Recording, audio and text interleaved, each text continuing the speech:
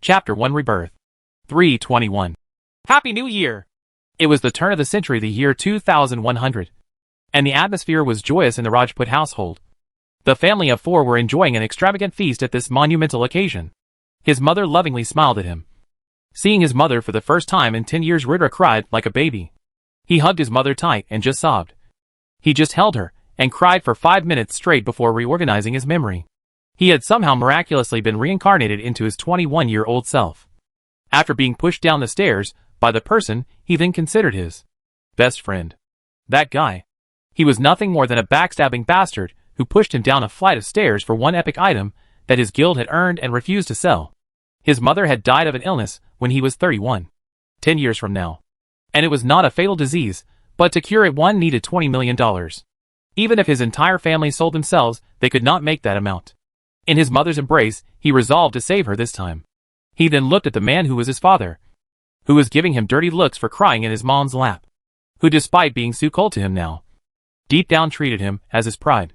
The person he disappointed time and time again, who carried the burdens of the household alone, never letting them realize that the now peaceful Rajput household was actually under $300,000 debt. He finally looked at his little brother, the angel of his life, Mahendra Rajput, a name that his little brother found extremely annoying, hence decided to call himself Max. Max was a prodigy, a genius who could have gone to Harvard if his family had enough money for his tuition. Was looking at his big brother cry sheepishly. Ridra resolved to change his family's situation this time. Because all in all, family is the only people who have your backs through thick and thin. He would make money. Money enough to never face those circumstances again. He did not have enough to invest in stocks. Even if he did not believe enough to stay in the volatile market for long. The only thing he could trust was his own skills in the world-changing new game Omega, which would be released 4 days from now on the 5th of January, 2100. Omega would change the world with its breathtakingly realistic graphics and extremely intelligent NPCs who could outsmart the players. It was a world of its own, and within 3 years 95% of Earth's population would join the game. Well, after the auction house opens, the in-game currency would be linked to the real-world currency with an exchange rate of 1 gold equals $25. Many multi-billion-dollar companies would join the game to get a piece of this big pie called Omega. The strong guilds controlling vast territories would earn enormous sums of money and gain investment from big corporations. Last time he was just a pawn, a slave mistreated in the White Light Guild, where each and every of his hard-earned contributions were snatched away by his superiors, leaving him scraps. Even when he left the guild and started his own, his guild members were bullied and forced to quit and start a new account in the game. All his effort to earn a single epic item in the game resulted in him being bullied in the game. And even in real life. Pressured to sell the item at subpar price. He refused them all. Drinking with his then best friend and White Light Guildmate Derek. He had a small fight over refusing to sell the epic item to White Light. He leaned on his friend on the staircase on his way back, but the bastard pushed him down. He hit his head hard and got a concussion. He bled the way out to the hospital. Ridra died at age 36. Reincarnating to January 1st, 2100. Now 21, fate gave him a chance to change his destiny. This time he would be a strong guild master. This time he would pay kindness tenfold and revenge 1,000-fold. The guild master who abused him. The girlfriend who dumped him. The best friend who killed him. The peers who mocked him. All of you better watch your backs. Equipped with the knowledge of future, he was confident in his abilities as a gamer to make the difference, to put him at the top of the pyramid where he would farm money. Chapter 2 Omega. Ridra's father was a stern man in sense. Ridra graduated this year, but was not placed. He went on to confront him. What plans do you have for the future? If nothing else, come join me in my company, he said. He half expected his son to rebel, and them to have an argument. But Ridra was unexpectedly courteous. Please give me 10 grand and a time of 3 months, father. If I fail in my new endeavor, I will surely join your office. This attitude shocked his father. The usually brash kid was feeling very mature to him today. Okay then. Do what you want. I will be moving out tomorrow. Father, I will return either having made something out of myself or join you in the next 3 months. His father was worried for him. But he knew in his heart this was one of the make or break moments in a man's life. Being a young ambitious man himself in the past, he could feel his son's burning passion. He agreed and lent Ridra the sum of money, and Ridra rented an apartment for $200 a month and rationed all food necessary. He then went to the shop and bought the best headset for the new game Omega for $5,000. It was not as good as the gaming pods, but it would be a year before those were released, hence he was now stuck with this 95% Neuralink headset. Rudra was all set for the launch of the game tomorrow at 12 a.m. As he laid in his bed waiting, he created a strategy in his mind. All the things to do, and all the hassles to avoid. Even though he had played the game for countless hours, he was feeling nervous with butterflies in his stomach. Like he did when he played his first time, he laughed as he found it silly. And soon the countdown to the game started. 10, 9, 8, 2, 1. Welcome to Omega. He was transported to a temple-like room with a fairy. She said, "Welcome to Omega. My name is Gaia. I am the artificial intelligence in charge of this world. Please choose your faction. Light faction. Dark faction." Rudra chose the light faction. "Welcome, light adventurer," said Gaia. "Please choose your class. Archer. Assassin. Alchemist. Barbarian. Blacksmith. Ranger. Swordsman. Wizard." There were more than 35 classes in Omega. But Rudra had already decided on his class. He would choose the knight class. Usually one needed to read about all classes, and then choose according to their strengths, but Rudra already knew all about the classes, hence, he could choose one straight away. Congratulations on choosing the knight class. Please choose a character name. Rudra decided on a traditional Indian name from mythology. A legendary character in the most bloody war in history. The ultimate schemer Shakuni. Welcome, adventurer Shakuni. Would you like to alter your appearance by 5%? Yes. No. He chose no. He had no need to change his appearance. He came to know about 5 years into the game that changing one's appearance reduced the neural sync rate. He would absolutely not do that this time. Please choose your kingdom to spawn. As you are currently logged in from Asian server, you can choose any kingdom from the Eastern continent. Hazelgrove Kingdom. Nine Clouds Kingdom. Ghost Kingdom. Aquahose Kingdom. There were 4 major kingdoms in the Eastern continent, and each kingdom had few major cities and a large capital city. But all players had to spawn from a small village near the capital city. The 4 kingdoms all had their history and lineage dating back to 1,000 years. It was astonishing as to how realistic and profound this game world was, giving royal dynasties a backdated lineage, and each kingdom its own culture and heritage. Rudra had made his plan to make the Hazelgrove Kingdom his operations base. As his enemy, the White Light Guild would be joining this kingdom. He was stationed in this kingdom for a long time, and has knowledge of every dungeon, every nook and cranny of the kingdom. Please choose Hazelgrove Kingdom. Please choose village to spawn. Before the system gave him options, he said, "I choose the Blackwater Village. Spawning in Blackwater Village. Good luck, adventurer." Zap! He was transported to the spawn point in Blackwater Village. Rudra was elated. He looked to the skies and shouted, "I am back." A few NPCs and players looked at him as if he was a madman. Rudra looked around and saw a scene all too familiar. Most players who spawned in the village were having to struggle walking, and most were mesmerized at how real the world felt. Yes, the company advertised full dive technology, but no one expected it to be so good and feel so real. While some casual players were enjoying the scenery, some really hyper players and leveling maniacs had already ran off into the wild to kill some animals to gain EXP. He called out the system menu. Player name, Shakuni. Title, none. Class, knight. Subclass, none. LVL, 1. Tier, shocked. Stats. AGI, 5 VIT, 5. Int, 5 STA, 5. PHY, 5 HP, 100/100. Status, healthy. Equipment, common stone sword. In Omega, all classes started with a 100 horsepower and 5 points in all stats, and upon leveling you get 5 stat points for each level, which you can freely distribute. Then according to your class, you can choose your best stat distribution. Rudra was very weak right now, and it was time to go grind some levels, as the quest he needed to take in Blackwater Village required him to be of at least level 5. Off to leveling we go, thought Rudra, and ran into the wild. Chapter 3, Leveling Up. The way skills worked in Omega was you needed to either train in the skill manually yourself and learn to execute a skill flow, or upon slaying monsters or clearing dungeons you may get skill scrolls. Upon learning a skill scroll, it would disintegrate, but you could instantly learn a skill using a scroll. But Rudra, even at level 1, knew 2 skills he used extensively in his previous life. Sword skills. Thrust and slash. Rudra passed a swarm of players on his way to finding a wolf den. Wolves were a level 3 monster. Generally noon at level 1 should engage with even 1 wolf, much less a horde of 12 wolves. But Rudra was skilled enough to pull it off. He scouted his surroundings and hid behind a rock before throwing a small pebble in a bush near him. It alerted a wolf, who came to check it out just as he peeked behind the bush. Slash. 150 HP. The wolf died instantly. But now 11 wolves were charging in on him. Rudra ran around obstacles to slow down. the wolves as he damaged them one at a time. 30. 30. 45. 30. It took him 17 minutes with his stamina fully depleted that he finally slayed all 12 wolves. 12? Plus 200%? Plus 20%? Plus 1,500? Level up.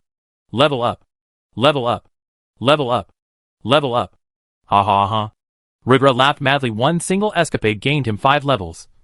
And now had 25 unassigned stat points. Actually, the distribution of points for the knight's class was easiest. It was standard distribution. A knight could learn magic and combat, and also wield any weapon. They were the jack of all trades with all stats being balanced. Hence he evenly assigned all points. System open stat panel. Player name, Shikuni. Title, none. Class, knight. Subclass, none. LVL, 6. Tier, 0. Stats. AGI, 10-bit, 10. Int, 10 STA, 10. PHY, 10 HP, 200/200. Status, healthy. Equipment, common stone sword. He then went around to collect the loot. Ding, player earned 30 wolf pelts. 55 bronze coins. 1 common sword. 1 bronze boots. Leather boots, bronze beginner's boots. Gives very little protection to the feet. Will wear out easily. Plus 2% agility. Not bad for level 6. Thought Rudra and equipped the boots. The loot was decent, especially the 55 bronze coins. At this stage of the game the coins had immense value. A common NPC would earn about 10-15 silvers a year. That was the average wage. Hence the value of the 55 bronze coins was someone's effort of a month. This world followed the system where 100 bronze coins equals 1 silver coin. 100 silver coins equals 1 gold coin. 1,000 gold coins equals 1 platinum coin. While most players were stuck at level 2 or 3. Rudra was already level 6. He was now ready for the quest that would be given in Blackwater Village Elder. He went back to the village. And went straight to the desolate hut at the edge of the village. That hut was visited by many adventurers. Because its position was very peculiar. It stood out a lot. But noon could get a quest because you needed to be level 5 first. But Rudra was still very impressed by these people's gamers' instinct to go to that house. On his way there, he was advised by a bunch of players. Nothing there, mate. No quests. Rudra smiled at them, but still went ahead. Another arrogant prick who thinks that old man in the hut will give a quest. Well, we warned him. As he entered the hut, he saw an old man looking at the wall. It was a painting of the Blackwater village. It was a very happy sight. He turned to look at the adventurer inside. You look troubled, sir. May I help you with something? Asked Rudra. You are an exceptional adventurer. I see gaining strength so fast. Perhaps you indeed have the capability to help me. Come sit, I'll narrate you a story. Rudra was glad. The quest will now happen. He took a seat. Blackwater Village was once a very prosperous farming village, with a beautiful lake in the village vicinity. Alas, 50 years ago, the lake water turned black and made this area unable to do farming. I am the village chief for the last 60 years and am nearing my death. Help me solve the mystery of the Blackwater Lake. Blackwater Village Quest. A. Help the chief solve the mystery of the Blackwater Lake. Rewards? Failure penalty. 200 reputation within Hazelgrove Kingdom. 3 level. Completion time. No set time. This was a terrifyingly difficult quest. At this stage of the game, A-ranked quests were not possible for players to clear. And the penalty was extremely heavy. A negative reputation means you will not be welcome in any state-owned facilities. Rudra took in a deep breath and accepted the quest. This is because in his previous life a gamer named Quasi-Cupcakes took this quest, and it took him 4 months to clear it. But upon clearing he was given the title of Savior of Blackwater Village, and the title of a Baron in the kingdom. These rewards were extremely important for Rudra, hence, he undertook this quest. Also, he already knew the method of clearing. Hence, he would clear it much faster. That's why he dared to accept. He headed out to the wild, as the secret of the Blackwater Lake was related to a hidden dungeon in the nearby forests. It was a rare hidden dungeon that would only activate when one found the hidden passage in a desolate cave in the forest. There was a necromancer in the cave practicing dark magic, and the wastage of his experiments was drained into the underground drainage system, which connected the Blackwater Lake, turning the entire lake black. He needed to slay the necromancer and expose his hideout to the village chief to complete the mission. Easy, right? No. The necromancer was a level 11 entity, and the number of skeleton guards were unknown. The previous guy completed the mission at level 15, hence for Rudra to clear it was going to be a big challenge. Chapter 4: The Forest. The location of the secret dungeon was about 5 kilometers into the dense jungle, and although Rudra had a general idea, He did not know the absolute location of the cave. Hence, he had to take his time and explore. As he was exploring, he saw a party fighting a white apple wolf of level 5.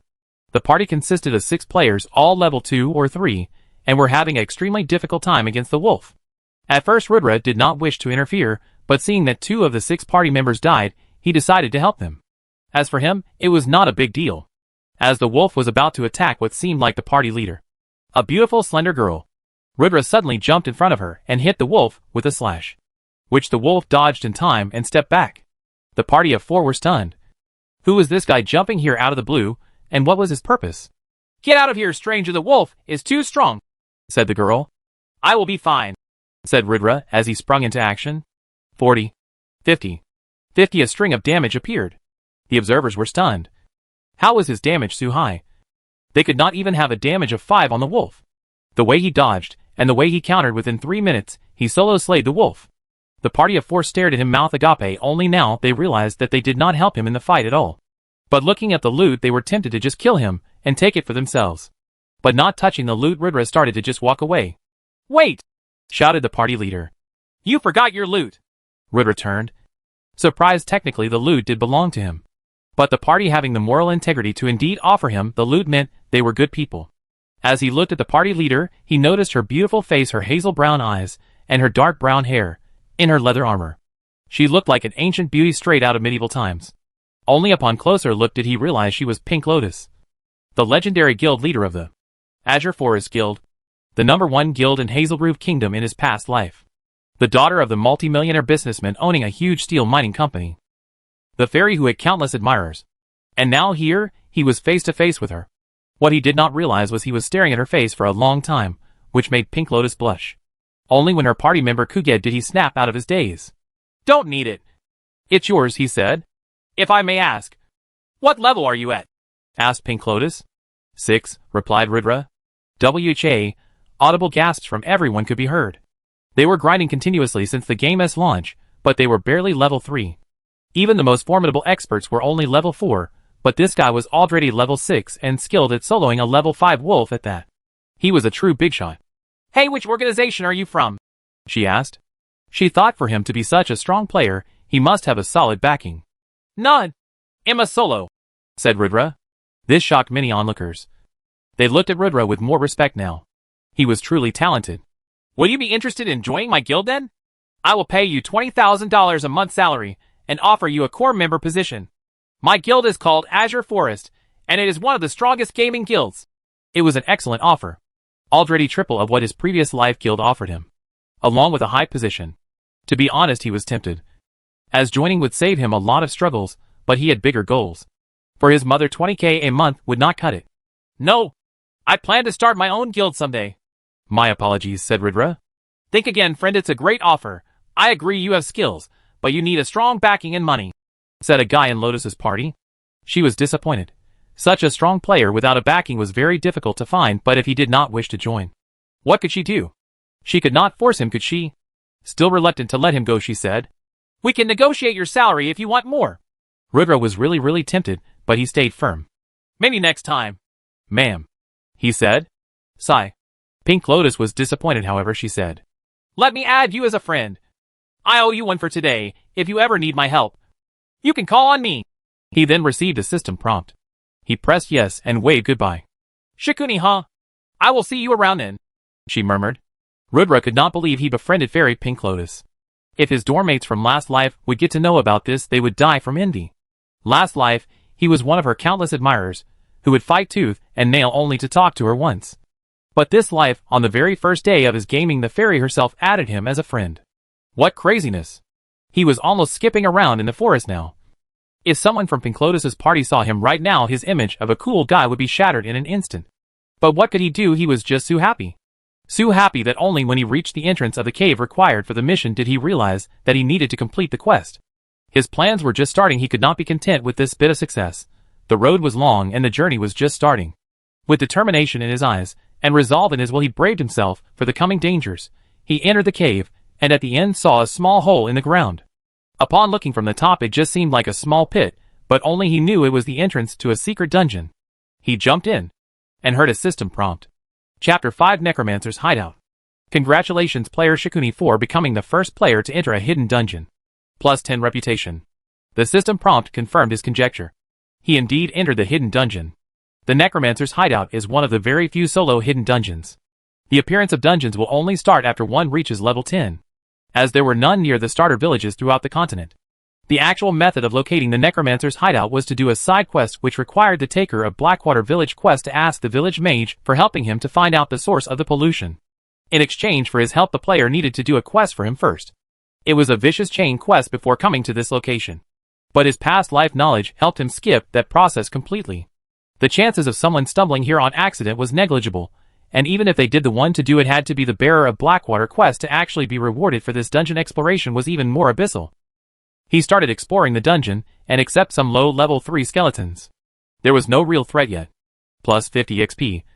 Plus 50 XP. Plus 50 XP. About 30 minutes into the game, he suddenly leveled up. Level up. Rudra smiled and distributed 5 points to agility. Currently agility was the most important thing he needed. He called the system panel. Player name, Shikuni. Title, None. Class, Knight. Subclass, None. LVL, 7. Tier, 0. Stats. AGI, 15, plus 2%, VIT, 10. Int, 10 STA, 10. PHY, 10 HP, 200/200. Status, Healthy. Equipment, Common Stone Sword. Leather boots. His pace was much quicker now. He felt satisfied. Moving forward, he saw a ghoul and paused. Ghoul Captain, level 7, can use darkness spells. Weak against light and bashing attacks. A level 7 ghoul was an extremely formidable opponent. They were weak to bone-crushing attacks. But to slash and stab damage, they were completely immune. Rudra did not have any spell tomes yet, and his only attacks were stab and slash. He absolutely could not deal with this ghoul. But in a narrow cave, bypassing him was impossible. Rudra thought for a while, then decided to engage in the fight. The only way to win was to slice the ghoul's head off clean. Regardless whether he will win or not will be left to fate. He charged and the ghoul was alerted. The stab penetrated deep into the ghoul's abdomen. But it did not affect him much at all. Rudra deflected the good blows, and was glad that at least he was evenly matched in strength. The bout was long and Rudra kept running around deflecting blows and dealing no damage. It was extremely taxing for him, but there was no other alternative.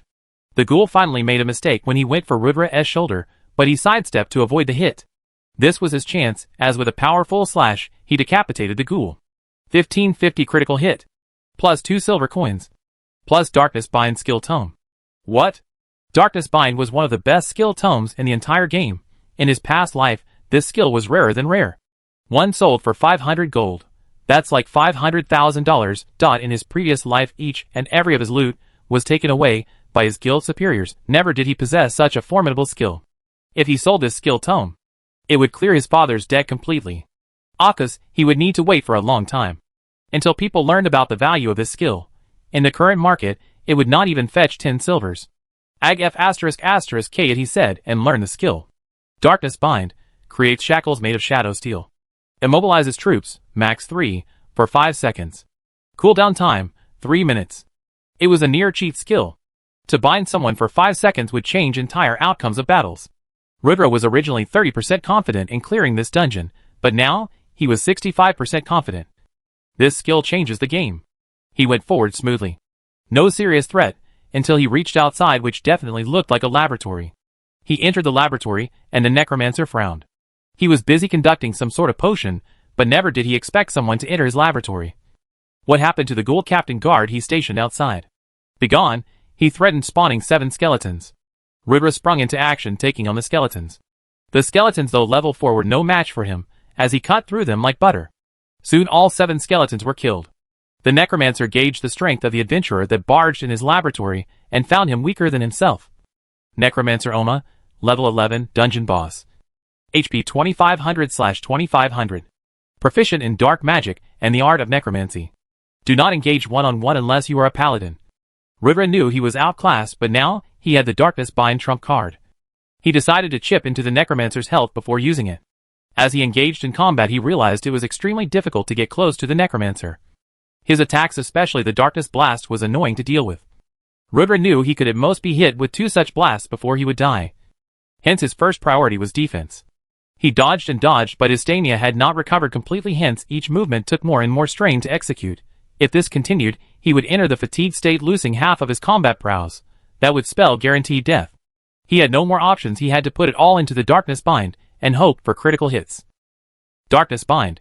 He used the spell and the Necromancer was rendered movementless. This was his chance.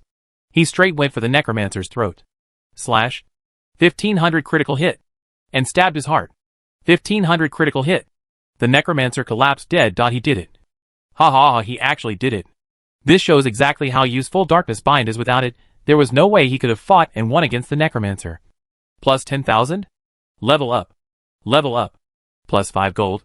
Plus Darkness Armor plus Lich Ring plus Necromancer's Diary. User stamina is under 10% entering fatigued stage. 50% all stats. Congratulations. Player Shikuni 4 cleared the first hidden dungeon, Necromancer's Hideout. Plus 1,500 reputation with Church of Light. Title, Baron of Hazelgrove Kingdom. / Hazelgrove Kingdom announcement. Player Shikuni has cleared the first hidden dungeon, Necromancer's Hideout. Plus 1,500 reputation with Church of Light. Title, Baron of Hazelgrove Kingdom LL. What? Not in a no-no. Why is the system announcing my name? I do not want unnecessary trouble. Chapter 6 First Impression. / Plus 1,500? What? Not in a no-no. Why is the system announcing my name? I do not want unnecessary trouble. On the forum. The comments section went crazy. Whoa! I can't even kill rabbits yet, and this Shikuni guy cleared a FN dungeon? Report player Shikuni. He is a hacker. Join our guild, Shikuni. Everyone here is a talent. Shikuni. I am struggling to even walk properly in this game. Mad respect, brother. Shikuni. Are you single? A total of 20.66k people tagged Shikuni on the forum chat. But the perpetrator of this event was sulking in the hidden dungeon. Well, at least I have the dungeon boss's loot. He looked at the items he obtained. Darkness Armor, Gold, A armor forged with hardened mana obsidian. Pitch Black, it absorbs both darkness and light attacks. Effect 1, plus 30% def. Effect 2, 20% light and dark damage. He was satisfied with this item. Even in his previous life, all his items were basically gold grade. And that was much later into the game. So early into the game, this is one of the best defense equipment one could find. Not even the guild leaders of major guilds would have such amazing equipment yet. Necromancer's Diary, quest item, give it to the village chief to complete the Blackwater quest. Lich's Ring, semi-legendary, replica of the Ring of Solomon. All undead will fear you. Any undead under the rank of Lord will become your slave. Special Effect 1, summon Night Durahal to aid you in your battles. Special Effect 2, Dark Absorb skill. Recover health from dead bodies around you.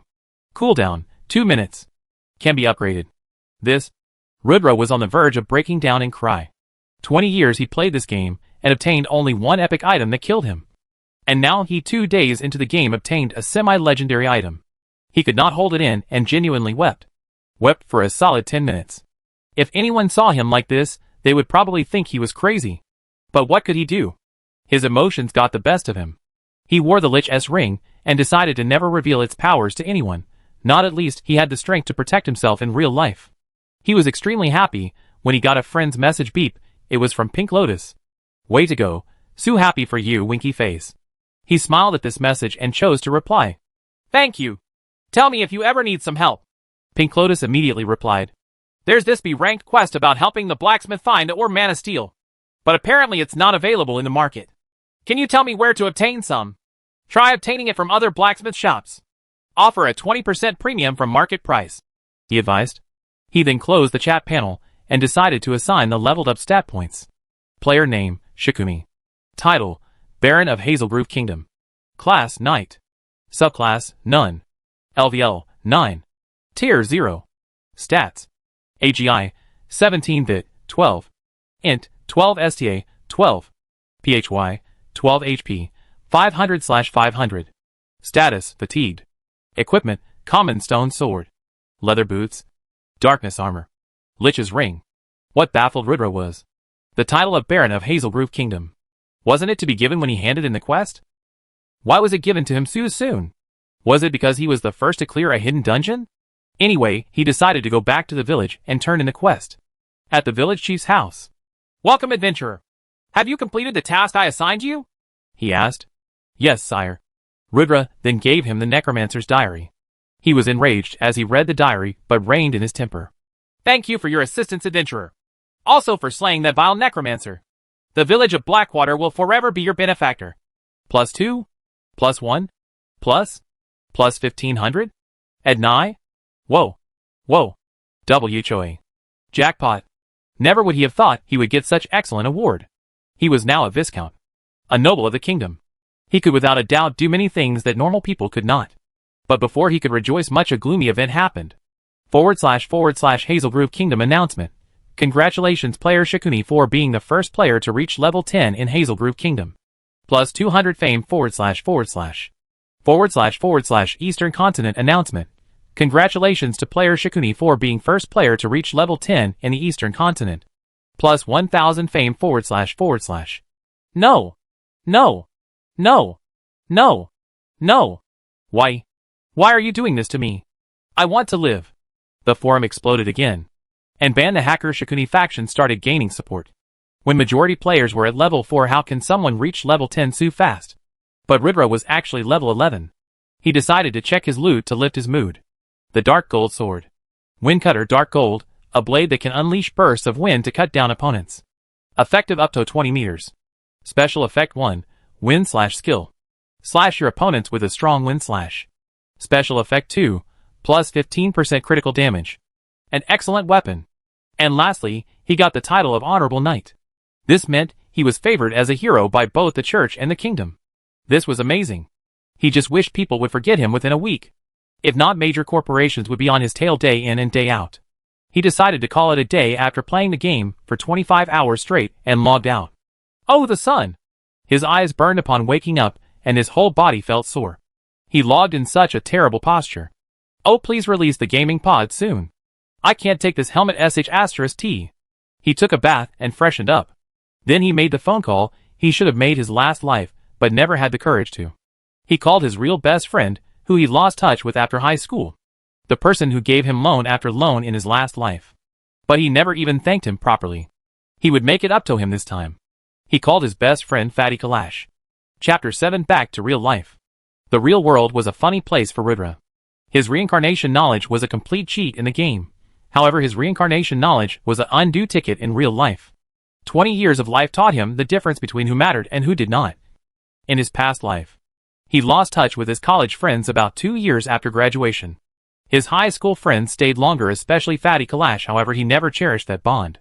He chased after a stupid girl who dumped her the first opportunity when someone better than him showed her interest. Funny thing, he was actually planning on marrying her. He lost touch with his brother after he went to high school. He lost touch with his father about a year after that. The only time they came together as a family was when his mother was critically ill about 10 years from now. His past was riddled with mistakes, but he would never repeat those again. He may not be an overpowered character in real life like he is in the game world, but he considered his real battlefield to be here. To never wrong those who stood by him this life. Today was the day he would meet Fatty Kalash again. They were supposed to meet at the restaurant near their high school, which they frequented previously. Fatty Kalash was the only real friend he ever had who had his back through thick and thin. He once loaned him a $100,000, his savings of over 5 years, at a moment's notice when he was facing financial issues. He was a very simple and easygoing guy who would give his all to his friend. A gem, a real gem. He never took Fatty Kalash seriously in his last life. When he told him that the girl he was dating was a vixen, he slapped Fatty Kalash and broke all bonds with him, but boy oh boy was he right. He was overjoyed as he saw Fatty Kalash enter the restaurant. All sorts of emotions welled up inside him, but all he could show was a cheeky smile. The smile boys give to their close friends. That half smirk, half mocking smile. That seems like it says, "Yo, a asterisk, asterisk, asterisk, asterisk, look." Fatty Kalash smirked back. "Congratulations, you successfully look like a monkey's rear part," he said as he took a seat. Rudra shuffled his hair. Because he rode his bicycle here, the wind ruffled his hair. "Well, I do my part to look like the friend of a chubby gorilla," he retorted. They both looked each other dead in the eyes. Then both bursted laughing. The ice was broken, and the conversation just flowed from there. They talked about everything and nothing over lunch. Fatty was shocked when he heard that Rudra had left his house to live on rent until he made something of himself.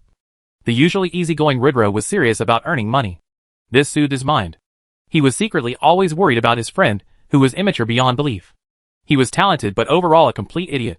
But that seemed to change today. Even though he seemed his same carefree self, he seemed mature. Much more mature, like someone in his 40s. Not a 21-year-old kid. Fatty too was playing Omega, hence their next talk went over to Omega. Well, do you play Omega? Yes, of course. I don't live in a cave, dude, River retorted. What class did you choose? And which kingdom? Fatty asked excitedly. Knight. Hazel Roof Kingdom, he said. Well, I'm a blacksmith. Hazel Roof Kingdom. I'm at level 3, you know. Yeah, you always like crafts, plus you are a mechanical engineer, it makes sense, he said. Well, have you heard of the gamer Shikuni? That dude is so sick.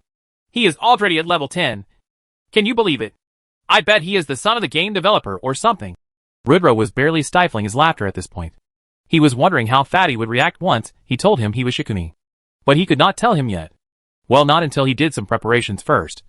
So he just smiled right now. He needed to put a mask on his real identity. Boasting was not going to get him anywhere. Until Noon knew that he was Shikuni, he would be fine fending for himself in game. Yeah. Sounds like a damn lucky bastard to me, he said. They talked a lot, and finally decided that one day, maybe if one of them started a guild, the other would definitely join him. They paid the bill, and stood up to leave. There were no farewell words between men, but Rudra said something he felt deeply today. Hey Fatty, thank you for being my bro, he said as he walked out. He did not understand why it was so hard to show emotion. It was a simple appreciation sentence, but it made him feel uneasy. Maybe insults are the only way to address friends, he thought. He did some light grocery shopping before he returned home. Called back home to let his mom and dad know he was doing fine. He ate enough to keep him afloat for next 24 hours, as he would now initiate his first plan of earning money. As he put on the virtual headset, a familiar game screen of Omega came to view. Then, with a white flash, he was back at Blackwater Village. Most adventurers did not know this yet, but even after becoming level 10, you could not simply walk into the capital city. You first needed to get an approval letter from the village administration office first. He walked into the village administration office, where a burly man with a Hitler-like mustache greeted him. How may I help you, Sir Viscount? The NPC asked. Very respectfully at that. I'd like to do my adventurer registration. I have achieved level 10 and would like to enter the capital city. The NPC smiled. I would surely do that for you, sir. However, seeing as you are a reputed knight and a viscount of the kingdom, I believe you do not need one for entry into the capital. Rudra hit his forehead. Yes, that's right, he was nobility now. He did not need common people's registration. Well, he was not used to this, so can you blame him? He got his adventurer ID and decided to embark on the journey to the capital. Chapter 8. Off to the capital. The journey from Blackwater Village to the capital was safe overall. It was about half a day's walk to reach the capital city's wall, about 3 hours if one took a horse. Not having a mount was extremely frustrating. But mounts would not unlock until level 40, so Rudra was stuck walking. There were no monsters on the road to the capital, however the same could not be said for bandits. Some rogue bandits, and some connected to underworld organizations, would often plunder travelers on the road. This is part of the reason why the AI made it so that one could not venture out towards the capital before reaching level 10, as the bandits would be around the level 10-13 on each road leading towards the capital city. Unless you are sufficiently prepared, you cannot reach the capital in the early stages of the game. While he was not worried about bandits much, as he had the semi-legendary item Lich's Ring. He could just summon his Knight Durahal, and it would be game over for the bandits. He felt happy and chirpy for this reason alone. The weather was pleasant in the countryside leading to the capital. He was not afraid of players to see him sue. And the security that Noon was watching him. Rudra broke into song while dancing as he moved along the road. Forgot fire for her heart, am not scared of the dark, you never see me look sue. Baby, baby, baby, oh like. Unbeknownst to him, there was a player behind him. Yes, a player indeed reached level 10 about 8 hours after Rudra, the leveling maniac Neatwit. He was the one dominating the leaderboards for 7 years straight in Rudra's past life. Well, apart from these two, most elite players were around level 8, and would still take a day to reach level 10, and most of the mobs would take about 3 more. And here he was seeing Rudra dance like a buffoon. So that's the top player Shikuni? He thought. Well, he meant to just think it but ended up saying it out loud. That made Rudra look back and turn beet red at being caught in this embarrassing situation. But before he could give an explanation, Neatwit said, Sakol! Oh my god, big brother! Your dance moves are so sick! He said. Big brother? Who's your brother? Did this guy fall on his head when he was young or what? The official age to play Omega was 19. So considering he was 21, Noon should call him big brother. Hi. Sir M. Neatwit. I assume you are the first level 10 player, Mr. Shikuni. It's an absolute pleasure to meet you, sir. he introduced. Rudra got the whole picture now. This was the leveling maniac Neatwit, who had a childlike personality. Neatwit never joined a guild in his past life. The only thing he did was to level. He would grind mobs like nothing else. Not interested in loot, fame, or power. The only thing he wanted was to level up faster. Well, if I had not been reincarnated, I guess he would still be on the top of leaderboards. He thought. Pleasure to meet you, my friend. Wanna head towards the capital with me? Rudra asked. Sure. It's boring to travel alone anyway, he said. They both started chatting and walking casually. It was actually quite fun. They had great chemistry, and Neatwit's goofy nature instantly appealed to Rudra, who was by nature goofy himself. They had a rollicking good time until suddenly an arrow shot out of the woods, barely missing Rudra's head. They both drew their swords and were alert in an instant. Bandits, said Rudra. They stood back to back as they calmly analyzed the situation. There were 6 bandits, all level 13, who surrounded them, blocking all exits. It was not a very favorable fighting condition. Drop your sword, armor, and valuables, and we will let you go, punks. One of the bandits said. Neatwit was scared. Well, not about the loot, but about the death penalty. His hard-earned EXP will be lost. Plus the 3 hours he took to walk. Unacceptable, he thought.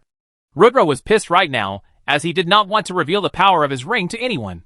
If Neatwit was not here, Durahal would have been enough to deal with them all. But he could not summon Durahal yet. No worries, though. Darkness Bind and Windcutter could still annihilate 3 bandits easy. Well, he could take on 2 more himself, but the last one needed to be dealt by Neatwit. Can you take on 1? Rudra asked. He nodded. Darkness Bind, said Rudra, and he quickly used Wind Slice to kill 3 bandits in one fell swoop. The bandits were dumbfounded. What the hell? What just happened? But before they could recover from their shock, Rudra charged on 2 more. Neatwit did too. It was a smooth fight for Rudra. And surprisingly, Neatwit held his own too. 5 minutes later, all 6 bandits were dead. Killed 5 bandits. Distributing rewards. Plus 1,500 EXP. Plus 30 silver. Plus bronze shin guards. Plus treasure map piece, 1/3. Level up. Rudra was pleased with the way the battle turned out. He did not reveal his trump card while he also got decent items. Wow! Big brother is too strong. Neatwit was awed by Rudra's remarkable skills and strength. Rudra called for the system panel. Player name, Shikuni. Title, Viscount of Hazelgrove Kingdom. Reputable Knight. Class, Knight. Subclass, None. LVL, 12. Tier, 0. Stats. AGI, 20 Vit, 15. Int, 15 STA, 15. PHY, 15 HP, 500/500. Status, Fatigued. Equipment, Common Stone Sword. Leather Boots. Darkness Armor. Lich's Ring. Bronze Shins. With his stats leveling up, he felt lighter and stronger. Well, it was an addictive feeling. He could see why Neatwit only focused on leveling. It was like steroids you could not get off. If he did not need money so badly, maybe becoming a solo high-level player would not have been a bad option. Alas, he can't do that. Not yet, at least. Let's go! Let's reach the capital before sundown. Night is even more unsafe to travel. With this, they both started walking faster towards the capital. Chapter 9, Capital City. The capital city of Hazelgrove Kingdom was Purple Haze City. The city was named after the purple fog visible throughout the city once every 4 years during a special lunar alignment. It was a massive city encompassing about 25 million inhabitants at all times, with a capacity for 7 million more. The city had everything you would expect from an urban fantasy city. A royal palace, mage towers, auction houses, blacksmithing and craftsmanship halls, alchemy and potionology halls, gambling dens, restaurants, and even slums. As Rudra and Neatwit reached the capital city gates, he could not help but feel nostalgic. Back, he thought. As they tried to walk through the gates, the guard posted asked for their adventurer ID. Rudra had one, however Neatwit did not. He was baffled at the thought of having to travel back to his spawn village to issue one first. Luckily, he was with Rudra. He switched his title from well-known knight to Viscount of Hazelgrove Kingdom. "He is with me," Rudra said. The gatesman suddenly became extremely polite. "Oh, so he is Lord Viscount's companion. My apologies for stopping you. Please enjoy your stay in the kingdom." Neatwit looked at Rudra with admiration. Even gate guards talked with him respectfully. "Thank you. Please let me add you as a friend. I will pay you back for this favor someday." "Sure. Add me," Rudra said. With them both adding each other as friends, they decided to part ways to explore the capital. Now was the time for Rudra to execute his main plan in the capital city. Rudra intended to make Purple Haze City as his headquarters in the future. For this, he had 3 missions set in his mind that he would work on whilst in the city. The first mission, he decided, was to sell information for money. Provide a detailed layout of the city and its important locations, as well as some general quests to large guilds in exchange for money. It will take 2 days for the majority of guild's players to reach the capital city, and 2 more for exploring. Rudra's information pack will save them 2 days worth of time, hence will give the guilds who purchased it a massive advantage in establishing themselves in the capital before others could.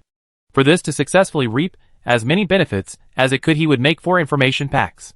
Free pack, as a charity to all players, but secretly to build credibility and desire over more important information. Solo pack, for solo players and adventurers. It will contain a city map with important locations, as well as some common quest information. Cost, $5. Guild pack, normal, it will contain workings of the city, how the auction house works, as well as information on some secret shops selling special items.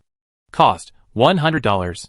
Guild pack, elite, it will contain detailed working of the entire capital city, with information on all important quests as well as secret shops, and also a detailed back profile of every prominent NPC in the capital.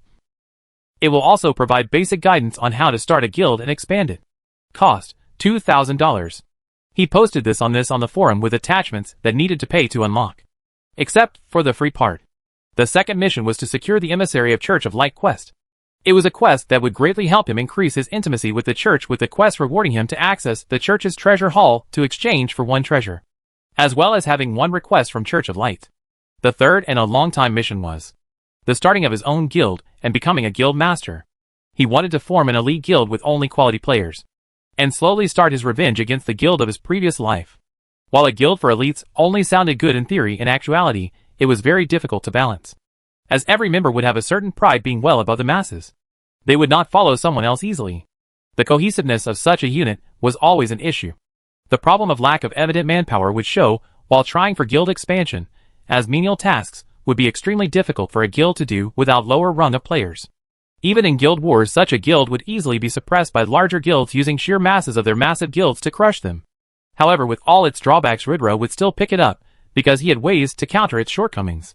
When the in-game currency would link with the real-world currency, everyone will backstab every other person for benefits.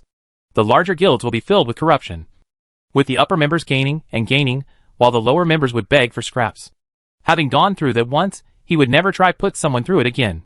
He would make a house of elites where each player would have the strength of a 100 and a strong pride that came with being an elite. That pride would deter them to use underhanded tactics and achieve the betterment of the organization. He would make a guild with a heart where every member would grow alongside the guild, leaving none behind. It was a crazy dream, but he was resolved to make it happen. These 3 missions were the current goals to achieve in the capital city. Starting a guild needed 1 to have 100 gold, and 1 guild token to open.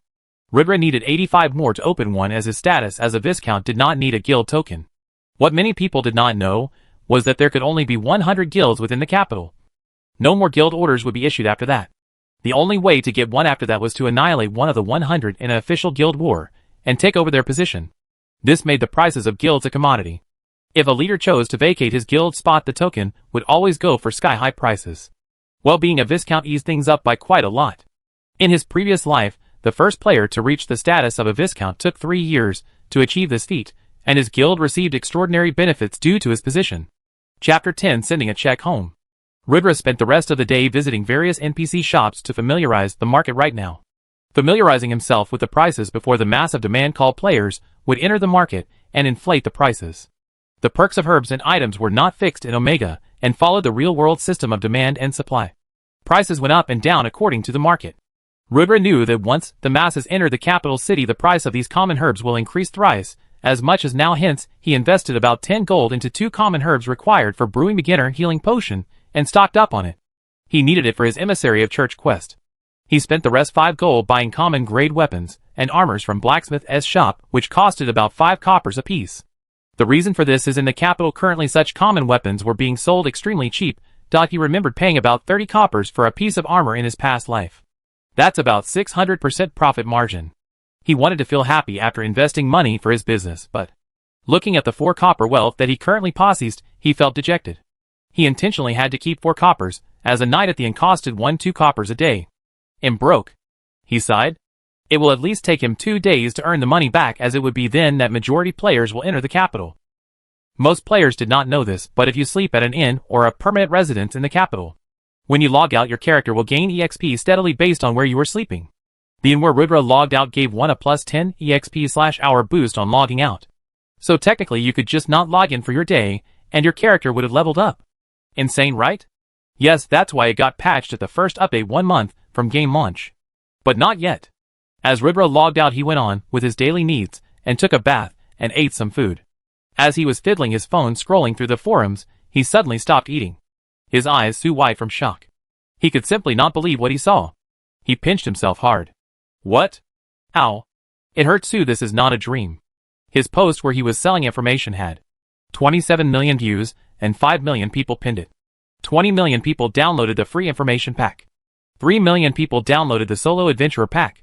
5 times 3 is equal to $15 million. 100,000 people bought the basic guild pack.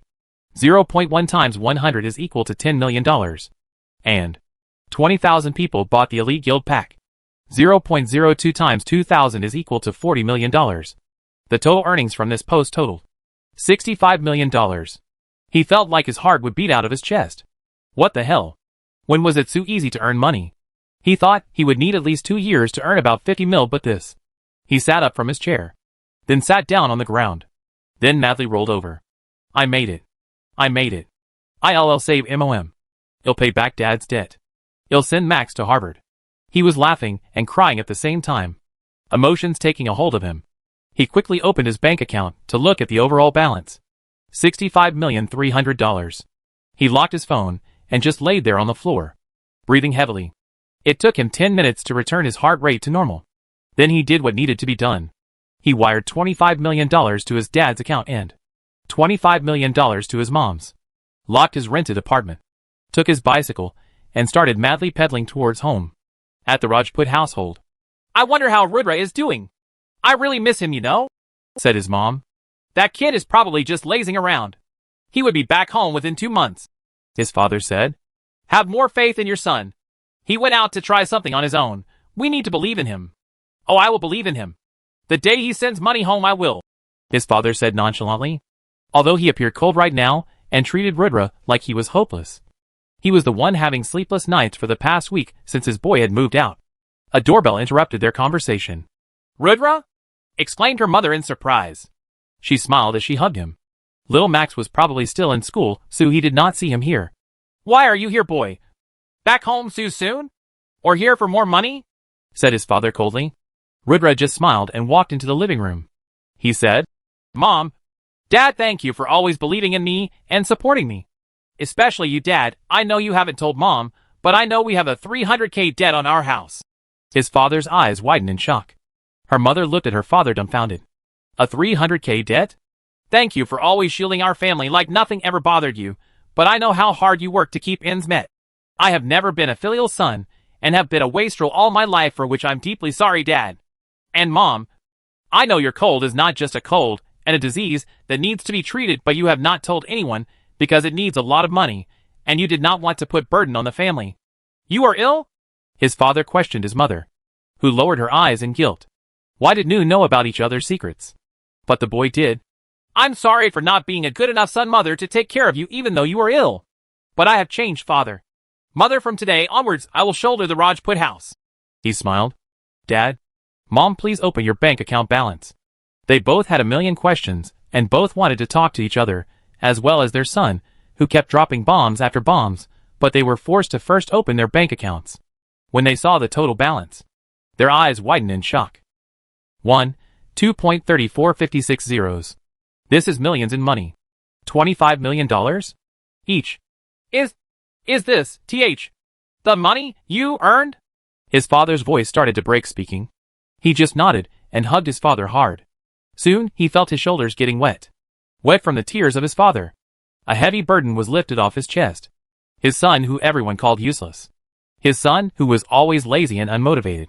His son, who would always be mocked by people, and compared to their sons, who sent home a few $100s every month. That same son just sent a check home from his first earnings. And that check was for $25 million. Just wait till I tell every single person who told him that his son was a loser in life. Even his mom recovered from the shock and embraced the two, hugging. It was an amazing family moment where all past grievances and problems were slowly being dissolved away. The family spent quality time that day, with Rudra discussing how he sold information in the game and made so much money, and how he still had more for when little Max went to college. Dinner that day was a huge feast, as the family bonded and disclosed all the secrets and burdens they had been carrying around. They felt so light after confessing. Money was an issue for such a middle-class family who worked hard for an acceptable lifestyle. With all debts paid and enough money for mom's surgery, Rudra felt complete.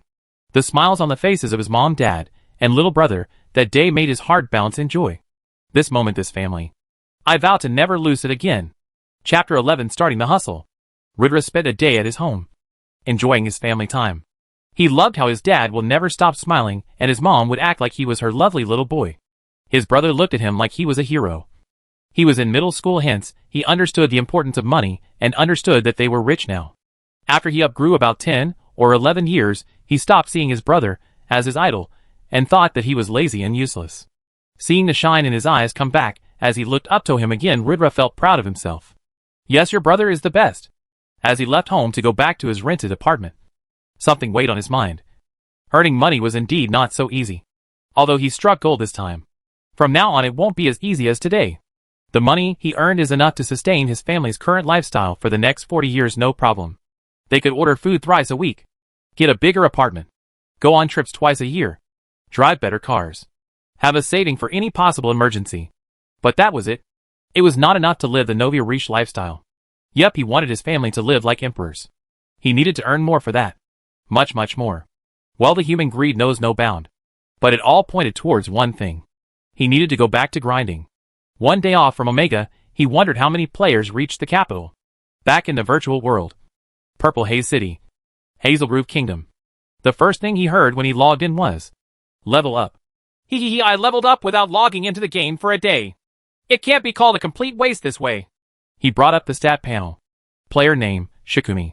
Title, Viscount of Hazelgrove Kingdom. Reputable Knight. Class, Knight. Subclass, None. LVL, 13. Tier 0. Stats. AGI, 21 Vit, 16. Int, 16 STA, 16. PHY, 16 HP, 600/600. Status, Healthy. Equipment, Common Stone Sword. Leather Boots. Darkness Armor. Lich's Ring. Bronze Shins. He nodded, seeing his stats. If his calculations are right, Neatway would have reached level 12 yesterday. Or maybe 13. He needed to pick up the pace. The gap between him and other players was shortening. He needed to keep his edge, else he was just one of the players playing the game. Well, he did not know, but his name was already considered as one of the elites. His name had been announced twice on the server, and his information pack was extremely useful. Many common players looked up to the player Shikumi, and many guilds wanted to recruit him within their ranks. Since he would sell his stack of common and bronze equipment only when the prices were sufficiently high, the only thing to do right now was to start the emissary of the church quest. He walked towards the central district of the capital. The central district was a city within a city. It was cordoned off with high walls, and the right to access was heavily regulated. You needed to have at least plus 50 reputation from the Church of Light or the Hazelgrove Kingdom to gain access. He, being a viscount, was however more than welcome. Not that he lacked the fame either. At the center of the circle was the royal palace, the residence of the king, and no matter how many times had he seen it in his past life, it was simply not something one could look enough at. What a magnificent building! The tall gates, the strong guards, the beautiful gardens. The palace was simply breathtaking. Right beside it was the Church of Light. The pure white marble building was blinding to look at in the sunlight. It was grand yet simple. Yep, definitely the Church of Light, he thought. As he entered through the gates of Church of Light, he saw countless priests in white robes all doing some rituals. He walked through and towards the prayer room, where he knelt down and prayed in front of the goddess of light, Fiona. It was impolite to call the goddess's name, hence everyone referred to her as Goddess of Light. He was actually not praying, but this was the way to activate the quest, so he acted like he was. About 5 minutes in, when he was still kneeling, he finally heard the voice. May the light bless you! The fish had taken the bait. That voice was of the Cardinal of the Church of Light, Lee Huntaro. I greet the Cardinal of the Church, Priest Lee. As he bowed to the priest tapped his forehead, and he received a blessing. +3? Brilliant, he exclaimed in his mind. I see you have great faith in the goddess, Cardinal Lee said. Naturally. The goddess illuminated the path in my life through the pitch of darkness I was in. My only regret is not being able to receive a chance to serve her better. Cardinal Lee's eyes moistened. Rudra knew that he had roped the cardinal in. Booyah. Hook. Line. Sinker. I am glad Sire Viscount wishes to serve the goddess. If you truly wish to do so, the church does have an issue that needs attention of a capable adventurer. Seeing as you are a reputable knight blessed by the goddess of life and hence can resurrect after dying, would you be willing to take care of an issue? The church will forever be in your debt if you can complete this task. Sure. Cardinal Lee, you have to but command me. This humble knight is in your service. Emissary of Light, Grade B, Chain Quest Village Thal to the north of capital city has been infected by a deadly plague that spreads easily by air. As there is fear of being contaminated, the village does not have any merchants delivering supplies and essential healing potions. Objective: deliver supplies and healing potions to the village chief. Rewards: plus 500 fame, plus 200 reputation with Church of Light, plus unlock second chain quest. Rudra smiled. Yup, he got it. The Emissary of Light Chain Quest. Chapter 12 Emissary of Church 1. Rudra knew in depth about the quest, hence, he had previously prepared a warehouse full of ingredients to concoct the healing potions. The church provided him with 50 gold for the quest, but he would make 30 gold saving because of his previous investment. He bought necessary medical supplies, and commissioned the Alchemist Guild to concoct the potions. As beginner health potions were easy to concoct, he received his order within 30 minutes. He spent 10 gold for the commission, and 10 more on other food items and supplies. With only 20 of the allocated 50 gold budget used, he was ready to depart to the village of Thal in the north. The journey to the village of Thal was in the fashion that Rudra was all too familiar with. How one was actually supposed to travel. On a mount. The church provided him with one of the better horses as a mount for his journey, thanks to which it only took him 2 hours to reach the village. Yep, even from 500 meters out of the actual village one could smell death all over. The village was eerily quiet with sick people everywhere. There were only a few people walking in the open, covering their faces with cloths to not breathe contaminated air. He made his way into the village amongst the stares of 200 people, until he was stopped by a strong-looking warrior. Please turn around, good sir. This village has experienced a disease outbreak. I implore the sire to vacate the village premises as soon as possible for your own safety, said the man. I am here on behalf of the Church of Light, sire. May I please have an audience with the chief? Rudra asked politely. Seeing how Rudra was someone sent by the church to help them, the people were overjoyed. The gazes on him softened quite a bit now. He was quickly introduced to the village chief Dolka. The chief was probably in his mid-30s, his body full of battle scars. He must be a tremendous warrior, thought Rudra, as he looked at his arm glistening with marks where swords would have cut him. So I heard you are from the church? Said Dolka. Yes, the church sends its aid to the people suffering in Thal, Rudra said, and emptied his ring to present all the resources given as aid. 1/3. Plus 500? Plus 200? Thank you, sir, respected knight. You delivering these supplies will alleviate a lot of burden on my village. It's my duty as the servant of the goddess, said Rudra. He knew he only needed to act humble, as soon the second part of the quest will pop up. I wonder would sir help us with locating a medical cure for this disease. Although the health potions will help the citizens to get out of critical danger, the infection will still not go, if only there was a cure. Emissary of Church, Grade S, 2/3 chain quest. Find a cure for the disease spread in the village. Rewards: plus 1,000 fame, plus 1,000 reputation with Church of Light, plus failure penalty, 2,000 fame. Title: respected knight. 1,000 reputation with the church. He selected yes. Well, one actually needed to collect clues. Do monster hunting. Bring a master potions master a sample of infected blood. Spend time working for the potion master in return of his service. Do 3 quests for him, and then get the cure for the village illness. But not Rudra. He said, actually, I know quite a bit about diseases. Do you mind if I take a look at a patient? Rudra lied straight through his teeth. He didn't know jack shit about diseases, however he knew the formula of the cure. However, to look legit, he just used his deepest voice, and cooked shit up as he spoke. The fever and the texture of the skin. The taste of the sweat. Fungus, yes, definitely fungus. Paracetamol Dolo 650 medicine. Rantac Crocin. I got it.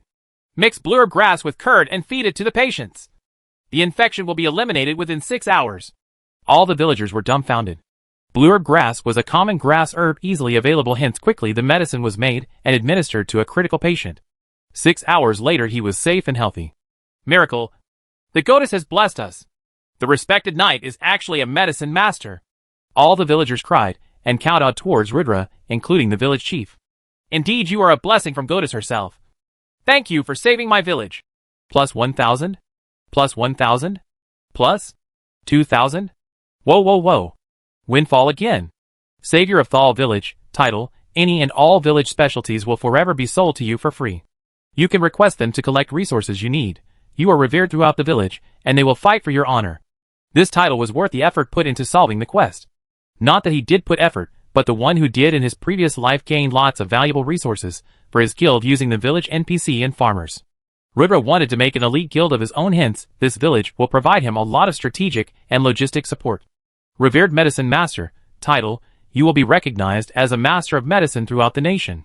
You do not need to pay taxes. You have the same status as a count in the Hazelroot Kingdom. 50% cost for purchasing herbs from all NPC shops. Rudra was dumbfounded. All he did was stupid acting, and this is the result? Was the Goddess of Fortune finally favoring him after a lifetime of suffering his previous life? Thank you, God. If I have ever cursed you for being unfair in my past life, I take it all back. You are the best. Rudra said, looking towards the sky. Well, only one thing left to do. Chief Dolka. This disease was spread by eating a fungal species such as a mushroom. Has your village recently bought an unknown stock of mushrooms? Asked Rudra. Well, there was a merchant who sold mushrooms at a very low cost, hence most of my village people bought it. Are you saying the merchant caused all the suffering to my village? Dolka said, seething. It's the most plausible outcome based on the facts we know, sir, said Rudra. Sir, I cannot leave this village being its chief. But can you exact revenge for me? This chief will forever be in your debt if you do.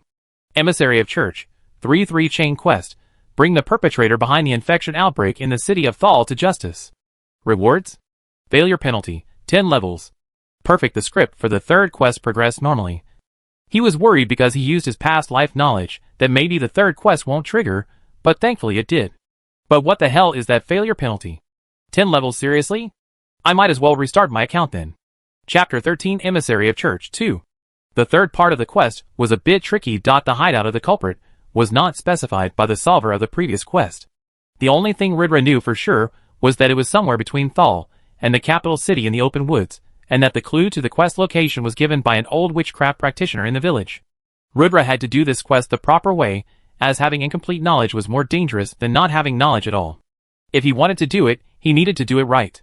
Hence, he went to the old witch's hut in the village outskirts to talk to her about the quest. As he knocked on the door opened like a horror house in modern times, creaking and with a witch-like laugh. Ah-ha-ha-hee-hee-hee. WTF. I definitely did not sign up for this. Actually, Rudra was scared of haunted houses. When he was little, he went to one with his father and ended up peeing his pants. It was embarrassing. Hence, he had some psychological trauma entering the place. With quaky steps, he entered in. Hello, anybody home? He said with an extremely shaky voice. He walked slowly, observing every inch of the house. Praying, just purely praying, please God, please don't let some creepy thing pop out of nowhere, please. The situation did not call for it, however. He started chanting all mantras he knew to pray to the gods as he walked along. Jai Hanuman Gan Gunsagar. Om Namah Shivaya. Allahu Akbar. In the name of the Father, the Son. I don't really know if Buddha works against witches. He is such a cuddly fellow. Then suddenly his leg quashed something Kayashi. As he lifted his leg slowly, he saw that he accidentally stepped on gross, screw the quest him out. He ran towards the exit. But before he did, he was stopped by an old hag at the door. Welcome to my humble abode, adventurer, a. The witch had appeared. Yep, the old hag was everything you think when you think evil witch. A tall, pointy hat, check. Old wrinkly face, check. Baggy black robes, check. Very creepy house, check. Extremely evil laughter, check. Conclusion, 100% authentic. Grade A certified practitioner of dark arts. A witch. Please, Mrs. Witch, I am only here to ask for help in a task I received from your village chief. Please don't cut off my eyes to make soup for dinner. I'm a witch, not a cannibal. Straight face, son.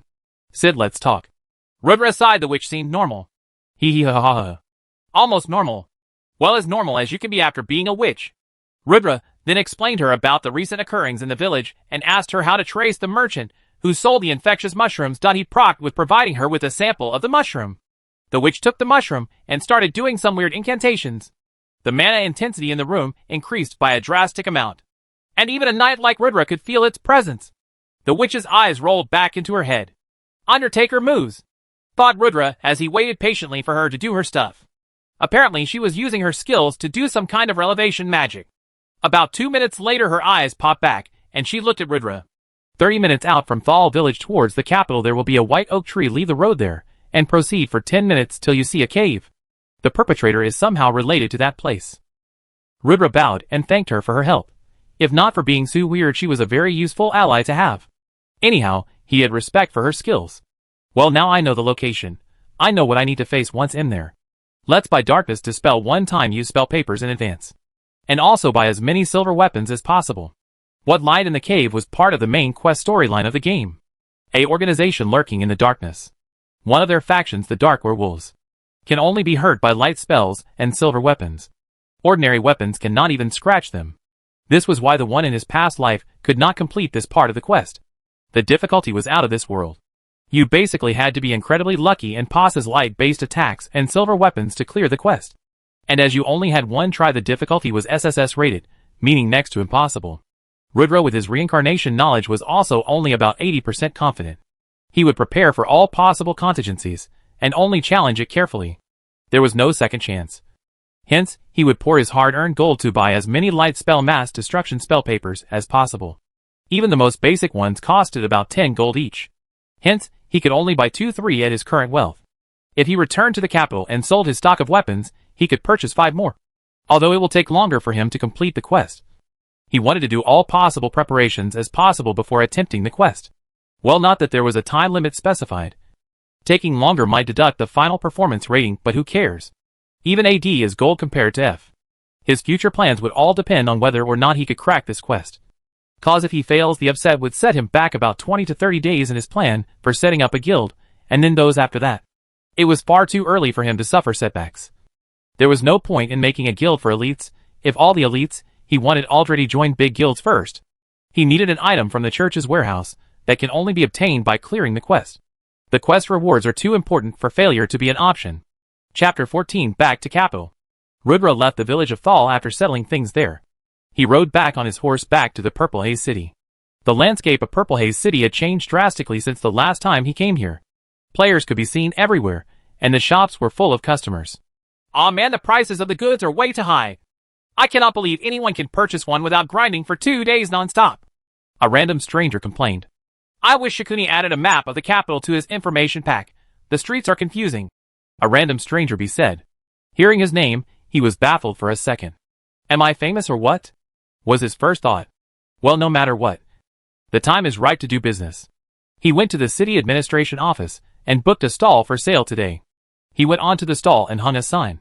Common and bronze armors available. Price fixed at 5 silver. And 9 silver respectively. Barter option available against herbs and potions. He was soon visited by the first customer. A player-owned shop selling at half the market price. Are you trying to scam people? He asked. No, sir. Here is the equipment, feel free to inspect as you like, Rudra said with a smile. Rudra was cursing inside at the man. But outside, he was only an amiable salesman. Wow! Impressive. So I can buy any of the above common grade equipment for 5 silver only. Then I'll take these shins, this armor and this sword. That will be a total of 15 silver, sir, said Rudra. Well, let me have them for 8. He smirked heavily. Rudra was at the limit of his patience, but he said, Sir, since you are my first customer, I'll let you have it for 14, but any less than that makes no economic sense to me. Hey, punk, let me tell you something. If you want to live in this city peacefully, let me have it for 6, else my guild will bury you and your stall before looting you of all your worth. Oh, a threat? Rudra laughed inwardly. Yes, bastard. Since you have annoyed me, let me take it for free, and we will call it a day. You are lucky not to get robbed. Wasn't it 6 silver? Now you want it for free? May I know the name of this excellent guild supporting exemplary players like you? Cause till my knowledge goes, the first guild is yet to be formed. Haha, yes, it was 6 silver, but you wasted too much time, merchant. I am from the Great White Radiance Guild. Although we have no guild hall or official guild status, we play as a team, and if you mess with us, our members will make sure you will never be anything above level 0 inch. White Radiance, the guild he joined last time. The one true cause of his suffering, that White Radiance. He gritted his teeth and forced a rein over his emotions. Now was not the time to think as Rudra, the bullied employee. It was time for a plot, a mastermind sinister plot by the greatest scheming mind of Shikuni. Soon a grin broke on Rudra's face. The plot was ready.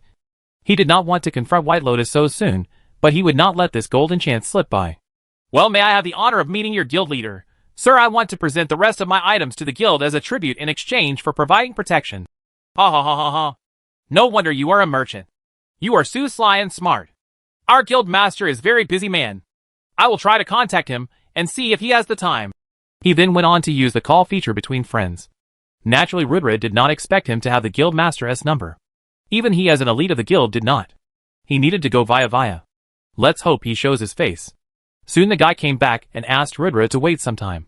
The guild leader would personally come to accept his sacrifice. Rudra was smiling silly at this point. That guy had personally made his life hell in his last time. His name Nitin Advani, son of a multi-millionaire businessman, having a huge sway in the city administration. The crimes he committed were: he worked Rudra off like a dog and never gave him the pay and respect he deserved. Even when he earned millions in profit for the guild, he wasn't even given a $200 bonus for his work. He disrespected Rudra various times during dungeon hunts, picking on mistakes he made as Rudra's. Even in front of his girlfriend, he grilled him mercilessly. When his girlfriend dumped him, she had a one-night stand with this guy, who dumped her after that.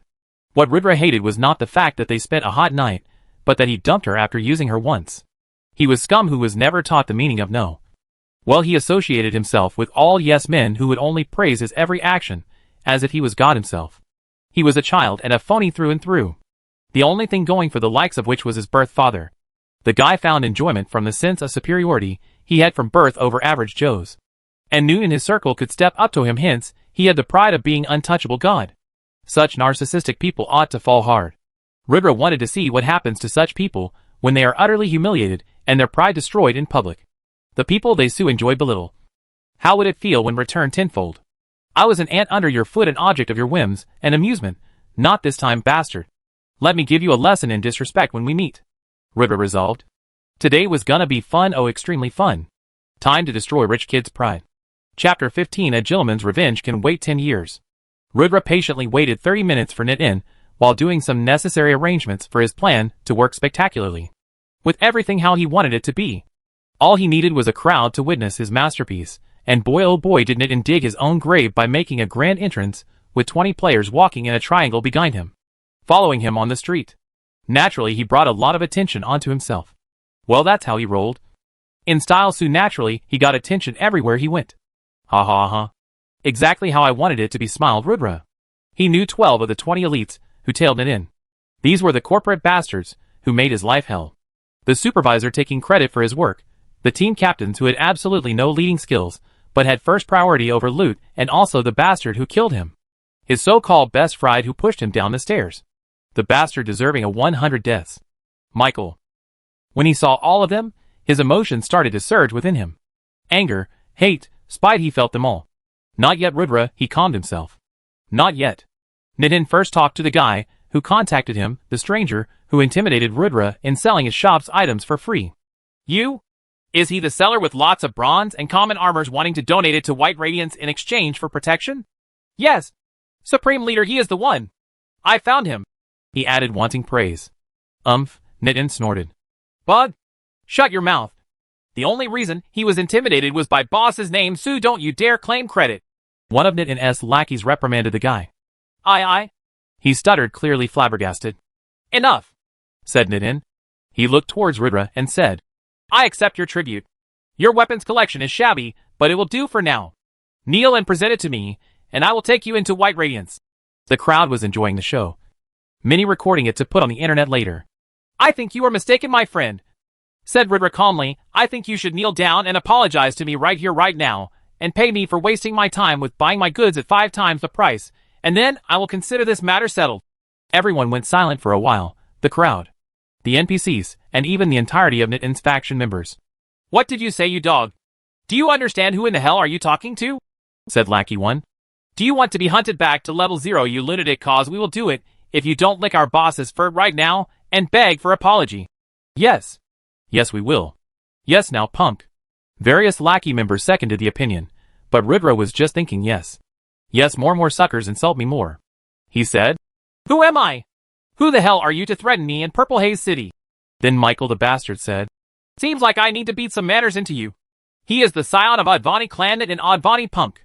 He can buy 7 generations of your family using a single check. Nitin said. Yes, Michael, beat up this trash for me. He messed with me, the hero of Advani multinational. Beat him up like a dog. With the laws, the most Michael would get for fighting in the city was that the guards may arrest him and lock him in the holdup for 2 hours, or it may be even avoided with a bribe or a bail amount.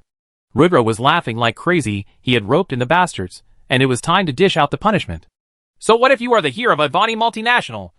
Here in Purple Haze you can't even hold my junk. Punk! The crowd around them had reached the thousands, and Nitin had revealed his identity for all to see. So this was now a matter of pride for him. Perfect stage. Rudra paused and said, Guards, arrest this group for slandering a noble of Hazelgrove Kingdom in the open. Arrest everyone, put them in jail. Mark them as offenders, and especially put a long sentence on the one who threatened to beat me like a dog. How, what do you think, you are a big shot in the city?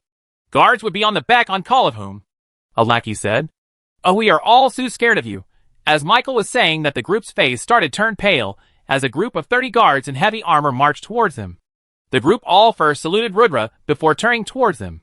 I, Captain Forrester, arrest the bunch of you under the offense of slandering a noble of Hazelgrove Kingdom, sentencing you to 14 days of jail. What? The guards rushed in and beat the pulp out of the low-level players. Many tried to run away, but were caught in an instant. What the hell was happening? He was supposed to be a nobody. Just who the hell did we offend, thought the group. Nitin's face was pale. He looked around and saw hundreds of people around him recording him being dragged away like a dog by the guards. He even revealed himself as the hero of Advani clan. If this was posted on the forums or YouTube, he would become the laughing stock of the world. Ever since he was little, he was never faced with such humiliation, and hence thinking about what could be, he started wailing and crying like a baby, tears and snot running loose. Ha ha ha. Hero of the Advani clan is a joke. I hate bossy people like him. Someone spat on him as he was being dragged away. Yes, he was spat on. Hundreds of people were laughing at him. You?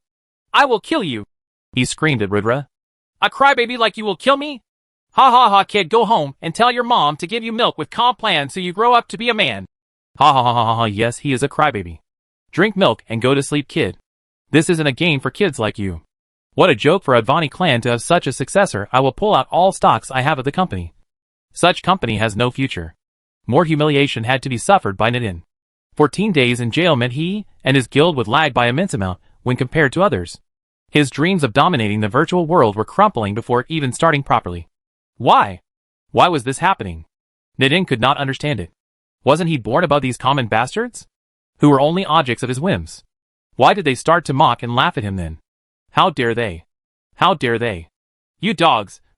I will kill you all! How dare you laugh at me?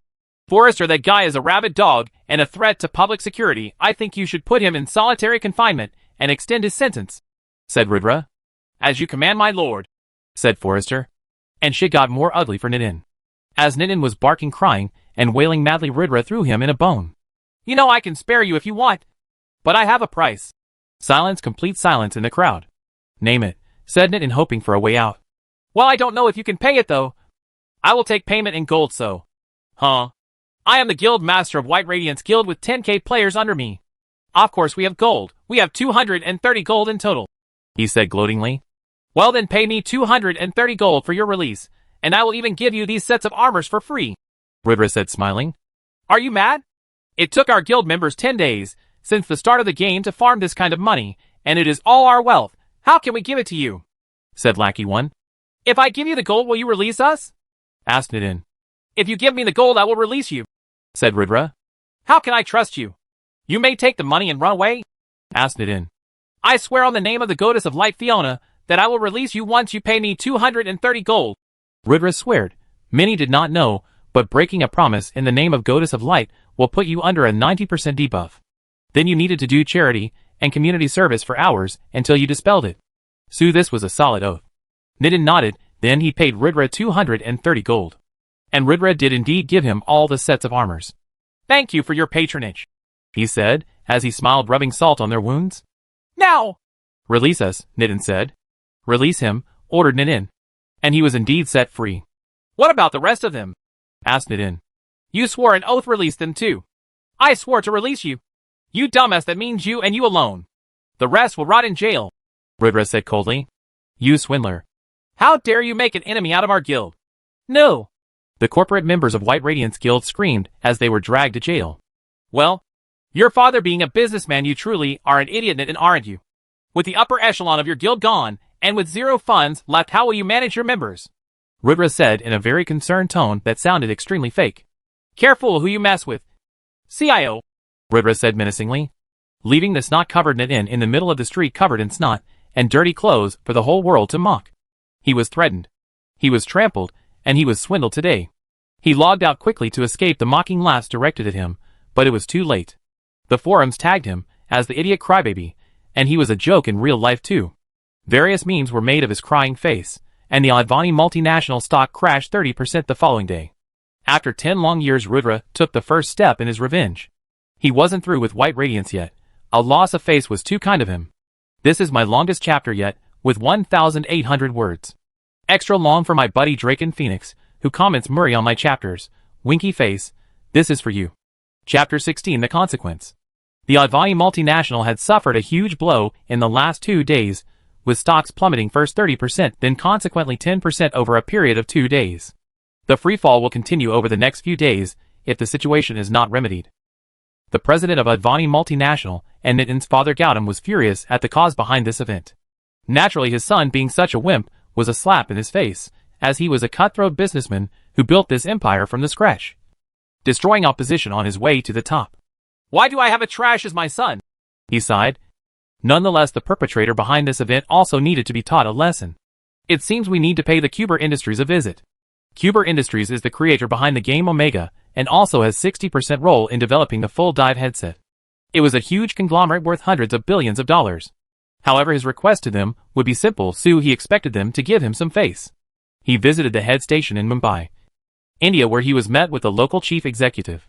Sir, I would like to know personal information of an individual playing the game. Here is a video of an in-game incident that has costed me hundreds of millions of dollars. I would appreciate if your company could cooperate with me on this issue. I would be glad to donate some money for this amicable relationship to be smoother. Advani was a sly businessman. He put in the temptation of bribe either to his superiors or to the executive himself if he had enough authority to share what he needed. Humph. The official just snorted. I am not interested in your petty money, Mr. Advani. Our company will not divulge user information. Security, please escort this vile man out of my office. Mr. Advani was shocked. He called him a vile man? He never had to take such bullshit from anyone ever. What arrogance. He was ready to offer millions of dollars for a name. Yet they refused? Is money worthless to them? Does everyone not run by greed? Being an extremely greedy man himself, he found this extremely illogical. Yet then it clicked to him. That guy, with his extraordinary background in the game, and seeing this official's reactions, he is bound to not be someone with a simple background. Seems like I cannot take revenge so openly. I need to think this through. Either that or the company is just not willing to divulge information. Anyway, I need to tread carefully and thoroughly scout him before deciding what to do. I need to hire a lot of PR and mercenaries for this task now. It will cost more than buying it directly, but what option do I have? The executive was not interested in money cause he was paid hundreds of millions. But Advani, not knowing this, thought the background of Rudra must be the reason why they did not divulge information. The game had an appearance-altering mechanism. Although Rudra did not opt for it, but to a third party Noon could be sure whether or not it was his real face or not. Hence, circumstantially, fate bought Rudra time. Time he needs badly to consolidate his position in real life. But Rudra, drunk on his revenge, has not realized this yet. He was set to complete Emissary of Church as Part 3. Oblivious to disasters that may befall on him anytime. Back inside VR World, the road between Purple Haze City and Thal Village, the location of the quest. Well, I'm poor again, sighed Rudra as he trotted on his horse. He bought a lot of darkness to spell spells, and throwables, and sword made of pure silver, costing him 120 gold. If it was not for him sucking it in dry, this would be tough if he only sold his weapons. As he was nearing his quest location, he got a message from Pink Lotus. Sup? You free? Rudra replied almost instantly. Nope, in middle of a quest, why? Nothing. There is this really good cafe in the capital city. The one you wrote about in your information post. Was wondering if you want to check it out with me. Rudra's heart skipped a beat reading the sentence. Why did it sound like she was asking him on a date? Could she be interested in him? No. She was the guild leader of one of the best damn guilds there are, and his father was a billionaire. No way could she like someone like him. It must be a friendly invitation. Yeah, sure. Tomorrow if it's fine by you, typed Rudra. Done, winky face, she replied. Rudra smiled. Even if it was just a friendly meet, he was exited. Focus, Rudra, focus. The quest is more important right now. he said to himself. As he reached an odd-looking stone structure, he got a notification. This is it, he thought. It was not going to be easy, but he was enough prepared. He rechecked his inventory and his equipment, then he drank a max health potion to increase his maximum health. Player name, Shikumi. Title, Viscount of Hazelgrove Kingdom. Reputable Knight. Savior of Thal Village. Revered Medicine Master. Class, Knight. Subclass, None. LVL, 13. Tier 0. Stats. AGI, 21 bit, 16. Int, 16 STA, 16. PHY, 16 HP, 600/600 plus 150. Status, Healthy. Equipment, Common Stone Sword. Leather Boots. Darkness Armor. Lich's Ring. Bronze Shins. Viking Helmet. Well, everything seems as fine as it could be.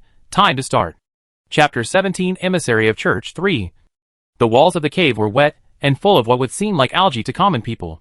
But it was not, it was green moss. An extremely useful component worth 1 gold a gram, and looking at the size of the cave, he could harvest a kilogram easy. But that was not the point right now. The point was that green moss was the best absorbent of light, hence, it would reduce the effects of darkness to spell tome by at least 30%. Dang it! He cursed. Stupid plants. The stupid guy who did this quest in his past life did not mention such an important detail. Noob. A complete noob. Ridra took a deep breath to calm himself and peeped across the passageway. 2 night werewolves were sleeping in front of the door. Ridra contemplated for a while. He did buy silver arrows that could hurt the werewolves as well as the silver sword, but being too far away, he could not probe their levels. Hence, if he did damage them using the arrows, he could get their aggro, then he could use the darkness to spell to weaken them by 70% and use the sword to finish them. His strategy was decided. He played the scenario in his mind and checked and rechecked for any errors, then drawing 2 arrows on his bow together, he shot it towards their sleeping heads. 1800 critical hit. 1800 critical hit. The HP bar of the wolves was halved. Startled awake, they frantically started running towards the end of the passageway from where Ridra shot his arrows. Ridra tore a darkness to spell, and a blinding light erupted, along with a blast of holy power. The werewolves died. Well, this was unexpected. He expected the arrows to do 30% damage, while the spell to do 40%, and he needing to finish them off quickly, but the arrow was a critical hit, and the spell finished them off. Still, the damage did not add up in his mind. How? He wondered. Then he remembered something. It was true that silver and light spells were the only ones capable of subduing such creatures, however there was more to it. These attacks were super effective, dealing much more damage to creatures of such build than their intended damage.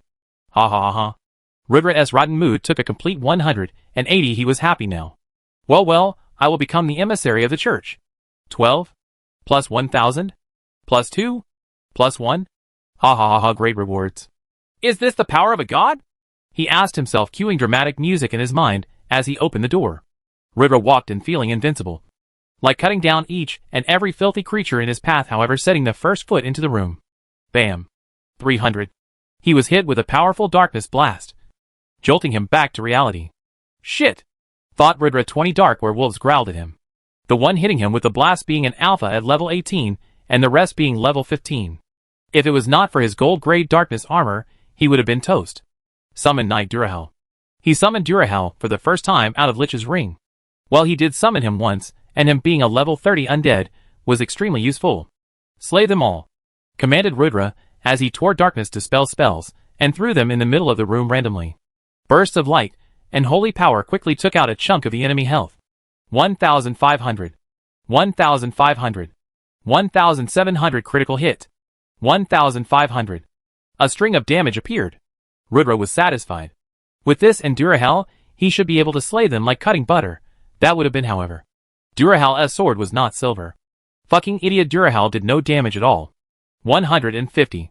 150. A string of damage appeared on Ridra's knight. TF. Fraud knight. I have a fraud as a knight.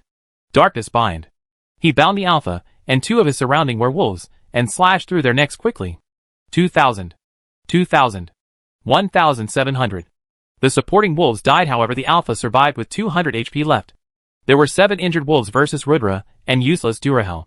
Ridra only had 3 darkness to spell left with him, and he absolutely did not wish to waste one. Well, Durahel can be my meat shield, and I can kill some wolves, he thought. Shield me, Ridra commanded as he charged into the wolves. With Durahel blocking, and taking brunt of the damage, Rudra managed to kill 4 wolves before Durahal was sent packing back into the ring. Rudra was left alone against the Alpha and 2 wolves. It was insane to battle 3 of them at once when he was such low-level comrade to them. He could not evade their moves. Best he could do was trade damage. Doing just that, he took 400 damage, dealing 1200 in return, subduing 1 wolf. Player name, Shikuni. Title, Viscount of Hazelgrove Kingdom. Reputable Knight. Savior of Thal Village. Revered Medicine Master. Class, Knight. Subclass, None. LVL, 13. Tier 0. Stats. AGI, 21 Vit, 16. Int, 16 STA, 16. PHY, 16 HP, 50/600. Status, heavily wounded. Equipment, common stone sword. Leather boots. Darkness armor. Lich's ring. Bronze shins. Viking helmet. The fight seemed like it was not going his way, but is it so? Rudra smirked. He used his ultimate skill from Lich's ring. Darkness absorb. Plus 550 HP. He was back to full health.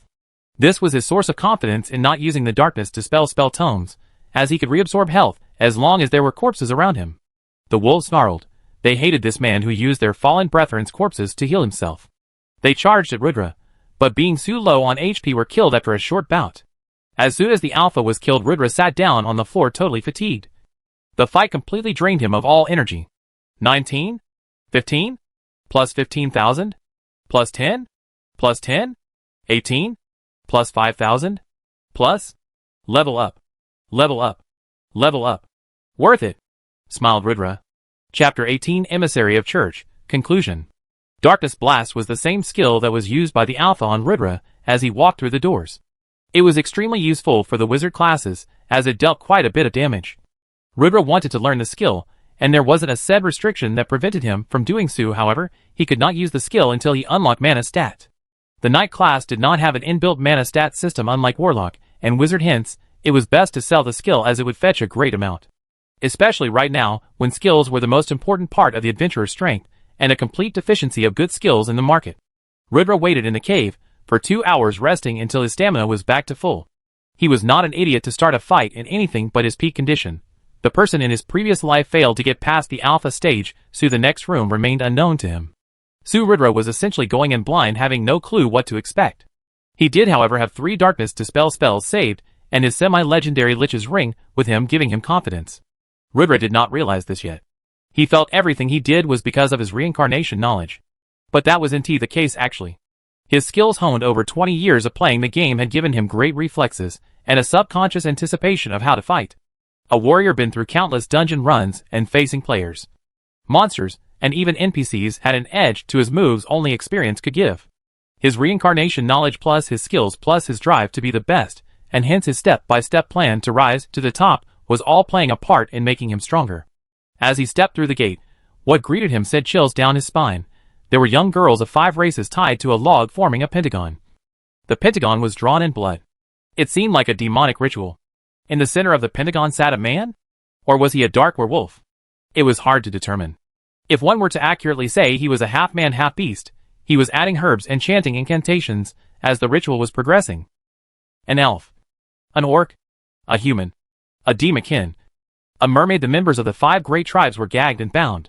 Their eyes widened as they saw Rudra bust through the door. Some cried, some desperately shouted through their gagged cloth to make muffled noises.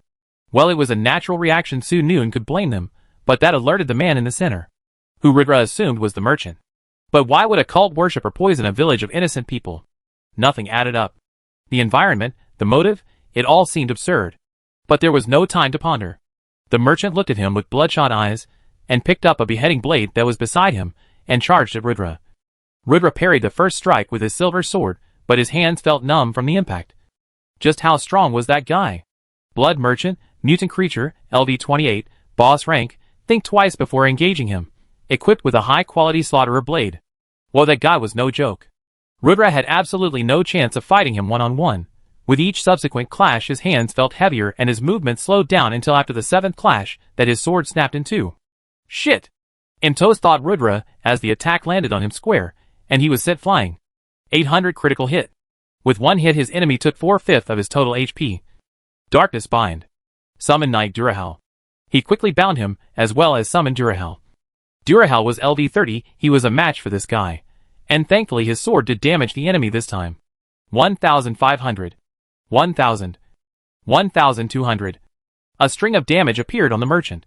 Yes, thought Rudra. He brought out the windcutter sword. Bastard broke his silver sword, it costed 17 gold coins. Wind slash. Wind slash. Wind slash. 200. 200. 200. His wind slash did a puny damage of 200, yet he was satisfied as he was doing something at least. He drank a health potion and restored 400 HP. Durahal was engaging in a fierce combat and was having a very slight advantage, however the situation changed fast. The merchant executed the berserk skill, and his attack power experienced a mad increase. Durahal was started being pushed back. No, Durahal is my only chance at clearing this quest. He can't receive so much damage. With that he decided to enter the fray. He with his windcutter sword engaged in close combat against the merchant. Berserk skill lasted for 2 minutes, hence he needed to make sure that Durahal was safe for that time. After the 2 minutes ended, the enemy would be in a weakened state, and Durahal would steamroll him. The problem was Rudra was no match for the merchant. He was not even strong enough to parry his attacks. With each clash, he took damage from brute force alone. 50. 50. 50. TF his sword arm was useless now. Good news, Darkness Bind's cooldown was over. Darkness Bind. He switched to his left hand, and dealt as much damage as he could before quickly disengaging. 1800. 1200. 2500 critical hit. He was at his limit. This was all the time he could buy Durahal, the rest was on him. He distanced himself, and started wind slashing again. 200. 200. 200. Finally, after what seemed hours, Durahal was at 30% HP when the berserk of the merchant ended, and he was heavily debuffed. Booyah! Finish him, Durahal. Durahal steamrolled him there forward, making quick work of the merchant. When the merchant had less than 5% HP left, he frantically ran towards the bound girls, trying to harm them. No, you'll not do that. Darkness Bind. Rudra stopped the merchant and stabbed his heart using windcutter. The merchant looked at him with his bloodshot eyes, and before dying said, "He will come back." // Big shout out to Miguel WN for the power stones. Thank you for all your support, brother. Chapter 19 Rewards. Quest Emissary of the Church, 3/3 complete. Rewards, plus 50,000 EXP. Plus Title Emissary of the Church. Plus 50 Platinum Coins. Plus, go to Church of Light to count more. Killed Blood Merchant. Plus 50,000 EXP. Plus Skill Book Berserk. Plus Slaughterer Blade. Plus Page of Demon's Diary. Plus Memoir of the Blood Merchant, quest item. Level up. Level up. Level up. Level up. Level up. Level up. Level up. / Hazel Grove Kingdom announcement. Congratulations player Shikuni to be the first player in Hazel Grove Kingdom to reach level 20. Unlocking player rankings / world announcement. Congratulations player Shikuni to have successfully cleared a main storyline quest / plus title world renowned. POV change. People talking on the forums. TF. Isn't he the same guy who cleared the hidden dungeon? God. Shikuni. The guy is a legend. Hacker. I swear Shikuni is a hacker. I heard Shikuni is from a hidden martial arts family. He spent his childhood honing his sword skills. The one who likes Shikuni is a bastard. Dot. Please marry me, Shikuni. I am 5 feet 10 inches and have nice legs, winky face. How do you even know he is a guy? A total of 170k people tagged Shikuni in less than an hour on the forums. Then came an interesting post shared by a lot of people. I think Shikuni is a beta tester. That's the only way any of this will make sense. I mean, he released an information pack and is always a step ahead of everyone else. But I thought Omega did not allow beta testers to continue playing the game. In conclusion, ban Shikuni. The post ban Shikuni had a lot of supporters. It took about 50k reposts before Omega officials released a statement. Player Shikuni has not participated in the beta or exploiting a hack. He is playing under the supervision of the artificial intelligence Gaia, following all relevant regulations. Such groundless slandering will lead to your account being banned in Omega. There are no bugs in the artificial intelligence Gaia. Silence reigned over the forums after that. The haters suddenly went quiet, as a lot of accounts were indeed suspended. It's just that with majority player base, not even at level 12 him, and him alone shocking the world again and again. Noon wanted to admit being inferior to him, but the achievements spoke for themselves. The haters were just pure jealous. POV, big shots. Big guilds and hidden powers. Who is this guy? I haven't heard of a Shikuni in the gaming scene. I want his background. And I want it yesterday. Got it? Big shot businessman. The guy isn't interesting. Try and reach out. Offer him a contract he can't refuse. First-rate guild leader. Total of 200 mid-scale guilds and 20 first-rate guilds, even a super guild, all were interested in recruiting Ridra. I want him. A hidden power. Keep an eye on him. He is an unknown variable. A hidden power. This guy's rise is too meteoric to be concluded as skill. There is something more to his story. Find it. Mr. Advani. POV, Ridra. WHYYYY. WHYYYY me. WHYYYY does this keep happening? Aren't I just an innocent gamer? Why does this stupid system keep announcing my name? Ridra was on the verge of tears. It had been an extremely straining fight, and he was exhausted mentally. The joy of the amazing rewards were really short-lived when compared to the problem at hand. Ridra was not an idiot. He knew that the first time his name was announced, not many people would bother, but this time it was different. He needed to secure himself and his family in the real world as soon as possible. Plans needed to be made. There was absolutely no time to rest. Sigh. The higher Ridra climbed, the harder he needed to work.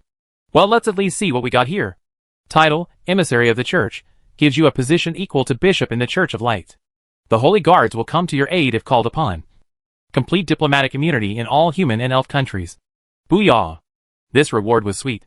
50 platinum coins. 50 freaking coins. It meant 50. 000 gold coins. Rich. He was rich again. At the exchange rate of $5,000 per gold in his past life. He currently had $250 million. He needed half of that to run his guild, but the other half would be used for much needed security he needed in real life. The thing is, auction house hadn't opened yet. The conversion of money was unavailable. It would open 4 days later, so it was only a matter of time. Skill, Berserk, plus 200% attack power for 3 minutes. Removes all fatigue and stamina, remains at full for duration of 3 minutes. Heavy debuff on stamina and attack power after 3 minutes. It was a double-edged sword, but Ridra knew its value.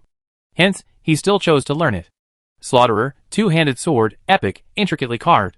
It is a weapon for the mighty. Plus 50% damage to all attacks. Plus 50% chance of breaking armor. Critical hit deals double damage. Plus skill mountain crash upon equipping. An epic rated item. It was a great sword. Just not for Ridra.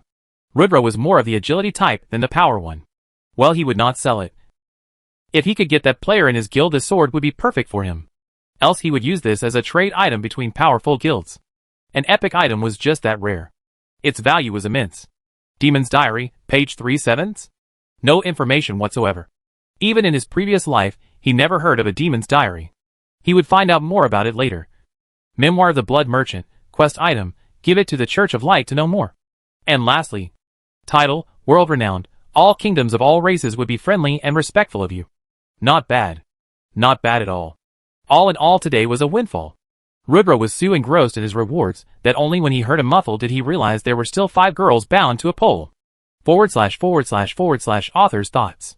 Guys, the value of money is different 100 years from now than what it is today.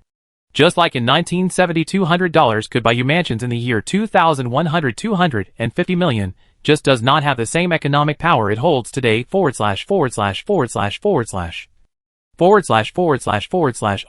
I have been offered a contract by Read Novel Full. So this novel may go premium soon. Thank you everyone for your support. It is the only reason why this had been made possible. / Expect me to work twice as hard now to not disappoint you guys who would unlock my chapters. Many great stuff ahead. Slightly smiling face. / If you find any errors, broken links, non-standard content, etc., please let us know. Report chapter so we can fix it as soon as possible. Chapter 20, Yu and Nakatomi aka Pink Lotus. Ridra untied the hostages one by one. The girls hugged each other and cried their hearts out. They thanked Ridra profusely for saving them all. They were all hostages kidnapped by the merchant to be part of his entourage. They were forced to act a part as a merchant's subordinates and play amicable to the villagers to fool them. They were poisoned with the antidote only given if they fooled everyone in Thal village. The merchant wanted to poison everyone in the Thal village as an experiment. Will the church be able to cure the infection? Or will the people die, and hence with the spread of this incident people would start questioning the power of Church of Light? If the church cured it, they would at max gain the belief of a small village like Thal.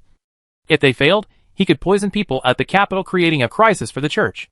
It was a sinister plot well thought out by the merchant. When Ridra questioned them about the organization behind the merchant, they said they didn't know much. However, one day, after leaving Thal village, they were all given the antidote to the poison, but also a heavy sedative, after which they woke up yesterday tied up to this pole. And the merchant seemed to perform a ritual. It seemed like a demon summoning ritual. Whoever was the organization behind this incident, it was extremely difficult to deal with if they had information over such ancient rituals, as well as a page from Demon's diary. Well, the main quest line can be solved by those who care. I only did the quest for the rewards with the church, thought Rudra. He genuinely did not wish to care about the bigger picture. All that mattered to him were his ambitions, and that's that. Well, time to go back to the capital. Meanwhile, Nakatomi Corporation.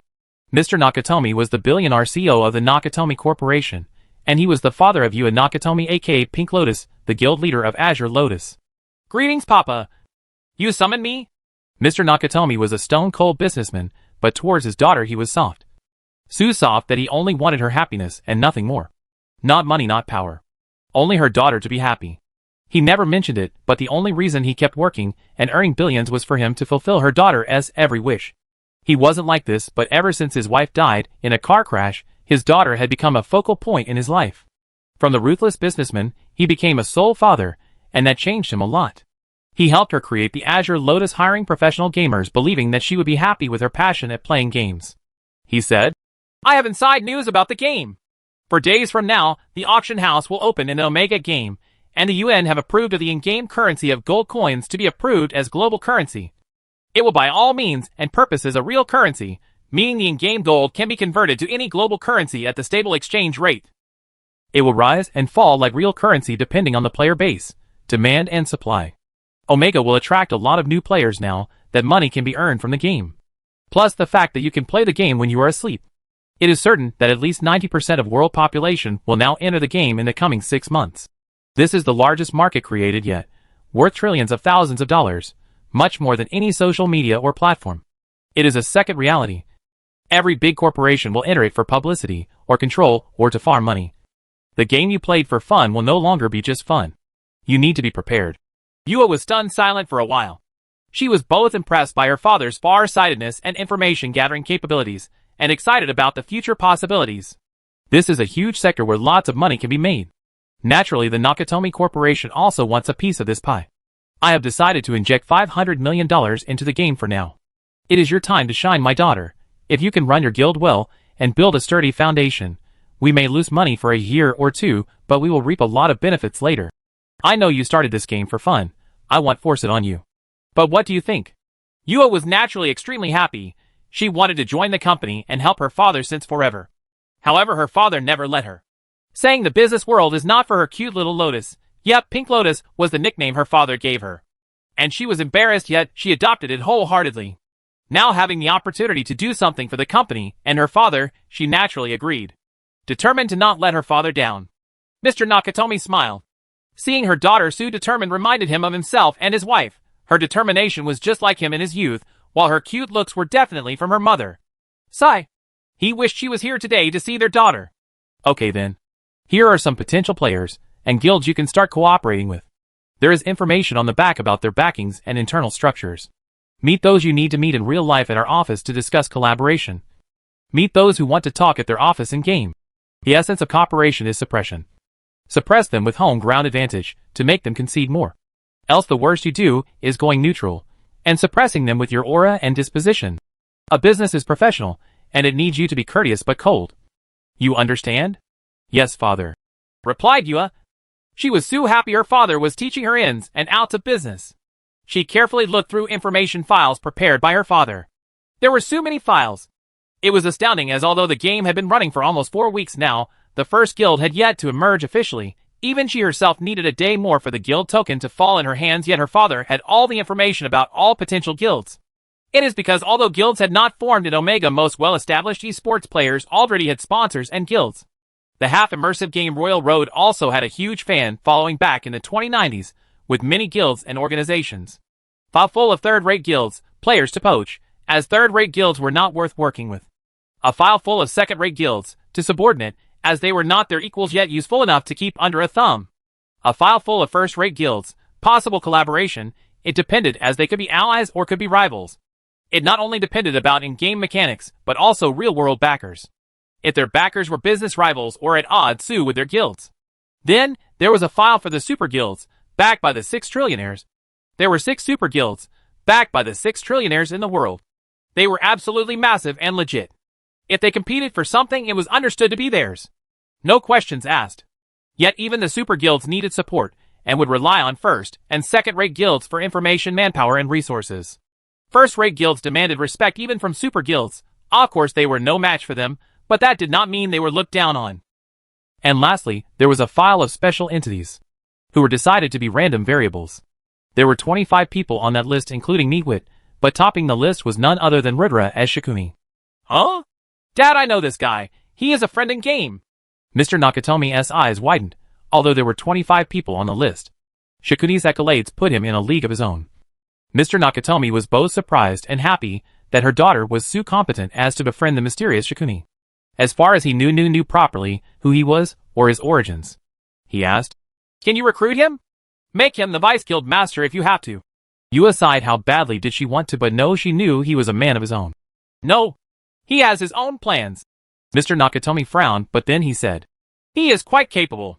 His friendship will be valuable. Invest in him. He is suspected of being from common origins. If that is the case, then provide him with help and security. Being genuine is the only way to win over such guys." Yua agreed. She did have a date with him tomorrow. What she did not tell her father was that she had a slight crush on Rudra, hence why she asked him out. Never before had she done something like that. Well, even if he was from a common background, it was nothing to look down on anymore. With Omega opening the auction house, it was only a matter of time after which someone of his caliber would rise from the masses. "Let's have a nice chat tomorrow, Mr. Shikuni." Yua blushed. Exited. / author's thoughts. Guys, this will be the standard chapter length now on 1500-1700 words. Also drop a comment about the new cover. I guess this will be the one I'll keep for the rest of the journey / Chapter 21, dealing with his identity crisis. After returning to Purple Haze City, Rudra quickly checked in the best 5-star hotel he could find. It costed 7 gold a night to stay in Suchins, however he did it anyway, as he would be logging out today for long hours. Rudra needed a safe place to live in, and he needed it now. Rudra was part of Country X, where corruption was rampant, as well as the competitor Advani S had a massive foothold in. Not a single high-level official would help him in this country. Best case scenario, they would turn a blind eye to the actions of Mr. Advani. Worst case, they would take action themselves, framing and imprisoning him of crime he never committed. He decided to immigrate to the safest country with the best government, Country J. P.S. Yua is in Country J. Country J had an area in City T for the uber-rich people. The starting price of mansions in that area was $200 million. That area was called the Upside, and was heavily guarded, with entry restricted to only extremely limited people. The area was under high-tech security protocols, as well as under aerial drones and manual human patrol. It was not easy to infiltrate, much less warrant a visit from unwanted people. The Upside guaranteed security and privacy, and was created by one of the 6 trillionaires, the resident of Country J himself. Hence Noon would want to offend such a personality. The only problem was you needed status to buy a house in the Upside. Even if he had the money, will his resume be accepted? The only way he stood even the most remote of chances to be accepted was if he divulged his identity as Shikuni in Omega. He did not want to do it. However, he had no alternatives. It was only a matter of time before people pouring manpower and money into his identity will learn about him. He browsed through their site, and none of the 200 million mansions were available anymore. The cheapest one costed 220 million. He applied for it, gritting his teeth. If he got approved, he needed to transfer payment within 48 hours, which meant he needed to liquidate the platinum in-game soon. With that done, he also made a backup plan to run to Country E, and a third plan to run to Country F, although both of them were significantly worse plans than going to the Upside, as security was not guaranteed, neither was anonymity. However, it would still be out of Advani's reach. Rudra cursed hard as he now needed to flee the country because of a stupid mistake of standing out. He was too hasty in stepping on Advani's tail. He was not strong enough yet. He had to run. The biggest problem now was how to convince the family. Rudra took his cycle to home. As today was a Sunday, both his father and brother would be at home. Sigh. I can't make out if that is a good thing or a bad thing. On his way home, he thought about a million possible lies he could tell to convince his parents to move with him. He made a plan A, B, C, all the way to drugging his parents and shipping them using private jets, plan Z. Either way, they would be leaving the country in 2 days. Meanwhile, Advani Multinational Secretary Zhang entered Mr. Advani's office. Sir, we have solid information on the identity of the player who humiliated your son in public, causing the company a loss of face as well a lot of money. Who is it? Who is that bastard? Sir, he is the player named Shikuni, the same one who has a lot of accolades in the game Omega. Mr. Advani went silent for a while. Are you sure? Yes, sir. The mercenaries we hired in-game tried to get information on how the player got a stall and was selling his armors. The only way to get a stall was through administration office in the capital. While they went there, they demanded protection for their stall like the player had but were rejected. Upon causing a ruckus about differential treatment, they were told the protection was there, as the player was none other than Viscount Shikuni. The name Shikuni along with his Viscount status would mean the player is not your average Joe, which narrows it down to one man. Mr. Advani was troubled, but he was also excited about this opportunity. Shikuni was being sought by many high-level organizations. Just the information alone would sell for a few million to organizations seeking him out. Look for more. Trace his steps back to Bejinner village. Shikuni is a gold mine right now. Let's use this to uncover his identity. We will first sell his identity out for cash, before sending mercenaries to cripple him. Even if he is from a big clan, he cannot escape the big corporations on his tail. And he will still be able to play the game even if he is crippled, not affecting his market value. Revenge and money both will be realized together. The verdict was given. Rudra was neck deep in shit now. It is a race against time with him closing in on his real identity. Although Rudra had never divulged his identity yet, with his appearance same as real life. Someone somewhere or some face recognition software will smoke him out. Rudra had worn a helmet during the incident, hence only parts of his face were exposed, but if someone were to trace his steps back to Beginner Village, as one uncovered more and more of his face, they would slowly but surely have a full face reveal, and it would be only a matter of time before he would be exposed then. At the Rajput Manor, Rudra's family home. Rudra was seated along with his full family on the dining table sipping afternoon tea, thinking about ways to break the news to them. And he started with the most emotional reason he could come up with. / author's thoughts. Guys, and dropping the first Power Stone target for this week. Today is Wednesday, and we have 45 PS. If we hit 100 by Saturday, I will release 3, 1 regular plus 2 bonus chapters on Sunday. Let's get it, guys. / Chapter 22 Real World Problems. Rudra started the conversation extremely cautiously. Mom, did you consult a doctor? He asked. Her mom smiled. She was moved how much her son cared for her. Yes, I did go to a doctor.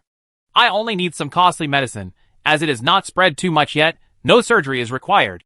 His mom smiled. Maybe the family would not use all of the 25 million his son gave her. Rudra was glad that her mom would not need to undergo surgery, but he needed her poor health as an excuse to move her to Country J. What to do? He smiled. Plan A had failed. He wanted to bullshit his way that he found an excellent doctor in Country J where he wanted to take mom for treatment, but he could not do it anymore, could he? Sue on to Plan B. Trick Dad into thinking it is his idea to move. Dad, don't you think Mom is too stressed here in this manner? She needs to take care of her health. She can stop working so hard now, no? Rudra asked. Yes. Yes, absolutely.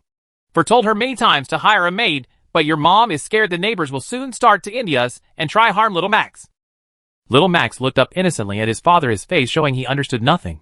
He blinked, looking blank. Rudra's heart melted. Noon harms my little brother, he said firmly in his mind. It was sad to feel so unsafe in one's own locality, but in 2100 a maid was a luxury only available to the uber-rich. If someone from the Rajput Manor had one, the people around them will go green with envy. But this was exactly what Rudra was hoping for. He banged his hand on the table. Everyone was startled. I'm sick of living in such a locality where we can't even feel safe, Dad. So what, we came from common background and succeeded, will they all drag us back down again? His father was caught off guard by his son's flurry. But still being the alpha of this house, he said, if you want us to move, earn enough money to buy a mansion in a safe locality. We'll talk then, his father said. Booyah, thought Rudra. He said, actually, Dad, I have applied for a house in Country J. Country J? Why Country J? If I did not know better, you would say you applied for a mansion in the Upside.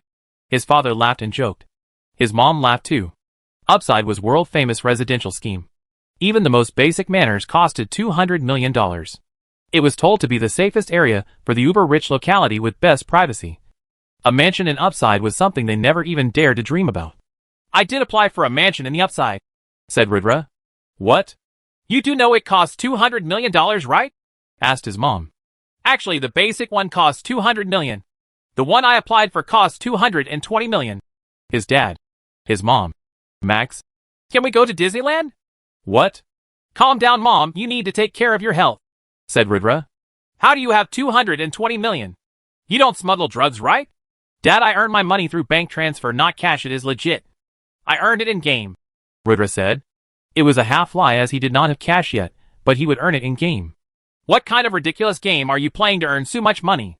Honey, is it still the same world we live in? The parents had a million questions, but Rudra was short on time. Pack everything up. We move out day after. Rudra said that and stormed out, not allowing any more questions. Meanwhile, in-game, the official guilds had started to appear since yesterday. The first 20-man dungeon cleared in Nightmare mode gave a Bronze Guild creation token as a guaranteed drop, with a 5% drop rate for Silver creation token and a 0.001% drop for Gold token. While a lot of Bronze Guilds started to appear, a few big guilds would try do reruns until they finally get their hands on a Silver token. While the true biggest guilds, having hundreds of thousands of members, would send hundreds of adventuring parties to try clear the dungeon until they got their hands on the Gold token. The difference between tokens could not be made up with time. Although a guild functioned as a guild regardless of the grade token used, the benefits of using higher grade were not few. The common points between all tokens included forming a guild with a guild hall in the chosen city, having a guild warehouse, all members of the guild having guild insignia, all members have access to guild chat channel, guild members can participate in guild wars, a hierarchy system for members, can hire NPC to act as guards, living quarters, and other such generic shit. The Silver token added the benefits. 1. The guild warehouse size was significantly larger, and the guild hall looked much grander. The grade of NPC guards that could be hired can be higher and more in number. Silver grade guilds had a blacksmithing and alchemy hall, hence could hire NPC blacksmiths and alchemists. The gold grade token added the benefits of everything in the Silver token, plus potionology hall, plus beast stable, plus better living quarters for guild members, as well as special rooms for the upper echelon, plus special auditorium and guild conference room. In the entire game, the only method of obtaining said tokens was from this dungeon only, with a level cap of level 20. There was no other dungeon or boss mob that dropped a guild creation token. Hence, while rerunning the dungeon, one needed to be careful not to cross the level 20 cap. And why the gold guild creation token was such a sought-after item forever in the game. In Omega, the penalty of leaving or being kicked from a guild was inability to join another guild for 1 month. It was a heavy penalty. However, there was still one more special class of guild creation tokens, the Platinum class. Only 10 guild creation tokens of Platinum class existed in the game in hands of various organizations and superpowers, one of which was in the hands of Church of Light, the reward Rudra wanted from their warehouse. The Platinum Guild benefits included everything in the Gold token, plus a hall for every lifestyle profession with the best equipment and working conditions, plus Mage Tower, a resident mage can be hired to protect the guild, plus ultra-luxurious living quarters giving EXP buff on logout. This was the best condition, as after update 1 this feature would be removed from hotels, plus special features in guild insignia, plus special guild master and vice guild master halls, plus protective barrier. Rudra dreamed of this. His guild of elites deserved nothing less than a platinum token guild. Back in the capital city, virtual world, Rudra woke up to a 80% full experience bar. He smiled. Not all his time logging out was wasted. He had lots of things to do today. Go to the church to turn in the quest for his rewards. Then go to a date with Pink Lotus. And also try sell his platinum to her.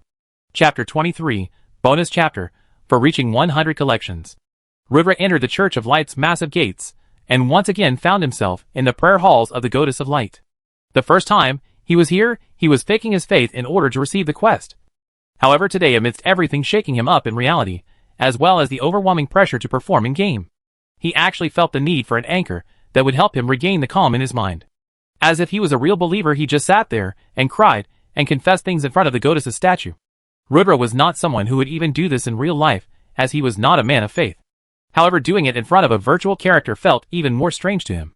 But the act of confession brought him calm. And that's all that mattered. He felt fresher after a while. A hand gently tapped on his shoulder again. He knew it was the Cardinal.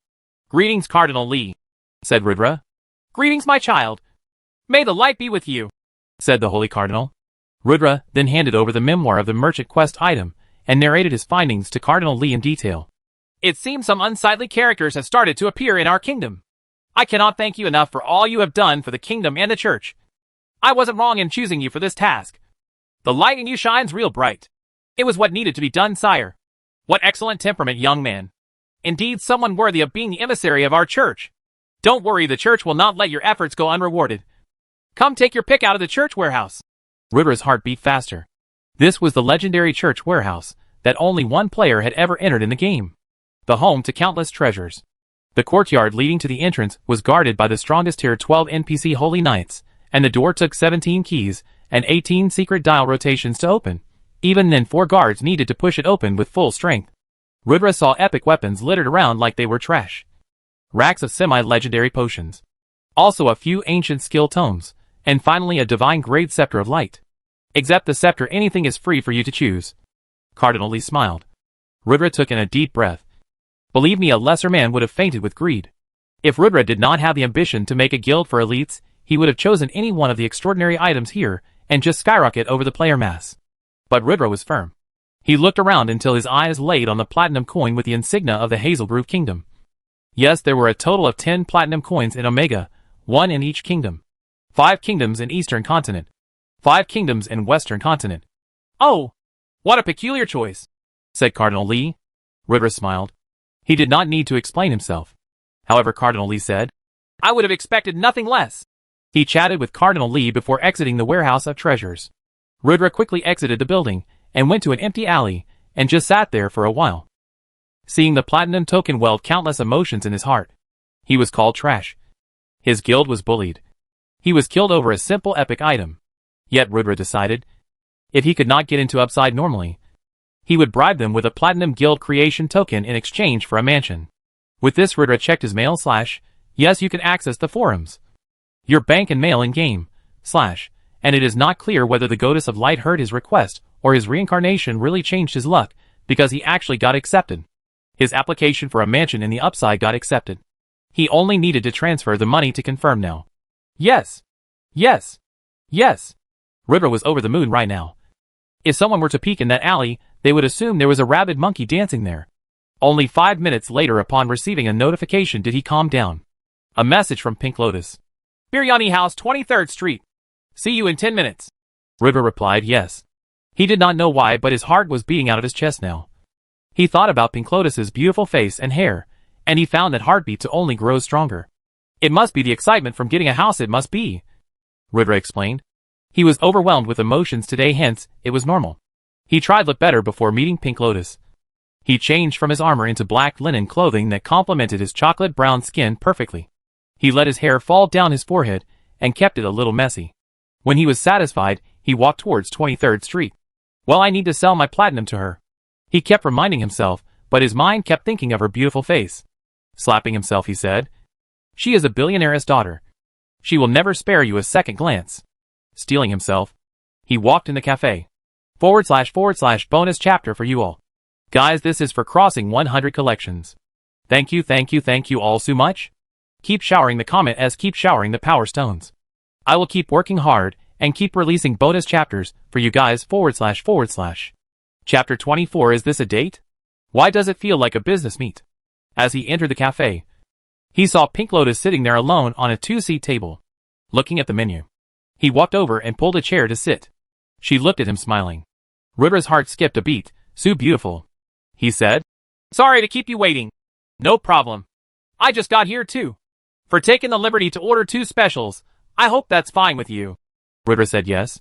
He was actually delighted. He would have thought really hard about what to order to make a good impression otherwise.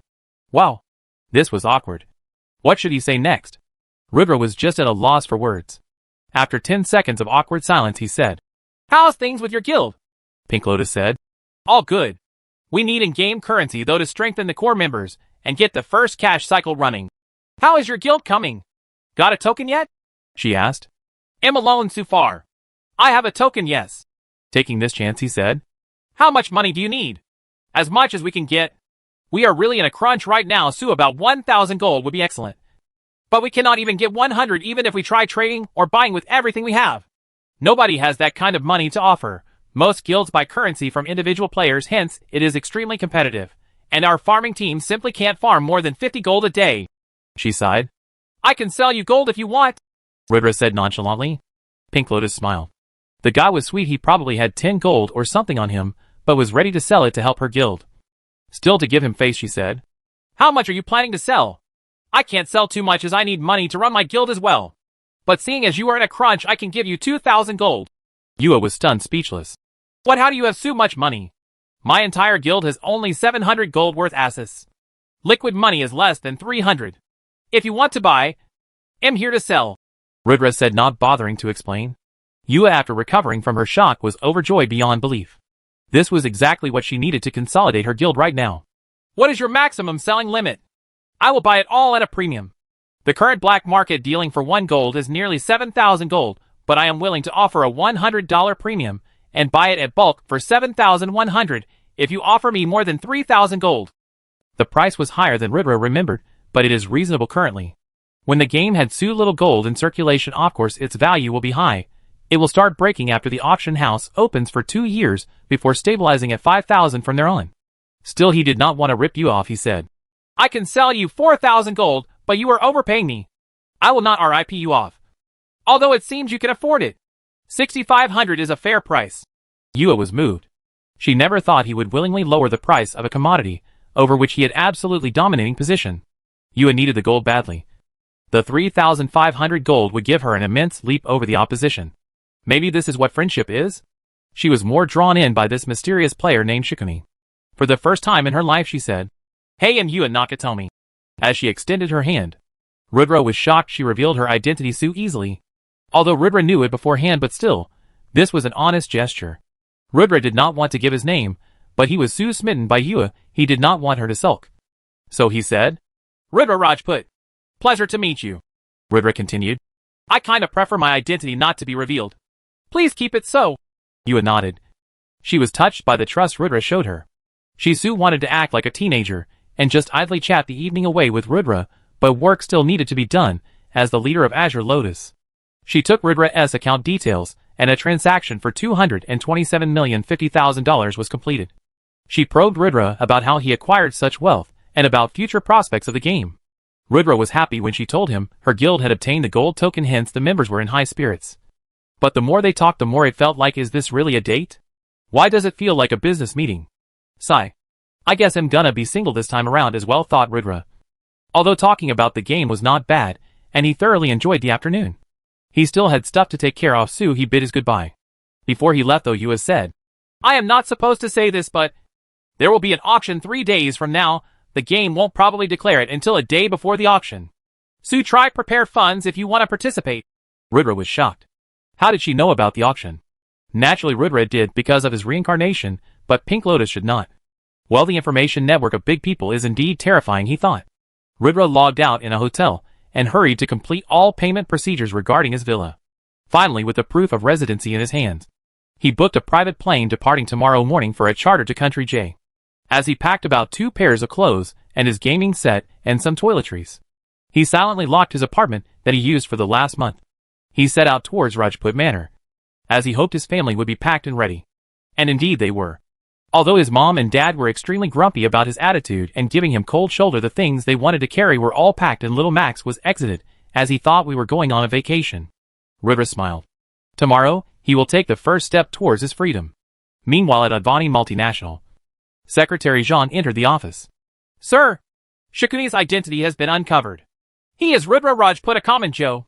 His profile is ordinary, and he does not seem to have connections in Country X, however. He was indeed seen today in a cafe with Yua Nakatomi. Perhaps the Nakatomi Corporation is behind him. Mr. Advani smiled.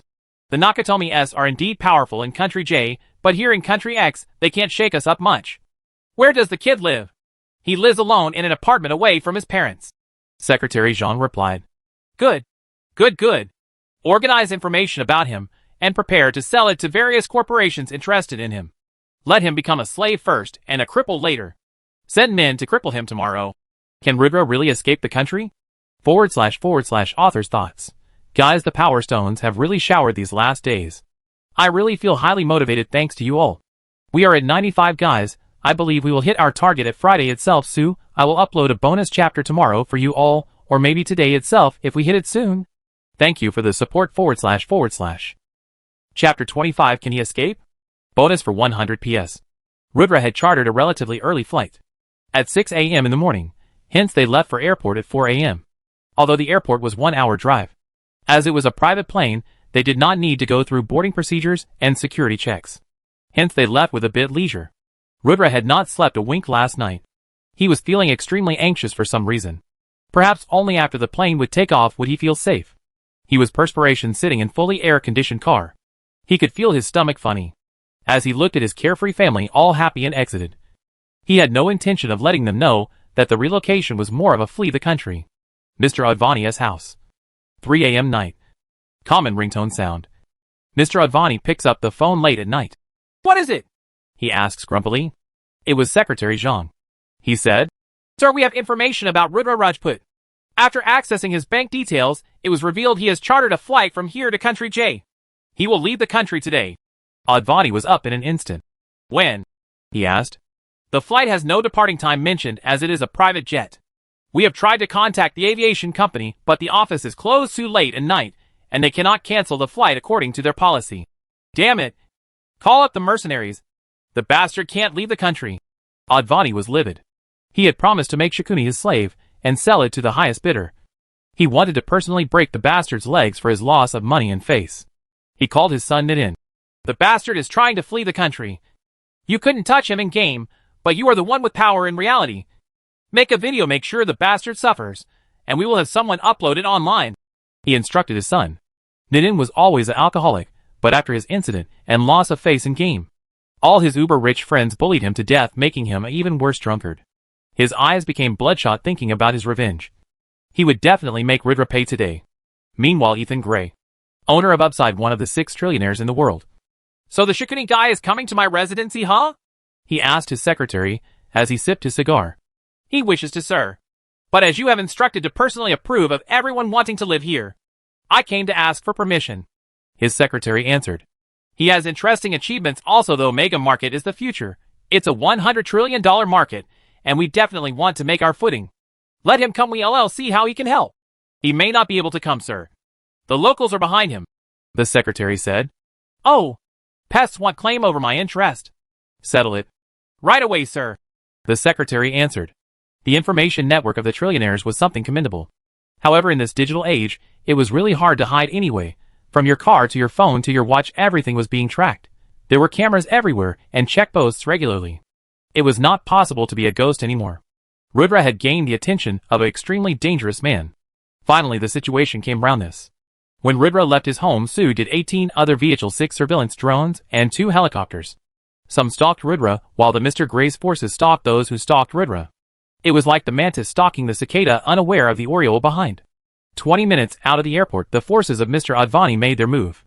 Mr. Rajput was driving calmly. However, Rudra was long since aware that a black SUV was following them since the last 5 minutes. Not good. His heart beat at an extremely unnatural rate. Rudra felt like if he continued to live life on the edge like this, his body would give out within a month. But something unexpected happened at the crossroads. A truck banged into the SUV. Mr. Rajput stopped the car and got out. Being a responsible citizen, he wanted to help. Rudra screamed "No" in his mind. He quickly got out, sat on the driver's seat, and reversed the car beside Mr. Rajput and screamed, "Dad, fucking get in the car. Watch your language, Yoon. Now, Dad, or I swear I'll never talk to you again." Seeing the fierce look in Rudra's eyes, he complied. He thought he would argue once he sat inside. However, Rudra drove away like a madman. Soon, sounds of gunshot were heard. It was a crossfire. Mr. Rajput was stunned. WTF was happening, and where was the goddamn police? "I need to call the police," he said. "Dad, please fucking don't act like an ideal citizen today if you want to live. Drop the phone, or I swear he'll throw it out." Both his parents glared at Rudra. They were good citizens as to the core, and only wanted to help. However, they were too naive. "Do you want to explain yourself?" Rudra's father asked as he found the entire situation suspicious. Rudra's nerves were on the edge here. He really wanted to say something yet couldn't. He said, "They are underworld gangs having a shoot-off, Dad. Half of the members are cops themselves." Rudra's dad was taken aback. He had firmly believed in the peace and stability of his city. He had never seen this life. "How do you know all this, Rudra?" his mom asked. "I've seen a lot of world, Mom. Worse than you both can imagine," Rudra said. His words seemed bull, but it was the truth. He had really seen the ugliest side of the world in his past life. He knew the goons Advani sent. Rudra was not stupid, and the crossfire only meant someone protected him. The only people that could have protected him, seeing his identity is now revealed to a few people, could only be you as father, or the trillionaire owner of the Upside. He hardly suspected it to be you as dad, hence it meant only one thing. He would escape Country X's hunter only to be hunted in Country J again. His mind was a mess, and the only thing he wanted was to board that plane somehow, driving like he was in a Fast and Furious movie, ignoring his parents' shouts and little brother's laughs of joy as if he was in a ride. They reached the airport somehow. I know it sounds cliché, but after the plane took off, Rudra could see the road leading to the airport full of holes and burnt cars and ongoing fires. He had finally escaped Country X. But at what cost? / Thank you guys for helping me reach 100 PS target. This means the world to me. Delivering the bonus as promised and setting a new target for y'all. Hope you enjoy. /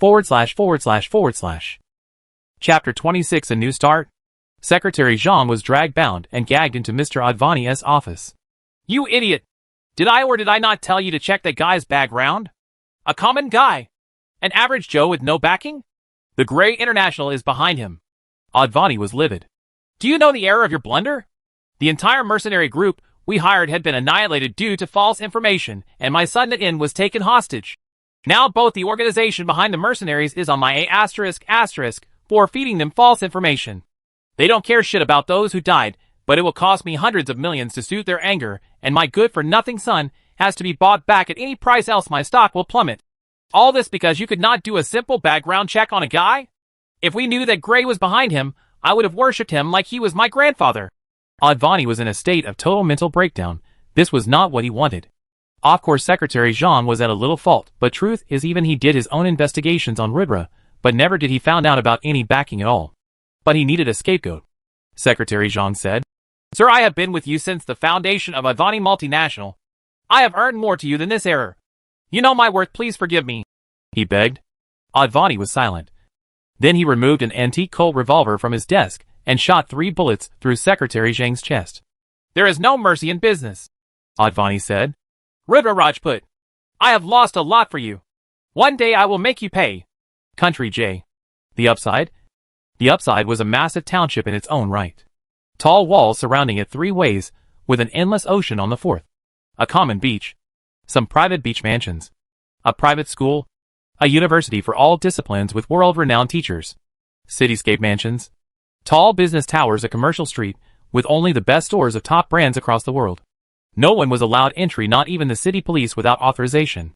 Drones patrolled the skies, and the Upside had its own law enforcement team. There was a huge logistics building, where package delivery from outside was tested and checked for any possible threats. Food was checked for poison before Upside staff delivered it to your house. The world's best hospital with helicopters to carry passengers for like saving 30 seconds. In case of medical emergency. Here even normal medical cars were custom-made luxury cars, faster than most police cars, built for highway chases. Entertainment zones. Kids park, even an amusement park. Water park and snow park. Whatever you thought one needed was available at Upside. Lamborghinis parked at doors of every mansion like it was a Maruti. Plus, each mansion came with its own custom Upside vehicle parked in the garage. And the biggest benefit here was all of the above services were compliments of the Grey International. No taxes. No school fees. No need to pay bills at a diner. No need to buy tickets at amusement parks. No electricity bill, no water bill. This is why it was a dream of even billionaires to live in this place. No disturbance at all. And each and every person living in the Upside was worth socializing with. Noon without status could live here. But the actual reality of Upside is, it's just a bribe to rope in the best talents in the world for the Grey International. Noon, who lives in the Upside, is unappreciative of Ethan Gray. Most would willingly help him at every chance possible, going above and beyond in the task assigned.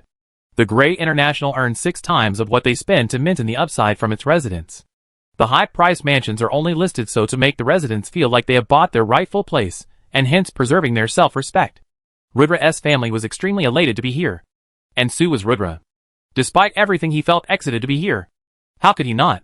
Living such an ordinary life in an ordinary environment up till now. Living in the Upside was like going from earth to heaven.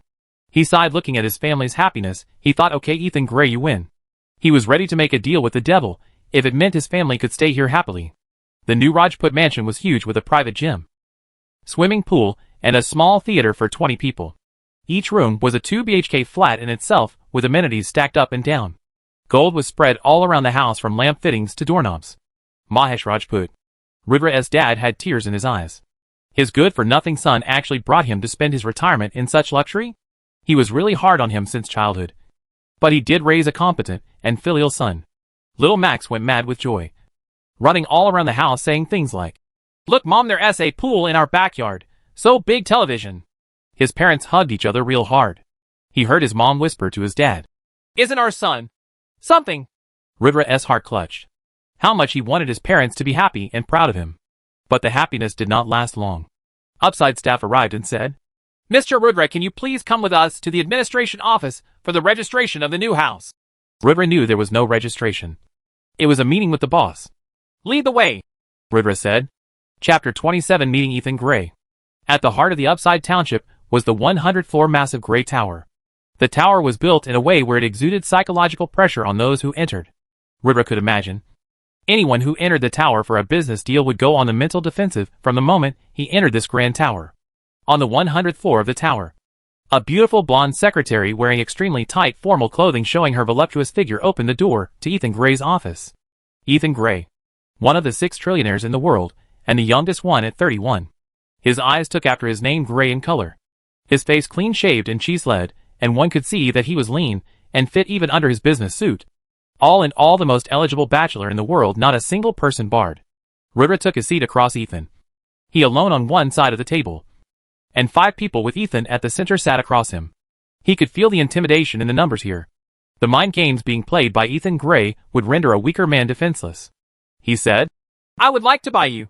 Come work for my guild as an elder. I will pay you $300 million a year plus bonus on your work." Rudra smiled. This conversation was going as he wanted it to go.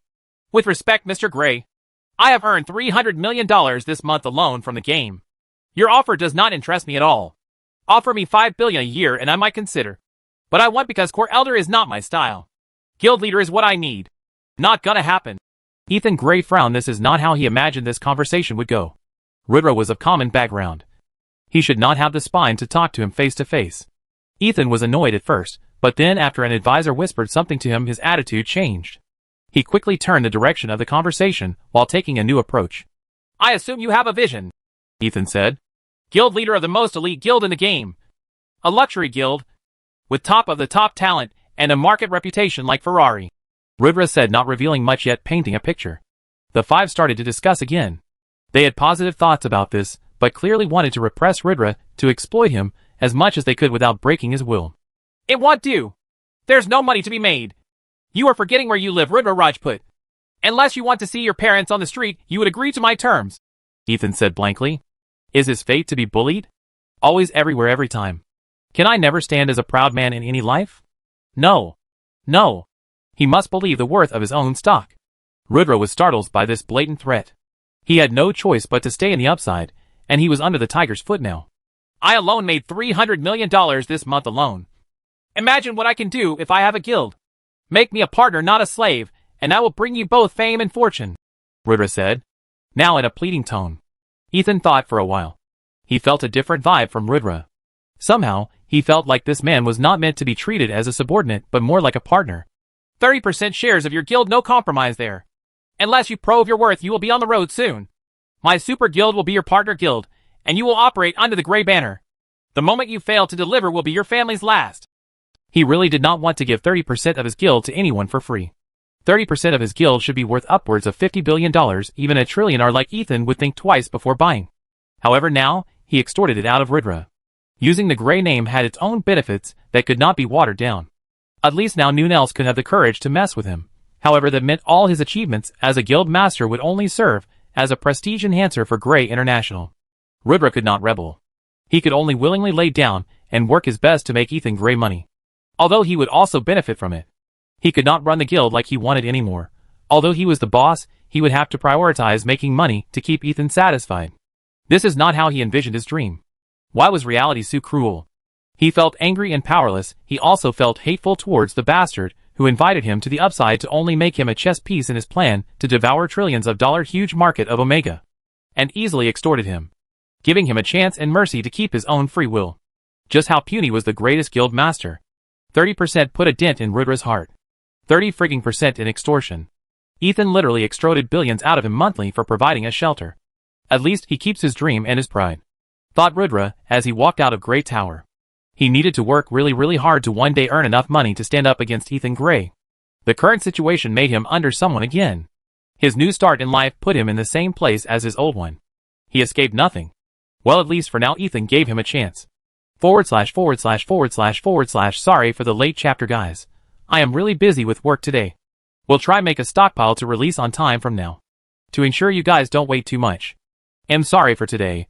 I will be more diligent from now / Chapter 28 moving forward.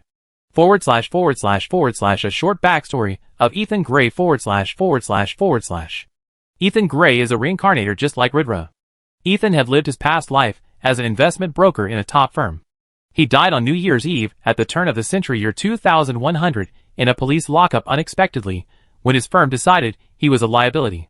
Reincarnated back into 2080, he washed off his opposition and became one of the 6 trillionaires in this world with his investment knowledge. His rebirth advantage took him a long way in life, and he built an incredible empire out of it. But as 2100 hit, he started becoming more and more anxious.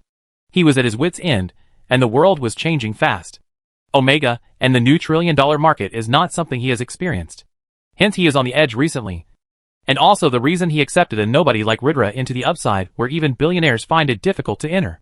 He felt a different vibe from Rudra. It was an inexplicable type of vibe that he could not put to words. He felt when he saw Rudra like he was seeing himself 20 years ago. Although it might seem like he was extorting Rudra of 30% share, he was actually providing a great value to him. With the name and backing of Gray International, the road will be much smoother for him. If he thinks for 1 minute that the elite guild he dreams of building will be let build by others without oppression, he was sorely mistaken. Respect needed power. Without power there was no respect, and as talented as Rudra, maybe he had no real power. He had absolutely no intention of interfering with Rudra or appeasing him, which shocked him, as this is not how he did most of his business. He was actually helping a kid realize his dreams by believing in him rather than controlling him. He still went ahead and threatened Rudra. But deep down, he was a filial man himself, and would never stoop so low as to remove a roof from someone's parents. Even his closest advisors actually told him to ask for 70% of the guild shares, but he actually on his own gut feel reversed it to ask for 30%. It was not like Rudra could deny him either way. What about Rudra Rajput is so different? This question baffled Ethan. Why? / Author's thoughts. Dropping this part here, as many readers are frustrated about the current MC situation. And I as an author clearly have something planned. I beg your patience to let the plot develop / Back in the Purple Haze City. Virtual world. Rudra did not want to think about what all happened in reality anymore. He did his family duty as a son. Now it was time to focus on his dreams and career. Being the calculated man Rudra was, he plotted 3 current short-term goals he needed to achieve now. 1. Finding him to be his vice guild leader, and establishing his own guild Dark Shadows. 2. Make a grand debut at the auction. Showcase his grand wealth, while buying resources he knows would not appear for a few years in the game. In this way others will look up to the wealth and status of his new formed guild, while he actually had gotten a bargain for the stuff he bought. 3. Hold the recruitment of the first batch of elites he would enroll in his guild, then raid the nightmare mode of the LV30 Dungeon Labyrinth of the Dead, with his party getting them the first clear. All 3 parts of the plan were intricately linked, and failure at any part will be a big dent in his long-term vision for his guild. On to part 1 of the plan. It was time to go recruiting the single greatest player in the history of the game, Karna, to be his vice guild master. Karna was someone Rudra looked up to in his past life. Guild leader of a third-rate guild. He was a man playing the game with a bunch of friends. His guild made up of old-school buddies and long-term associates. And he never stood out until the second update patch that opened the arena in the game. With a win-loss record of 16-53-0, he was a legend in the game, although various guilds tried to buy him over. Even offering outrageous salaries and benefits, he always said, "My loyalty cannot be bought," offending many. When a guild leader of a first-rate guild declared war on his guild, he alone slew 10,000 enemies before dying, only getting a single point in damage after he slew the opposing guild leader and completely exhausted his stamina. The undefeated warrior Karna was the only one worthy of being his vice guild master. Loyal, strong, and with a heart to lead. The thing now was how to find Karna and how to recruit him. Even with Rebirth knowledge, finding a person in game at a specific time was not humanly possible. / The best possible way to tackle this problem was by searching his character ID and private messaging him. The only problem was, why would a known player like Shikuni suddenly go looking for some unknown guy and try making him a Vice Guild master? He still had to rope Karna and somehow he hatched a plan. He messaged Karna and wrote, "I have an offer for you. If you are interested, let's meet up." And he just hoped that the guy would take an interest to at least have a chat, as he had a solid plan to rope him in once he did. Purple Haze City Karna's POV. What the hell? Are you friggin' kidding me? The Shikuni just messaged me? Karna said. His friends all laughed. It is probably someone just pranking you. Why will someone like that message you? No, guys, seriously, look at this. He then screenshotted his message request and shared to his friends. Everyone went silent. It really was Shikuni. Reply to him quick, damn it, what are you waiting for? One friend cheerfully said.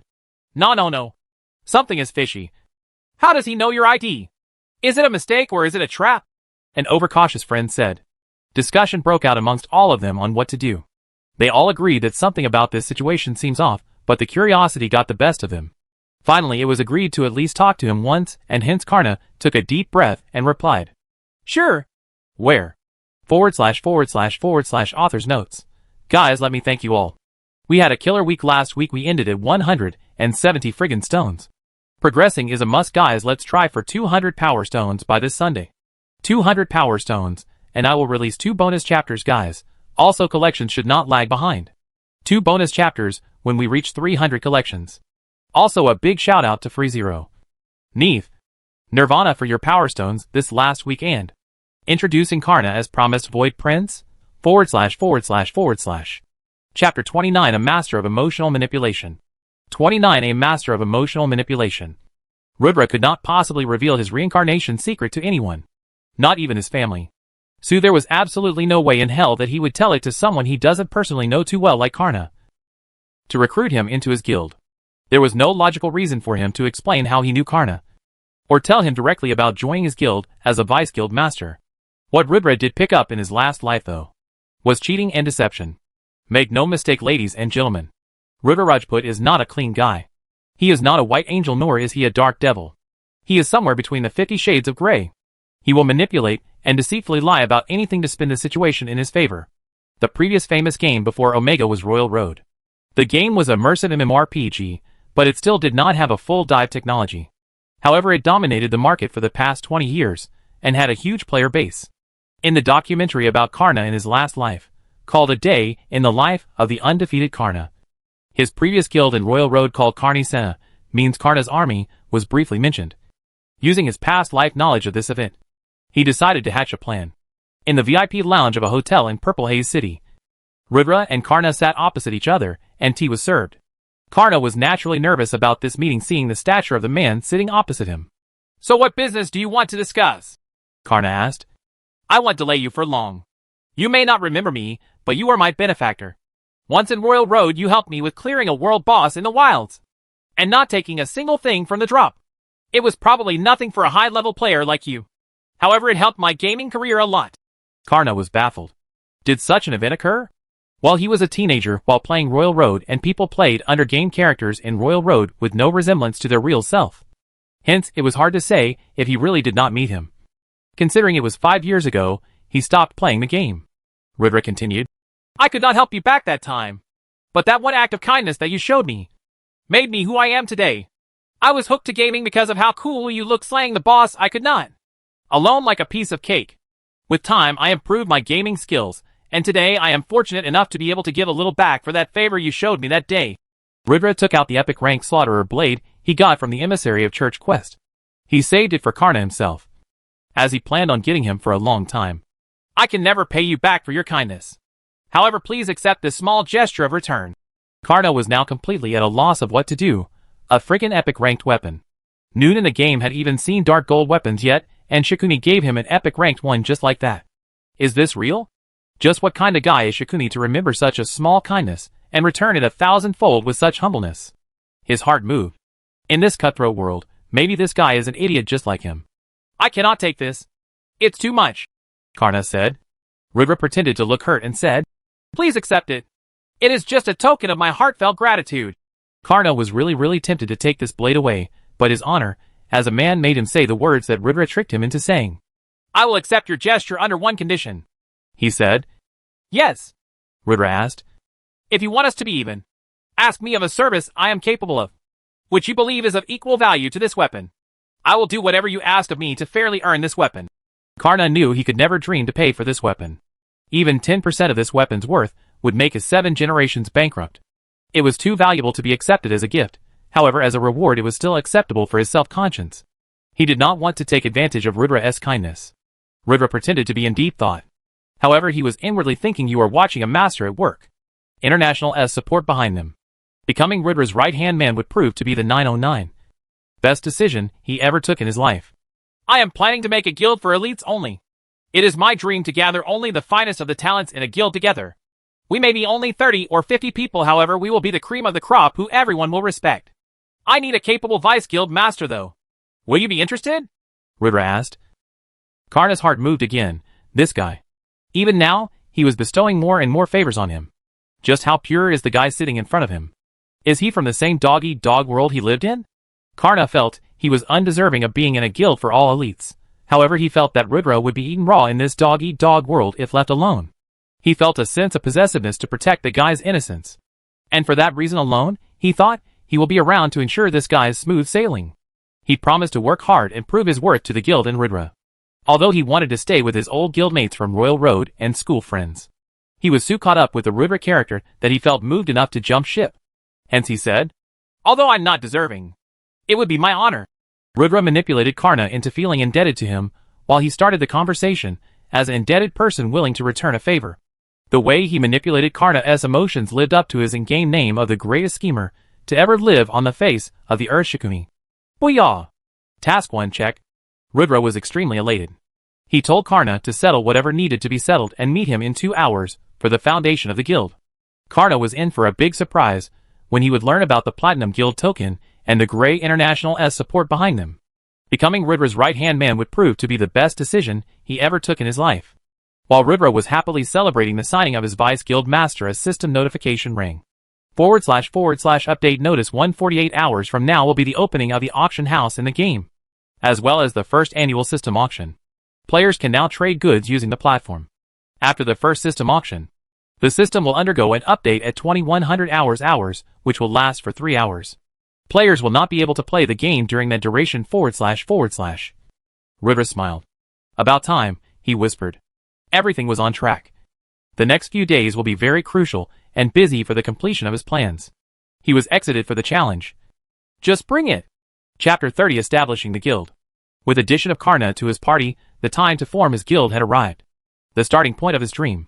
Rudra went to the city administration office, where he was treated with extreme reverence and escorted to the VIP room quickly, where the manager of the Purple Haze City personally came to attend him. Rudra's status as the emissary of the church demanded respect from the king himself, so this was considered pretty normal. How can I help esteemed lord today? The manager asked politely. Well, I'm here to register a GUID. Rudra replied nonchalantly. Oh, so esteemed lord wishes to form a guild. May I ask if the lord has a guild token? Here. Rudra took out the Platinum Guild creation token. Seeing the Platinum token, the manager's hand started to shake, and he was at a complete loss for what to say. TTHH, Thias, Cherie, he stuttered, holding the Platinum token, like he was holding his mother's heart itself. After regaining his composure, he said, these are the available plots where you can set up your guild. Please choose one. Rudra looked at the plots available to set up his guild, and he was shocked to see one in the inner city. The inner city was shielded by a separate wall formation, and only the nobles and royals resided in that district. It also housed the royal palace and the Church of Light. Visit S. For a better user experience. He had never heard of any guild being able to be formed in the inner city. He asked, even this plot? How is building a guild hall in the inner city permitted? The manager replied, it is not allowed for anyone except for Sire, as you have the only platinum creation token of the kingdom. It is a privilege only experienced by you. Rudra nodded. In his past life, the person failed the emissary of the church quest, not being able to exchange the token. Hence Noon really ever claimed the platinum token of Hazelgrove Kingdom. I choose this spot in the inner district then. Rudra said, satisfied with his decision to wait to make the guild only after receiving a platinum token. The inner city was highly protected, and not everyone was allowed to enter. It would make scouting and ambushing the guild very difficult due to its location. Also, even during war, when the city is breached, the inner city can be closed and will be protected by a barrier formation. Hence, it could be said that his guild would be in the best of the best locations. It would cost 100 gold coins to register your guild. But his sire is a viscount of the Hazel Grove Kingdom. That fee is waived, the manager said. Please choose a guild name, and the process will be complete. Looking at the keyboard in front of him, Rudra typed in the words Dark Shadows before pausing. He wanted to make Dark Shadows to show his defiance to the White Radiance Guild owned by Nitin, who bullied him to no end in his last life. But something inside him matured. His thirst for revenge only brought him and his family trouble. How could he really be the greatest guild master if he was so petty? Of course, those who wronged him would suffer vengeance.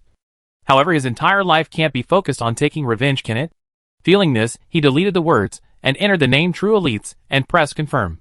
The name also embodied the philosophy, the way of the elite. / Hazel Grove Kingdom announcement. Congratulations player Shikuni for creating the first platinum guild in the game True Elites. / Visit s. for a better user experience. / Continental announcement. Congratulations player Shikuni for creating the first platinum guild in the game True Elites. / The forums exploded. Meanwhile, somewhere in Purple Haze City, Karna was telling his friends about how Shikuni was a good guy deep down, who he had helped in Royal Road, and how he wished to repay the act of kindness. His friends were drawn in by the whole conversation, while one friend recorded the whole ordeal, as narrated by Karna, and uploaded it on the forums. While he was saying those things, they heard the system announcement. Everyone went silent for a minute after hearing the system announcement. WTF is a platinum guild? If the silver token is so much better than a bronze one, and a gold token is so much better than a silver one, just how good is a platinum token? And there was no platinum token in the drop probability at all. Even gold tokens are as rare as mermaid's tears, just how the hell did he obtain one? Everyone started to look at Karna enviously, like how damn lucky is that guy. However, Karna started to feel some pressure. Was he really going to be a vice guild master of such an amazing guild? Well, pressure can make carbon diamonds or dust. Only time will show what will happen of Karna. The latest episodes are on the s. website. Meanwhile, the forums. Shikuni is the miracle player of the game, hands down he is the best. Creating waves after waves after waves. I wonder who he is in real life. WTF. Platinum Guild. Shikuni, tell us how to make one too. Reveal all the benefits of a platinum guild for all to see. True Elites. I want to join. Does anyone know if they are recruiting? Me too. Me 3. The Me series continues till 2K people. While the forums were discussing this, the big guilds, also the super guild, suddenly contacted him, asking him about the method to obtain platinum tokens, even offering outrageous amounts of sum for the information. At the same time, the video of Karna talking about how Rudra repaid a simple favor by an epic ranked equipment and his vision for True Elites became viral. Many independent players felt a sudden desire to join the True Elites Guild. The image of Rudra became painted as extremely kind-natured human who is extremely talented. The latest episodes are on the s. website. The video and the news of the Platinum Guild became the hot news even in real world, and many bosses in real life mobilized a lot of forces to find the guy behind the character Shikuni. Well, if this is what they called a splash, they were in for a tsunami tomorrow, as Rudra planned on displaying his strength and backing tomorrow before making a grand appearance in the auction. Only then will he open recruitment for the guild. Chapter 31, the Auction 1. Grey Towers, the Upside.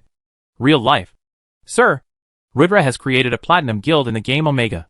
It is the first and only platinum guild in the entire game. Even our main super guild is a gold grade one. Various superpowers have expressed their interest in the method to obtain platinum guild token, but have stopped after knowing that he resided in the Upside. Hence have contracted Grey Towers for permission to engage in dialogue. Why is a platinum guild so important? Ethan, naturally being a non-player, did not understand what all the fuss was about. Sir, the grade of the guild decides the benefits as well as the prestige of the guild. It can be stated as a difference between a third world and fully developed country. Ethan was naturally shocked when he heard about the importance of platinum guild token. He wanted to inquire about how Rudra obtained one, however sending a message to the world was more important. Schedule a press conference today. We must make it clear who is behind Rudra. Also call the guy to my office tomorrow, Ethan said. He wanted to make it clear to the world that Greys own the True Elites Guild. Also, the method to obtain more must be discussed for the main guild. Purple Haze City. Virtual world. Rudra was congratulated for making a platinum guild by Pink Lotus and Neatwit. Much to his surprise, Neatwit expressed his desire to join his True Elites Guild and Rudra welcomed him with open arms. Now the True Elites Guild had 3 members. Rudra roamed around with his 2 guildmates exploring every corner of the guild premise. He was extremely satisfied with how it looked. This is what a guild should be like. Rudra also went to NPC shops and sold everything he did not need anymore to raise money for the upcoming auction. With a budget of 25 platinum, i.e. 2,500 gold, plus 300 gold reserve fund, he was extremely confident about spending gold like water in the auction. His guild was not yet a major guild and hence did not need huge funds for day-to-day operations. While most guilds would max out at about 300-500 gold, he could splurge all his wealth without concern. Because once the gold exchange opened after the auction was over, the value of gold would drastically decrease. 2? 50? 500? This notification drained the color out of most people. Many thought about entering the auction as a group and pooling their money to buy items. But without the money trade option, it was no longer possible. Other than at least second-rate guild leaders, Noon would have 50 gold at hand. Hence, the masses were successful weeded out, not being allowed to participate in the auction. Also, major players can no longer lend money to each other in the auction. Hence, everyone can only rely on their own buying power. Rudra knew about this beforehand, as after this auction, if one invested $200 billion in the game for money, he would have equivalent gold. Even during auctions, if one needed more money to bid, he could bid by investing from real life. However, this auction would be the most valuable and dependent on one's gaming skill, as your gold was organically farmed and bought. Also, without the trade option, only one's own money would be used. Rudra knew that within this auction, he would be unbeatable. Within the auction house, each kingdom had their own auction houses with the same 9 items for everyone, and 1 kingdom special item. Soon Rudra was transported into the VIP room number 1 in the auction house meant for Hazelgrove Kingdom. He looked around to see that a total of 150 common guilds attended the auction, and a total of 4 VIP boxes were filled. Rudra was hardly worried about the 150 normal guild leaders, who were seated below him. However, he was more interested in the 4 VIP boxes. One was occupied by him, and he was sure that one would be occupied by Pink Lotus. However, he had no confirmation about the other 2. According to his past life memories, Nin and Advani should be in one of the 2 VIP boxes. However, in this timeline, he was not so sure. Also, the other person in the VIP box should be the spendthrift son of the Orange Technologies CEO and the guild leader of Orange Rock, Donald Rock. He would uncover their identities once the bid started, and he heard their voice. Soon a high elf elegantly dresses in a 3-piece black suit entered the stage. He said, "Ladies and gentlemen, welcome to the first annual auction. I am Gareth, your auctioneer for the evening. Today we have a range of exquisite items for you to bid on. We have a total of 10 items to auction, with the last item being a kingdom special item. The first 7 items will have a buyout price, the last 3 would not. Bids can be placed orally by speaking through the microphones available to everyone here. Please state the number you want to bid. I hope you have a pleasant evening." He then brought out the first item for auction. A set of 20 fire enhancement stones. Fire enhancement stones, dark gold, 10 stacks. Embed the stone in a weapon to add fire damage. Maximum 3 stones can be embedded for stacking effects. Base price, 30 gold. Minimum increment, 5 gold. Buyout price, 200 gold. Place your bids. Rudra knew the value of fire enhancement stones. Except for this set, the next stones will not be available until the LV250 leveling ground open to players. Even then, it would be valued at 2,000 gold a stack. A stack of 10 for 200 gold was an absolute steal, hence, he decided to buy it out. The auctioneer started speaking the increased prices. No. 120 bids, 45 gold. No. 0.30 bids, 50 gold. 55. 60 gold. 60 gold going once. 60 gold going twice. Rudra spoke, buyout. VIP 1 has bought out the stack of fire enhancement stones at 200 gold. Congratulations for obtaining the item. Everyone turned towards the VIP room 1. Who was this rich brat who wasted 140 gold more than needed for a stack of stones?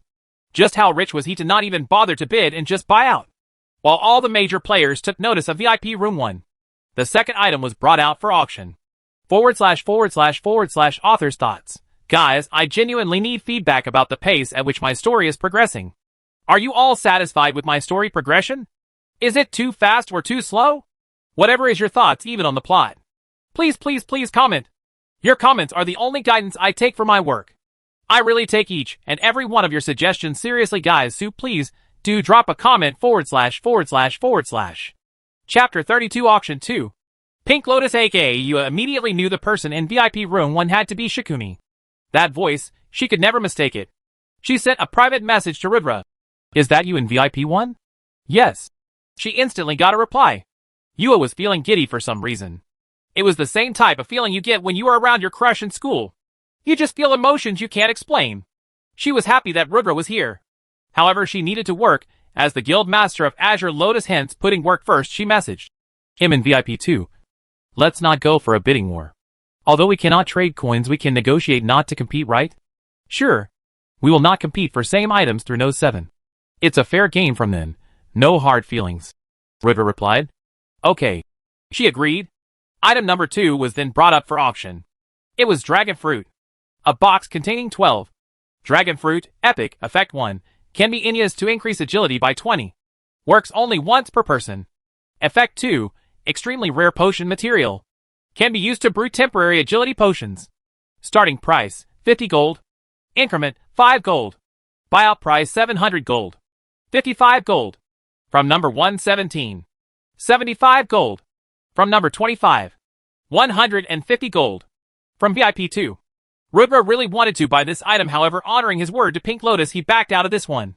200 gold from VIP 3. 250 gold from VIP 2. The common guild leaders paled at the amount of money being bid right now. Just how frigging rich were the VIPs to casually bid 250 gold on an item? 250 gold was more than enough to buy their entire guilds. Insane. Simply insane. They understood at this point. They are only here to watch the auction. In no way can they actually participate. The person in VIP 3 was really pissed. But he restrained himself for now. He had prepared 1200 gold for this auction, and although going higher than 250 was affordable for him, he wished to save for the next items. 250 gold going once. Going twice. Sold to the person sitting in VIP box number 2. Yua was satisfied. She had brought 1000 gold for this auction, and still had 750 left. That meant she can still grab 1 or 2 more items. The third item came for auction. It was a growth-type weapon. Replica of Excalibur Dark Gold, Growth. This is a sword made by the master swordsman Dungri after being inspired by the divine sword Excalibur. Its grade can be enhanced by fulfilling some conditions. Effect 1. Plus 20% critical damage. Plus 15% chance to cause bleed. Plus 25% chance to ignore defenses. Effect 2. Size Manipulation. Can alter size according to the will of the user. Effect 3. Effect 4. Starting bid, 200 gold. Increment, 20 gold. Buyout, 1000 gold. Rudra wanted this item at any cost. Many may not realize this, but the size manipulation skill is the most overpowered skill one could ask for as a swordsman. Plus the other 2 effects had not been unlocked yet, which meant that after upgrade it could be even more amazing. The value of epic equipment was immeasurable. No matter the skills. Equipment does matter. The 200 gold starting price had silenced most people in the lower pavilion, however the allure of the item made someone bid. 200 gold? He said shakily. 200 gold by number 120. Do we have 220? The auctioneer said. Rudra waited for any other VIP to place bids, but seeing as Pink Lotus did not, he bid 220. 220 gold by VIP 1. 240 gold by VIP 3. Rudra was annoyed. That guy did not bid when he waited but only bid now. 300 gold. Rudra declared. Rudra's bid increment made it clear that he would not let the item go for anyone. Inside VIP room 3. Sir, please don't be annoyed. Assistant calmed the young master of Orange Rock. Why do these bastards keep bidding on my items? They are in the VIP room, so they must have more than 500 gold. However, this is the third item yet. That guy in VIP 1 has already used 500 gold. I need to teach him a lesson. 400 gold. He said confidently. No matter how rich Rudra was he rich enough to bid more than 400 gold for a single item? If he does, he won't possibly have enough gold left to compete for later items. If he doesn't, then 400 gold will still be acceptable for this items. It was a win-win for him. 450, Rudra said nonchalantly. Huh? Got you now. He sneered. Idiot, wasting all his wealth on early items. Now lay back and watch how I buy the remaining items. Rudra was extremely happy with his buy. He has spent 200 gold for the first item, and 450 for this one. Subtracting from his total wealth of 2,800 gold, he still had 2,150 gold left. Putting 1,500 gold aside for the last item, he still had 650 gold left. Enough to buy 2 items. The next 2 items were bought by Yua for 300 and 200 gold respectively. She bought a dark gold necklace and a dark gold armor. She only had 250 gold left, meaning she may not be able to purchase any more. VIP 4 bought 2 herbs as well for 100 and 150 gold. Honestly, he overpaid for those items. After the update, those items will be available to purchase on the market. Hardly worth 20 gold a stack. With this, the 7 items having a buyout price were hogged up by 3 VIPs. Not a single item falling into the hands of common guild leaders. With this exchange, we enter the stage where the most precious items for this auction would be displayed, the auctioneer said, bringing the next item that Rudra wanted badly. It could be said to be the most important item in this auction. This item was why he could splurge all of his money without worrying about the expenses needed to run a guild. Reinforced armor set blueprint, LV 30, blueprint to forge the reinforced armor. Starting price, 300 gold. Bid increment, 30 gold. No buyout. Not much information was given. However, this design would become the base of his economic empire. It was a dark gold grade full set armor design that gave set equip bonuses. After the first major update, items would start having durability and equip conditions, one of which being level. Level 30 dark gold equipment could only carry you till level 50 max. Although you should change it every 5 levels ideally. With the bulk player base still at LV 15 to 17, this LV 30 dark gold equipment design set would help him mint money for months to come.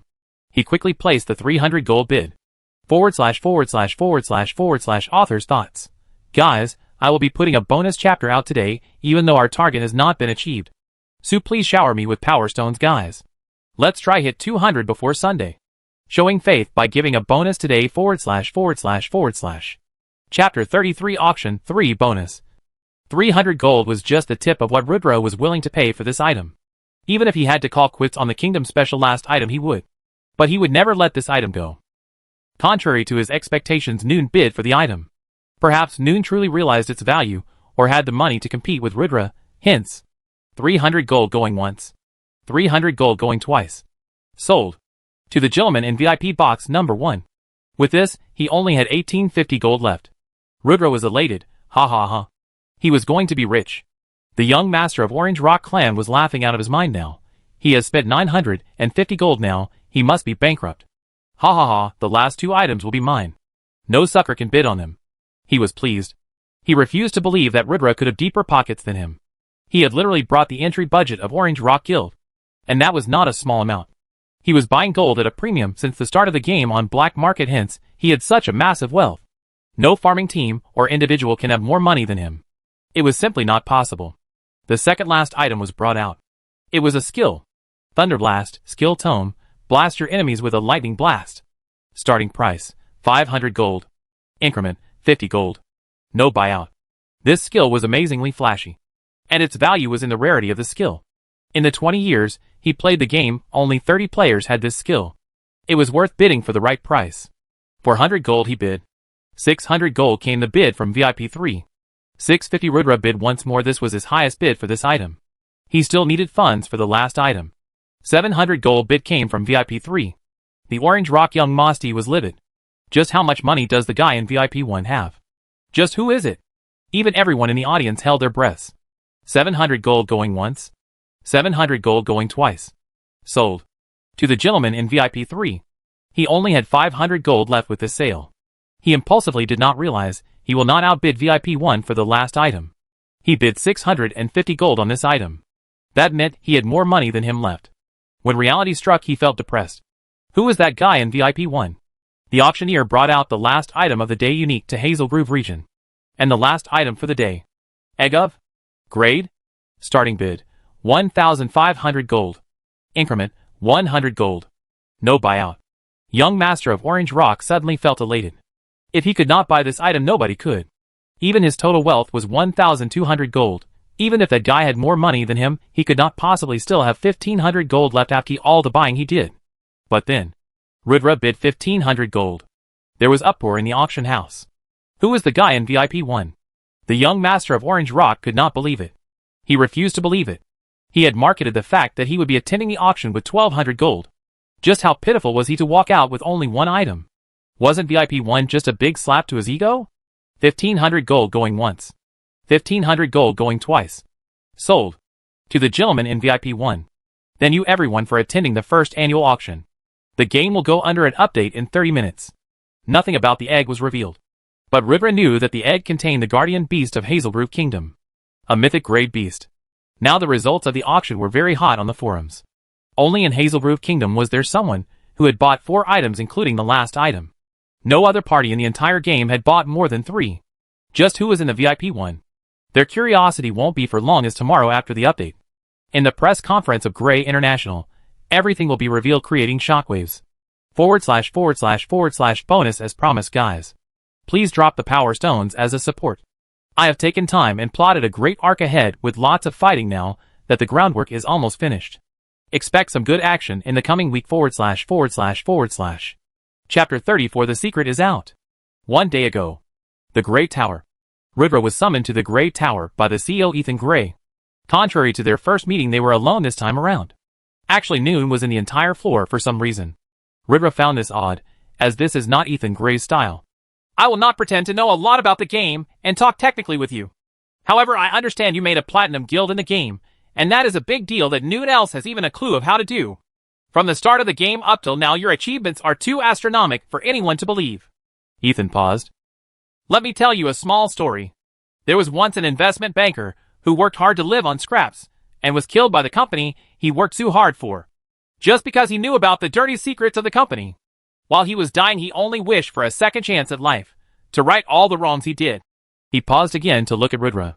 Ridra's eyes were bulging out of his sockets. His heart beating at 200 beats per minute. Literally, he could feel the rush in his chest. How could he as a reincarnator not know what Ethan was implying? God gave him a second chance, and he woke up with his future memories 20 years before he died. At first it felt like a dream. As such things only happen in novels, right? But 20 years later, he is one of the biggest investment giants, who can shake world economies if he wants. He looked Ridra in the eye and said, That man is Ethan Gray. Ridra could not breathe anymore. Ethan was a reincarnator just like him. But why did he tell him his secret? You're a reincarnator? Ridra said, completely baffled. Yes, I am, and your reaction tells me so are you. A normal person would have not reacted as such to reincarnation, thinking it is bullshit, but your shocked eyes, the beads of perspiration on your forehead, the change in the pitch of your voice. You know it's true. So Rudra Rajput, tell me your story. Completely defenseless against Ethan, Rudra was stunned silent for 5 minutes straight. He thought about various outcomes, but no matter how he thought, he had no other option but to reveal his greatest secret to this man. Yes, I am a reincarnator. Boom. Ethan Gray started to laugh like a madman. I knew it, ha ha ha ha ha.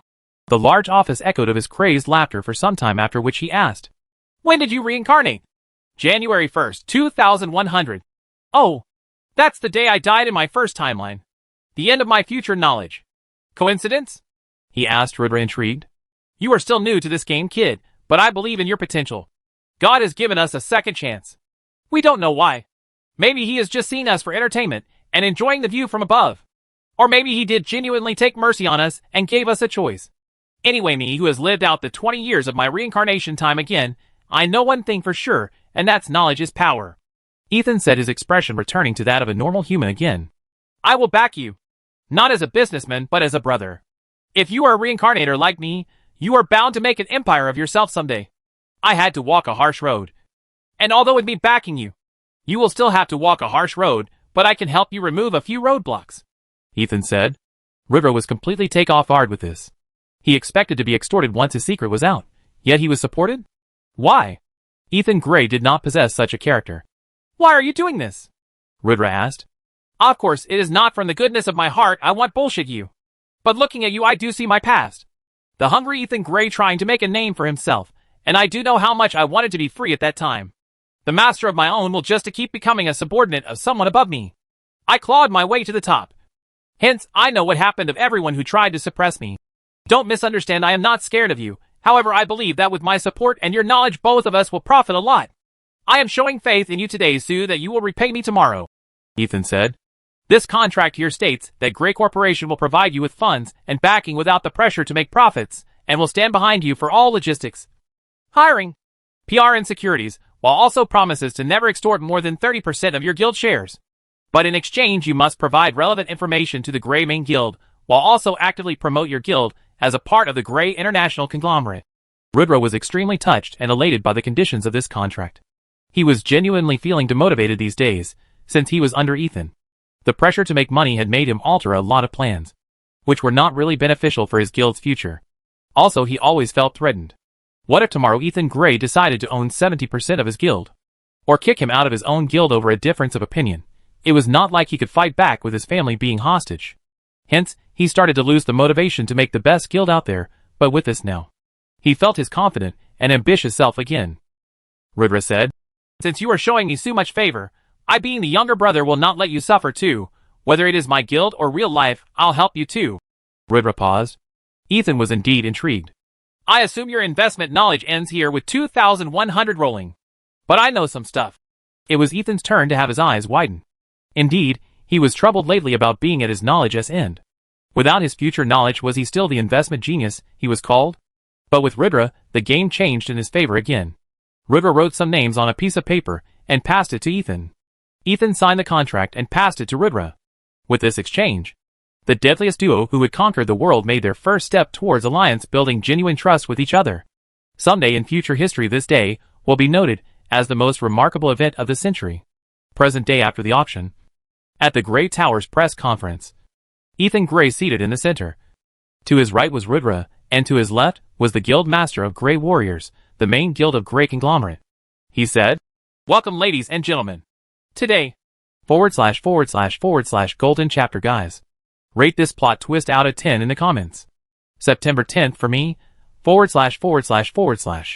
Chapter 35 Meeting Adam. Half an hour before the press conference. The Grey Tower's conference room. Rudra and Ethan were seated in the conference room, talking about their respective timelines. Understanding how their actions changed the timeline this time around.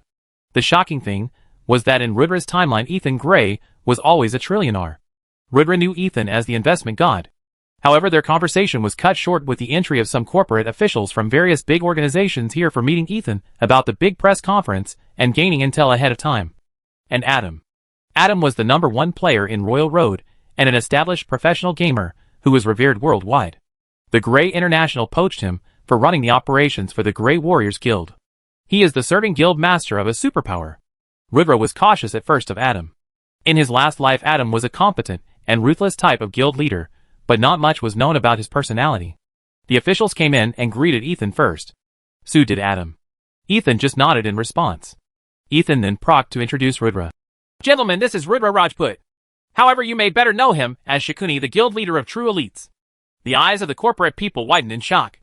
They quickly sent glances at Rudra, measuring him. The fact that Rudra was in the upside and under Grey's fold was not known to anyone yet. Hence, the appearance of Rudra here was enough to shock everyone. Rudra was currently being sought out by various major corporations. The bounty on his information was by no means less. Ethan loved the shocked reaction of everyone in the room. He continued, "The Grey International owns a 30% stake in the True Elites Guild. And Rudra is like my little brother. Both the Grey Warriors and True Elites will receive full support from my company." The corporate officials now received a mental breakdown. Grey had already poached Rudra. But more shocking is he only owns 30% stake, but is providing unconditional support. And Rudra is like his little brother. Fuck. Isn't that declaring that messing with Rudra is messing with the Greys? Who in their right minds would mess with the Greys? Ethan continued, "Rudra, this is Adam White, the guild leader of Grey Warriors Guild. You two take your time and get acquainted before the press conference. Let us businessmen talk business." With that, he led the corporate officials in another conference room, leaving the two of them alone. "Yo, bring your Shakuni, that is so sick, dude," Adam said in a typical American accent. He appeared completely laid back and chilled. "Nice to meet you," Rudra said with a smile. "Your name keeps ringing every week on the servers, brother. You are good man." Rudra did not understand. What's wrong with this guy? Why is he acting like he is a surfer or something?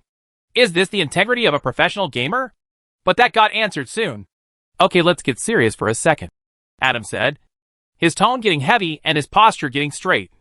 It was almost like he was a different person altogether. "How did you get your hands on a Platinum Guild token?" he asked. Rudra knew this was gonna come up in this conversation. Originally, he never intended to reveal the secrets about the Platinum Guild token. However, now, with Ethan treating him so nicely, the least he could do was to help a brother guild. There is only one in each kingdom. And the method to obtain them is by clearing SSS rank quests that leads to open picking of loot from the warehouse of the Church of Light.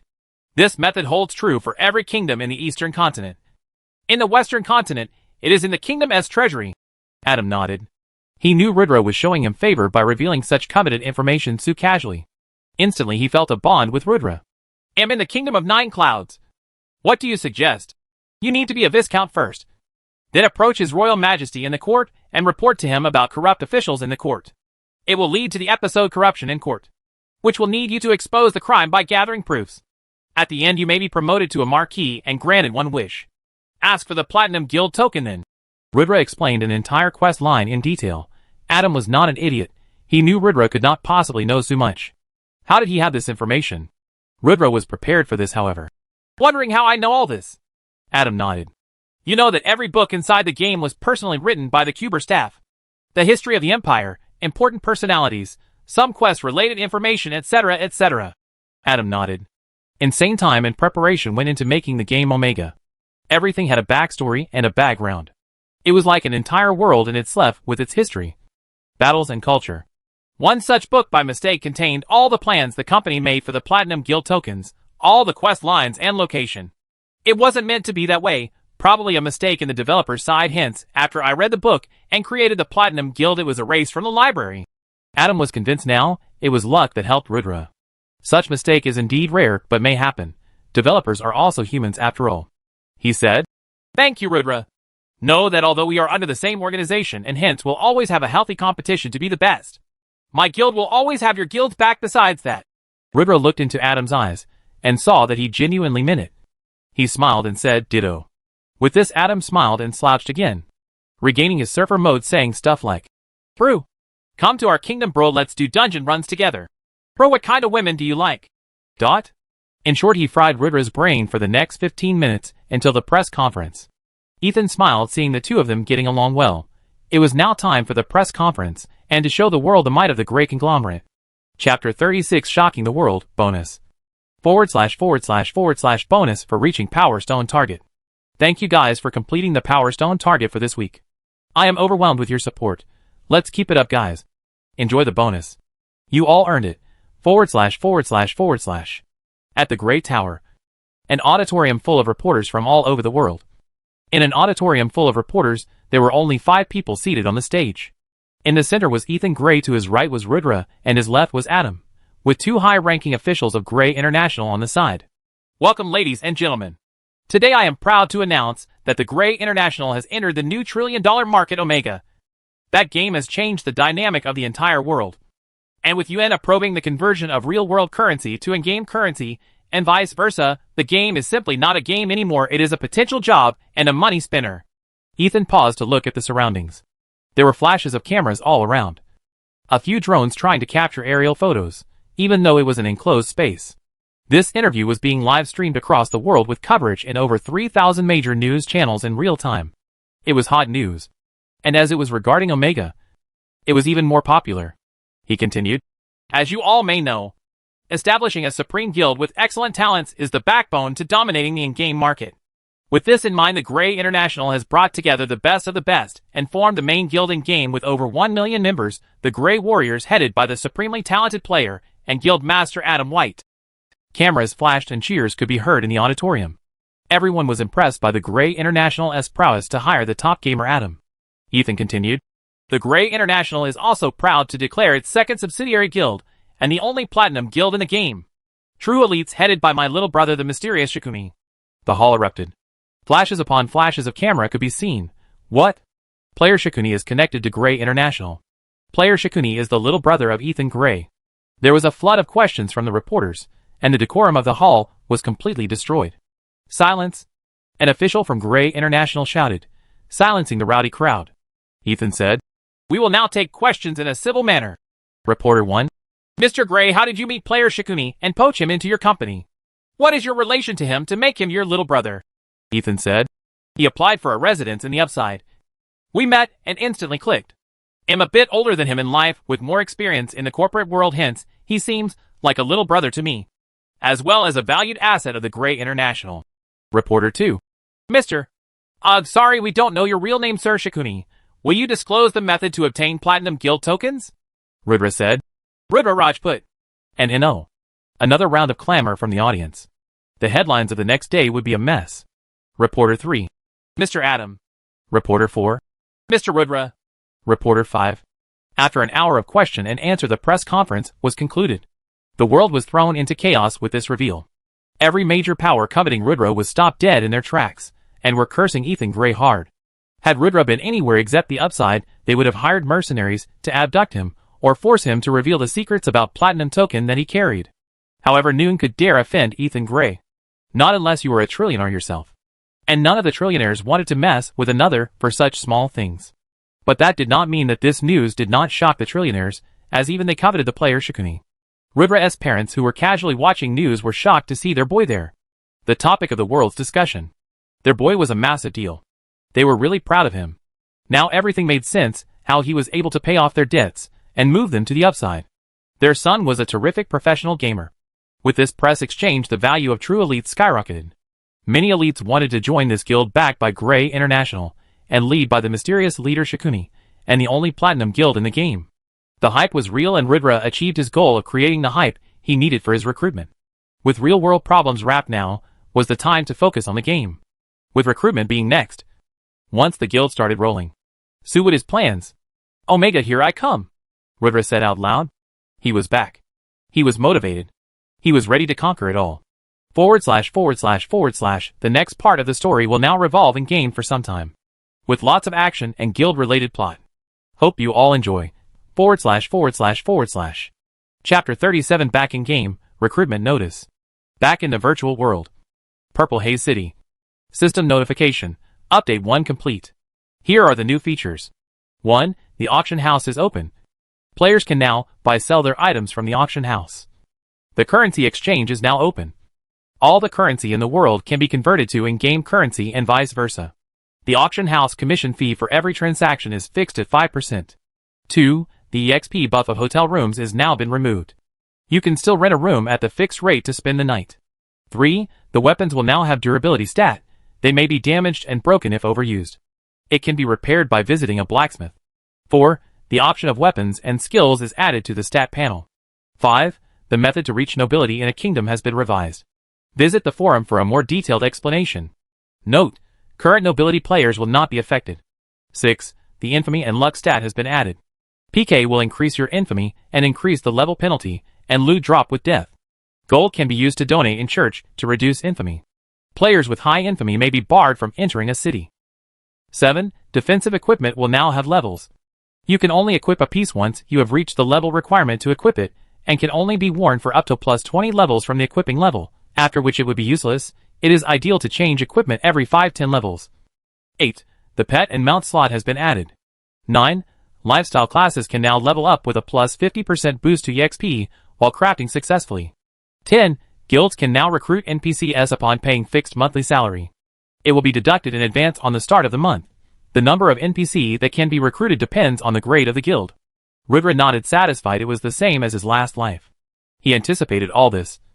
The common gamers would not be happy with this update, as it kept on nerfing the player experience. The game company realized that the method to obtain nobility in a kingdom was way too lax, and that with a bit of effort anyone could become a noble. But they could not have 50,000 barons and 20,000 viscounts running around in the same kingdom, can they? Hence the requirements were made much more difficult.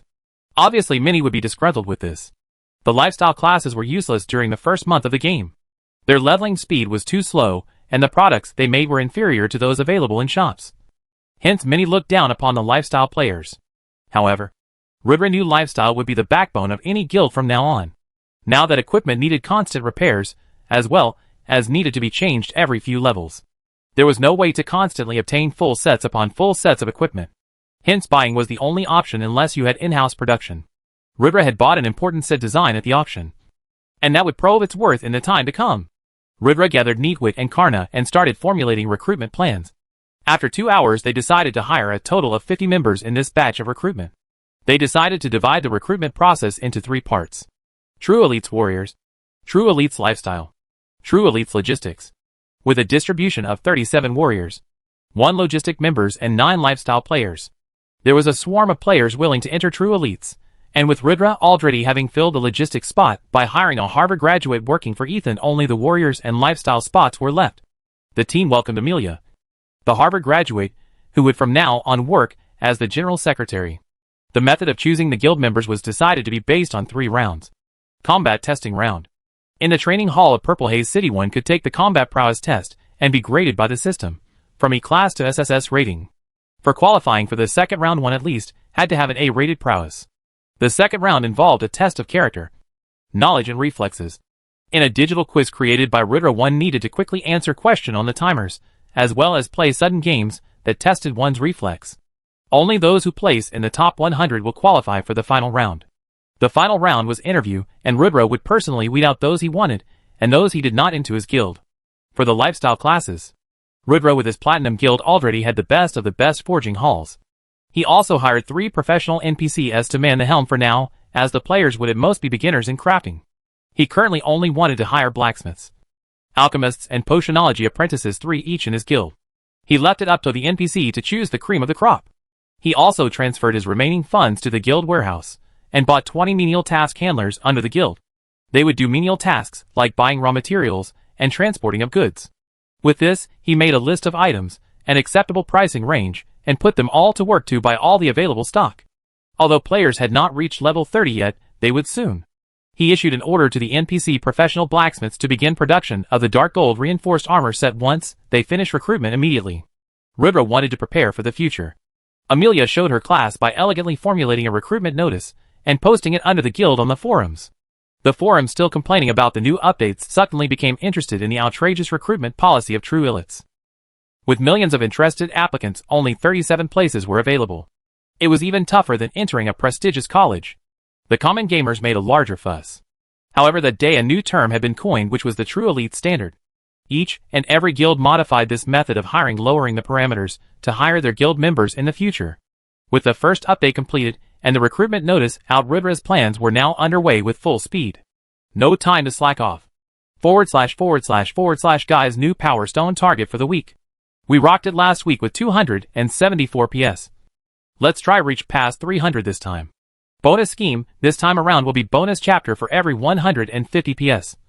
The day we reach 150, there will be bonus same for 300 even if it's Sunday. / Chapter 38, the interview. 1.3 million applicants tried out the training house trials to try get an A-grade assessment to go on to round 2. But soon reality crashed that 90% of the masses could not even get a C grade on the test.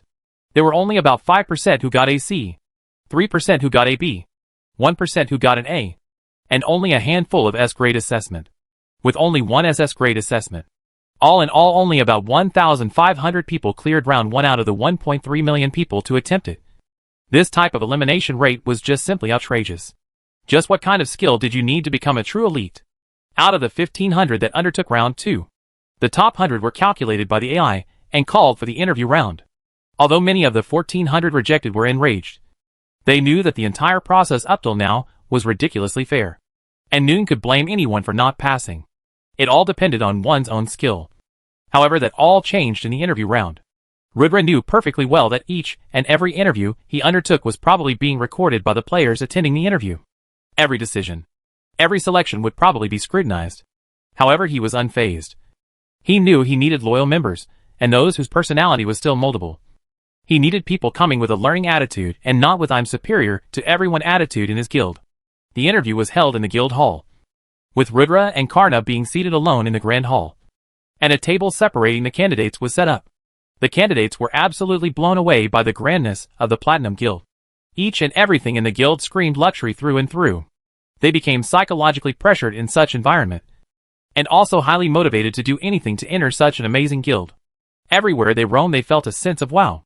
Although the acceptance rate of the guild was pitifully low, that was what made the guild so special. You feel the value of getting in when you struggle so hard for it. Had the entrance been easy, none would value the position so much. Amelia was seated outside the hall, looking absolutely stunning. Half of the male candidates were stealing glances at her, drooling. The more lustful ones felt even more motivation to enter, whereas the women felt uncomfortable at seeing such a stunning beauty. Is the guild leader a sucker for beauty? They thought. Amelia extremely professionally sent the members in one by one for the interview. The candidates were extremely nervous, especially when meeting Ridra. The player Shakuni was definitely one of the top players in the game currently, and his reputation preceded him. And even the most confident candidates felt a sense of pressure while talking to him. Ridra had the same set of 3 questions he would ask everyone. Why should you become a member of the guild? What will you do if tomorrow the guild loses its position because of losing a war? What lows are the lowest that you are willing to suffer with the guild? The 3 questions were extremely straightforward, and his evaluation scheme was also simple. He did not detest arrogance and pride. However, one should not be overflowing with it. Hence, to the first question, those who answered in a manner of "I can contribute to the guild in XYZ manner, and hence am a valuable asset" were all passed with full marks. Whereas those who said stuff like "I passed with an A grade assessment. My skills are top notch. I have such a record in Royal Road. I am an elite. Blah blah," any nonsense about themselves were given a big fat 0. It is about a team and a guild, not an individual. The answer to question 2 was truth. If you said, "I really don't know what I would do," you get full marks. If you said, "He'll probably quit," you get full marks. If you said, "He'll stick around no matter what." Now that kind of BS made Rudra suspicious. And hence, he would immediately ask why. If the answer satisfied Rudra, they get full marks, else if they are just corporate liars trying to please the boss, a big fat 0. Now the third question was highly subjective, and Rudra gauged the players' characters from this question itself. The answers ranged from everything: "I'll never leave the guild even at its lowest," to none whatsoever. "I'm here to be an elite. Struggles are for commoners." Rudra rejected both answers.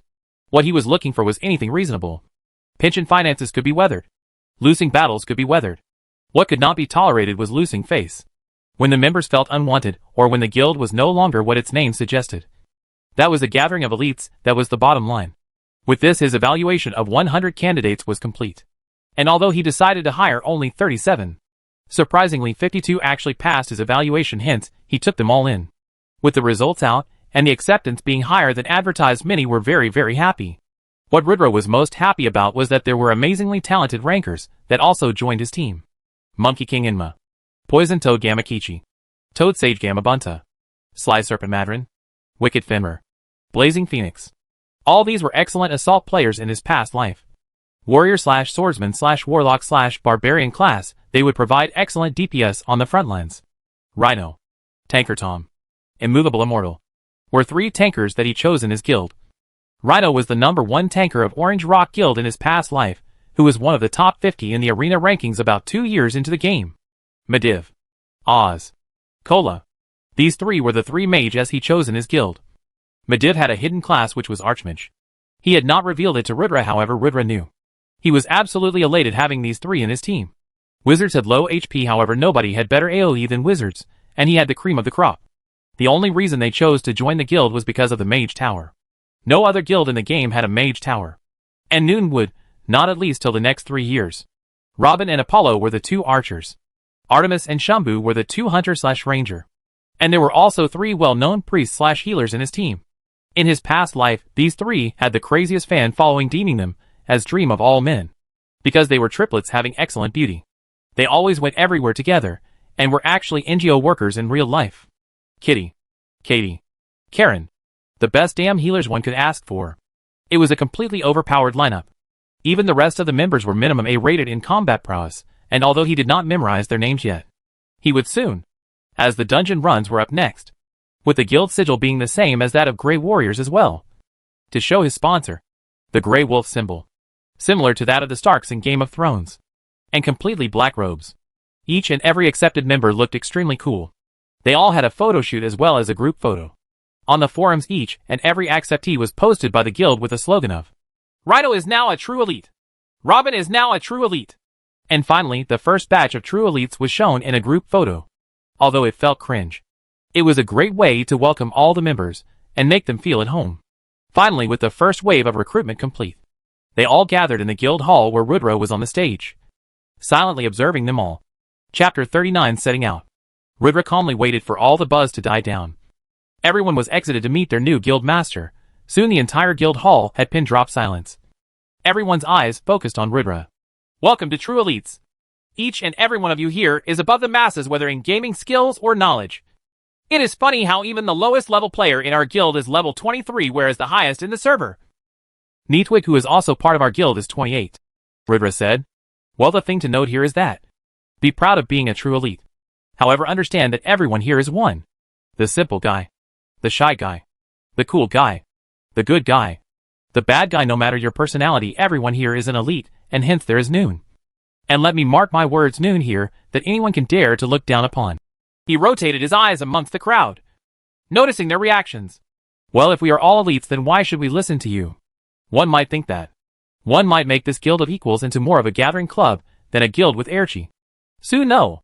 Let me make one thing very clear right from the start. This is a guild and it will have Airchi. While even those below you are not to be looked down on. There will be no defiance in the command chain. Everyone became nervous. Why is the guild so damn strict? Answering the first part. Let me make it clear. I am level 26, 9th in the overall rankings. I achieved this while doing multiple quests. Becoming a Viscount and forming a Platinum guild. Having no time for actual grinding of mobs. Rudra said. Although Rudra was respected, the guild members did not see him as an absolute authority figure yet. And it was important to establish dominance first. He made his qualifications clear. That's not it. I have the Grey International as a support in real life and have used my personal funds to buy items beneficial for the development of the guild. LV30 Dark Gold full equipment sets will be supplied to each member of the guild soon. Blacksmith workshop ready to mend your weapons 24/7. Potion. Alchemy hall. Wizard tower. Stable for mounts. You name it, we have got it. This entire environment is given by me to the guild. Even the only residential quarters in the entire game to still provide EXP buff on logout are in our guild. Audible gasps could be heard at this point. It was true that no other guild in the entire game could provide all this at this point. With these contributions, I claim my spot as the guild leader of true elites. And believe me when I say I will lead each and every one of you to be at the pinnacle of the game. Silence. Pin drop silence. What a bold promise. What high ambitions. A true leader. For those who doubt my combat prowess, here is the result of my attempt to the training hall's combat assessment test. With that he displayed his results to everyone and everyone's jaws dropped. SSS rating. They all knew that it was extremely difficult to move from A to S and S to SS, but SSS assessment means absolute perfect score. What a monster. What an absolute talent. With this reveal Noon doubted his ability to lead the guild anymore. The guild hierarchy will solely based on contributions to the guild. We are a team here. There is always benefits in making our teammates stronger. Donate items to the warehouse to exchange for GCP, or use cash to buy some. GCP can be earned by doing missions posted on the missions chart. Through guild wars.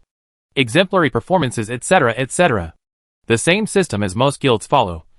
There is a compensation system here for all guild members. Deaths.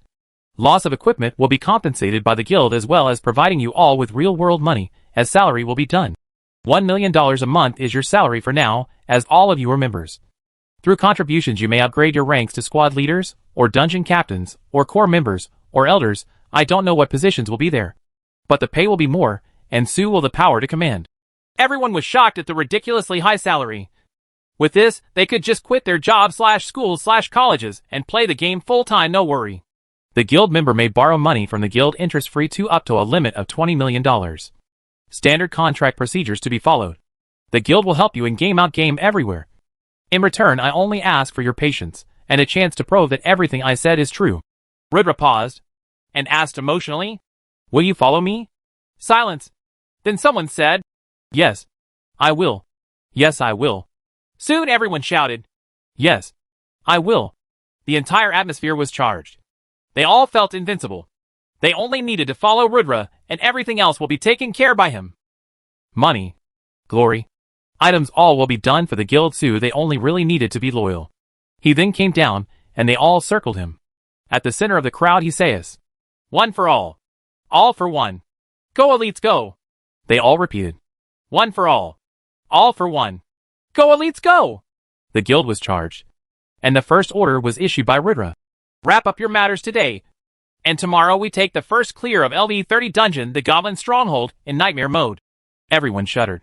Noon has even cleared the Nightmare mode of the LV25 dungeon yet. Even the best of the best guilds are still struggling the Goblin Stronghold in normal mode. Only one guild has ever completed it in easy mode. Yet we would attempt it in Nightmare mode. But somehow, they believe that if it was Rudra, they could do it. Chapter 41st Dungeon Run. The next day, Rudra and the team set out for the 50-man dungeon Goblin Stronghold. Neatwit was out leveling, hence, he was not participating in this dungeon run. As the guild moved in a disciplined formation, wearing the same robes, they naturally caught attention of all the players in town. "Fuck. Are all the rankers out here, or what?" a random bystander said out loud. Then everyone started to notice the group's levels. Just who are these guys? It's the True Elites Guild. It's Shikuni. OMG. It's that guild. Quick, let me take a picture and upload it on the forums. A lot of attention was given to the procession. Rudra did not mind. He wanted each and every guild member feel the special vibe that came with being an elite. Soon they reached outside the city and had to occasionally clear mobs to make way to the dungeon goblin stronghold. When they reached the dungeon, they saw it was being camped by Orange Rock members. As Ridra approached, a guard said, "This dungeon is being used by the Orange Rock Guild. Come back a week later." Ridra looked at his level. Just 16. Where even does he get the guts from, he wondered. Still, he asked, "So you refuse to let us pass?" "Yes," the guard said. And about 200 Orange Rock members designated to keep the dungeon safe equipped their swords and threatened them in an imposing manner. Although none of the elites felt any pressure, they wondered how their leader would tackle this situation. And handle he did. Before even someone could blink, Ridra killed the guard talking to him. 5. Fuck. What just happened? "Does anyone else want to stop my guild?" Ridra asked imposingly, windcutter blade in hand. Noon had the courage to answer.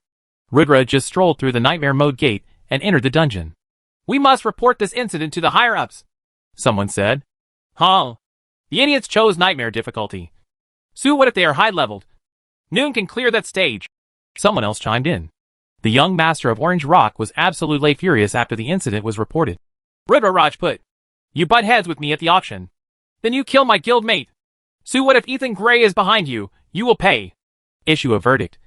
The entire elite force of Orange Rock Guild will camp the nightmare mode entrance whenever the bastards come out. Give them a shortcut trip to the city's spawn center. With this verdict, about 2,000 Orange Rock members started camping the nightmare mode dungeon entrance. Meanwhile, inside the dungeon, 50/50ths. The elites entered the dungeon. Ridra gave the order. "Okay guys, listen up. We will use a rotation system for non-boss fights. Me along 9 other players will clear the mobs, and all 50 of us will take part in the boss fight. There are 4 mini-bosses. After each mini-boss, the 9 members will switch. Take this chance to get used to the battle style of goblins. Bigger or smaller. Goblins have the same basic traits and fighting styles." Everyone nodded. Ridra seemed like an experienced leader, giving clear instructions that were creative yet simple. Form smaller groups with even party distribution of 2 tank, 3 damage dealers, 2 long-range attackers, 1 healer, and 1 mage. The team quickly reorganized themselves as told. Ridra took them in towards the first hallway. The hallway was filled with hobgoblins. Hobgoblins, mutated, LV-25, mutated goblins. Not yet fully matured. Fast in attacks yet possess weak defensive capabilities. Ridra quickly called the shots. "Archers, draw the aggro. Rhino and tanker when they reach 5 MU shield bash, and throw them back into their own lines, then hold your ground. Warriors will repel the wave causing damage pushing them back 5 meters, when wizards will deal AoE 15M behind the tanks. We repeat the same process after each wave." Ridra called the shots and the other 9 complied. The shots were fired, and when the aggro was drawn, the hobgoblins broke the lines and charged. 10M, 875. Shield bash. Both tanks used shield bash, and sent the hobgoblins flying back their own lines, causing light damage to the members behind. 250. 250. 20. 20. 5. A string of damage appeared. Combat classes charge. Ridra shouted and himself sprung into action. Windcutter slicing through enemies like butter. Everyone was in awe of their guild leader's skills. Monkey King Inma, Poison Toe Gamma Bunta both showed their class as world-class assault players and killed a bunch too. Then Ridra shouted, "Hold the line!" The assault stopped. Medivh cast a fire blaze spell 10M away from the assaulter's location, and boom. The retreating demons were all burnt to a crisp. A 20M breathing room was created between the frontliners and the goblins. "Tanks close in! Healer heal the damaged! Archer draw aggro!" The same process was repeated again and again, until the entire floor was cleared. With just 10 people, a swarm of 500 goblins was repelled, not losing a single member. What a tactic! The team members' respect for Ridra deepened. Even the team who followed his lead felt like this was a piece of cake. The entire time no one was put under extreme pressure. It was almost fun. The crowd became excited. Maybe they could actually clear this dungeon. Then, before entering the first mini-boss's room, Ridra said, "Okay guys, there is a goblin chief in there. Its size is pretty large, and if you come under his giant club, you will be crushed. Even if you avoid it with a narrow miss, you will be blasted away. Even the tanks." I had made everyone buy a bow before entering the dungeon. It was for this boss. After finishing the side mobs, which would be done by the assaulters very quickly, all 50 of us will only shower him with arrows long range. Me and Karna will draw the aggro. The rest of you keep firing non-stop. Wizards light the hell out of the bastard. A very unusual tactic again. But that was the boss's orders, they could but only follow. They nodded in acknowledgement. Let's go! / author's thoughts. Bonus chapter for reaching the PS target. You guys are completely crushing it. Thank you for all the support. Hope you enjoy this one. Also, my contract has been approved today, so the gift option is now open on my book. Chapter 41 Breezing Through. The party went in the room where the first main boss of the dungeon resided. As expected, it was quite fearsome. Goblin Chief, Elite, LV 35, HP 30,000/30,000 with great frame and power. The Goblin Chief is a fearsome opponent to fight against. Caution is advised. Indeed, level 35 was extremely difficult to tackle at such a high HP. Caution was indeed needed. Hobgoblins, Mutant, LV 30, Mutant Goblins. Sirs, the Goblin Chief. Ridra counted them in his mind. There were a total of 12 hobgoblins around the chief. Well, luckily they had 14 assaulters in his party. Assaulters slay the smaller mobs. Archers take aggro of the boss. Stay out of attack range. Non-assaulters pick up a bow and try and damage as much as you can. Ridra commanded. The fray started. Ridra quickly went to work on the hobgoblins. Leading by example, he slew 3 hobgoblins in just under a minute, assisting others in slaying 5 more, although Karna's skills were not as polished as in his past life. With the epic blade slaughterer, he too was a one-man wrecking crew, with the 2 of them leading the fray.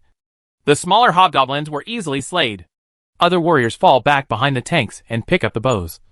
Let me and Karna take the aggro now, archers. Saying that, Ridra attacked the boss using Wind Slash. 300. 300. 450 critical hit. And the boss's aggro was drawn indeed. The Goblin Chief roared and used the Earthquake Stomp skill. Shockwave rippled across the ground, damaging every player in the party. 200. 250. 300. A string of damage appeared on the players. Ridra grit his teeth. Darkness bind. He immobilized the chief and switched his weapon to Excalibur, using the size manipulation property of the blade. Midway through his swing, he increased the size to that of the Goblin Chief's head and slash. 21,000 critical hit. Goblin Chief, Elite, HP 1200/30,000. Ridra quickly escaped and used the Darkness Blast skill as his last move. 1,200. A system notification rang through everyone's ears. But Noom was paying attention. WTF, was that insane damage? Does the leader even need a party? He basically soloed a mini-boss of a nightmare mode dungeon. Shock. Awe. Respect. Level up. A notification was heard again. They all being around similar levels leveled up after this boss fight. Ridra smiled. This is exactly what he wanted. He wanted everyone in his party to understand that he is a reliable leader, and with him around everything will just be a breeze.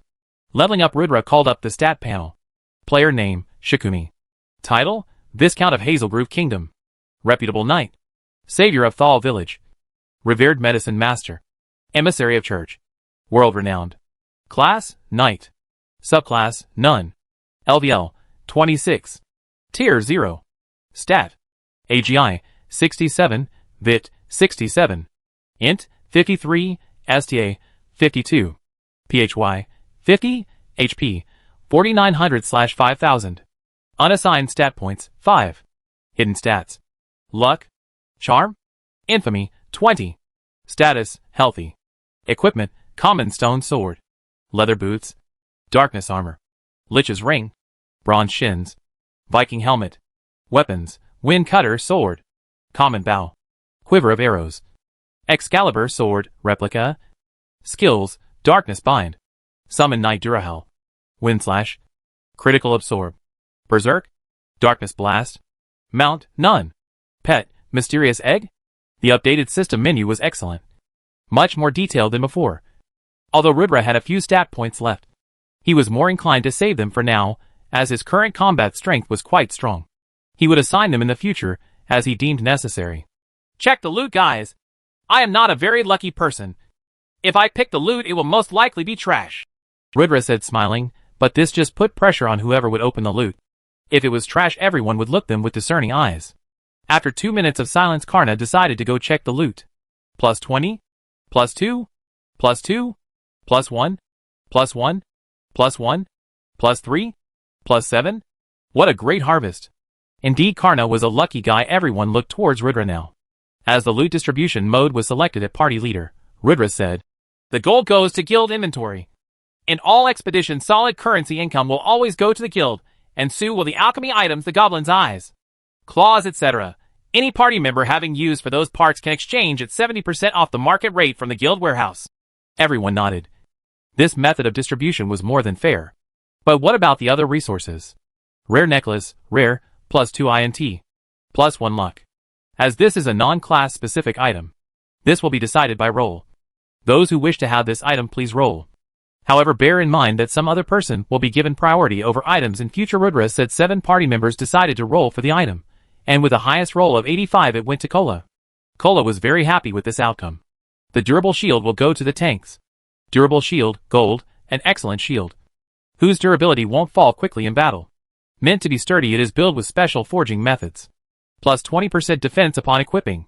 50% physical damage reduction. Only tanks may roll for this item. Rudra said, but it was mutually decided by the tanks to let this item go to Rhino. Rudra was fine by that. He also appreciated such team bonding. Rudra similarly distributed all the remaining items fairly, while he himself also participated in the roll for the skill book theft. In the end, he did not win a single thing. However, he was content with the way things procced. Rudra said, "Okay guys, let's catch a break and heal. We will head out in 20 minutes. Saying so, the healers quickly started casting heal spells and restoring the party back to max HP. The dungeon run so far was going very smoothly. / author's thoughts. Shout out to Miguel WN, Undead King, Jarek and Book Lover for your gifts. Duly appreciated. Also comment down below if you want more fight scenes or more story progression. I can shorten the dungeon run or elaborate accordingly. / Chapter 42, the next 3 mini-bosses. After resting for a while, the party went ahead with their dungeon run. Rudra led them, defeating waves and waves of goblins using the 10-man rotation system. Hence everyone got equal combat experience. None of them were weak links in the future. This was actually not as easy as Rudra made it seem. Always leading the party with excellent coordination and attack tactics. Actually, the dungeon was almost impossible to clear on the first run. However, our reincarnator had spent 2 months of his previous life trying all the modes of this dungeon. If he could still not breeze through it again, it would be an insult to him as a gamer. The second mini-boss was a mutant orc goblin. It was ridiculously powerful, and yet quite agile. It was troublesome to deal with. However, with a perfect combination of tanks taking damage, and assaulters dealing some, he was defeated without casualties. It was mainly because Rudra used Darkness Bind at critical juncture, stopping the chief from slaying the tanks. Karna shined in the battle, with him clearly shining as the vice guild master of the guild. While many were convinced about Rudra, many had their doubts about Karna, especially with his speech about Rudra, as how he was recruited to pay back a favor surfaced. But Karna's battle strength was no joke. Although not as refined as Rudra, he was without a doubt the second strongest party member. And with his easygoing attitude, he soon won over all guild members. The loot fell, and was distributed as Rudra deemed fit, mostly through rolls. However, unknown to many, Rudra was silently observing every roll, to determine who had more of the hidden stat luck. He was keeping a track in his mind, noting all the roll numbers of all the players. Maybe someday, he would compile an Excel sheet. This method continued for the next 3 waves, and the team leveled up twice. It was an insane leveling speed, and the forums erupted with discussions, as currently all 50 members of the dungeon team were in the top 100 ranking of the kingdom, with Neatwit being first and Rudra second. Stat panel. Rudra called for his stats. Player name, Shikumi. Title, Viscount of Hazelgrove Kingdom. Reputable knight. Savior of Thal Village. Revered medicine master. Emissary of church. World-renowned. Class, knight. Subclass, none. LVL, 28. Tier, shocked. Stats. AGI, 69. Vit, 67. Int, 58. STA, 57. PHY, 55. HP, 6000/6000. Unassigned stat points, 7. Hidden stats. Luck. Charm. Infamy, 20. Status, healthy. Equipment, leather boots. Darkness armor. Lich's ring. Bronze shins. Viking helmet. Weapons, wind cutter sword. Common bow. Quiver of arrows. Excalibur sword, replica. Skills, darkness bind. Summon Knight Durahel. Wind slash. Critical absorb. Berserk. Darkness blast. Mount, none. Pet, mysterious egg. Nice. Rudra smiled. Only 2 more levels until the first tier promotion quest. The tier promotion was where the real strength increase would start. A lot changed by promoting your tier. the subclass option would open, and one could choose the class based on your performance. There will be a massive stat increase, and the quest that Rudra had his eyes set on needed him to be tier 1 before he could attempt it. Hence, he quickly needed to reach it. After resting for a while, Rudra now took a 30-people group for handling the next fry of goblins in a wider passage leading to the final boss. But he could see the slump on the party members. Perhaps after 9 hours of continuous battle they were midly tired, as mistakes were visible due to laziness. Rudra was a little disappointed with this kind of performance. Nonetheless, he allowed a 1-hour break before attempting the final boss. Meanwhile, outside the dungeon, the Orange Rock Guild members were livid. How the hell were Rudra's people in the dungeon for so damn long? It had been 9 hours. They soon died long ago. Yet all they could see was all party members continuously leveling up. Was Nightmare mode so easy? Could its difficulty be a ruse? No, they couldn't even clear the normal mode. What monsters were the true elites? The Orange Rock members gradually started to feel anxious the longer that Rudra's team stayed inside, their resolve to kill weakening. Meanwhile their guild leader Donald was absolutely livid at the situation, and his mood extremely rotten. He kept saying, "So what if you are strong? In the end you are but 50 people, can you fight my 2,000? Just you wait Shikuni, I will slay you today." Meanwhile the forums. Hey, didn't the True Elites guild members go in the Goblin stronghold at Nightmare difficulty? How come they are leveling up so fast? Can they really clear the dungeon? Just like that a lively discussion broke out. The True Elites already were an extremely famous guild, hence many opened betting channels on whether or not they would clear the dungeon. With a 2:1. No. Yes odds, a total betting of $3 billion was done on their results. The whole country was waiting on the results of their dungeon run. Meanwhile the Grey International Towers. Upside. Sir, the True Elites have made a huge buzz. Billions of dollars have been bet on whether or not they will clear the dungeon, Grey's secretary reported. Ethan smiled. He for one knew for sure that with Rudra leading the guild it was a done deal that he would clear the dungeon. He said, "Place a $10 billion bid on them clearing the dungeon. Publish the bet in all major news channels. Make it gain traction." This, the secretary paused. Although Grey was a trillionaire, 10 billion was still a huge amount, and to just casually bet so much, she as a secretary found it beyond her. However, whatever the boss sees goes, hence she did as she was told. With Grey's insanely high bid, it became a global issue worldwide. Now the world's eyes were on Rudra and his team. Can they clear the dungeon? Chapter 43, Clearing the Dungeon. Fighting the boss was complicated. It was by no means an easy feat to achieve. This was because the boss had a health regeneration ability, which was extremely troublesome. Also his weapon was of high grade with a higher critical damage rate. Things could get real messy if the tanks fell to the monster. But unlike the Goblin Chief, the Goblin King was extremely mobile boss. Long-range attacks would only work with proper tanks shielding the aggro. Rudra led the team into the boss hall. And the same dialogue that Rudra had heard 100 times in his past life came out of the Goblin King's mouth. "How dare you puny humans slaughter my kind and barge into my throne room? I will show you despair." Saying so the Goblin King sprang into action. Goblin King, Lord, LV 39, HP 100000/100000, King of all goblins. The big boss of all big bosses. Pray for your survival, adventurer. 100k HP, what a drag.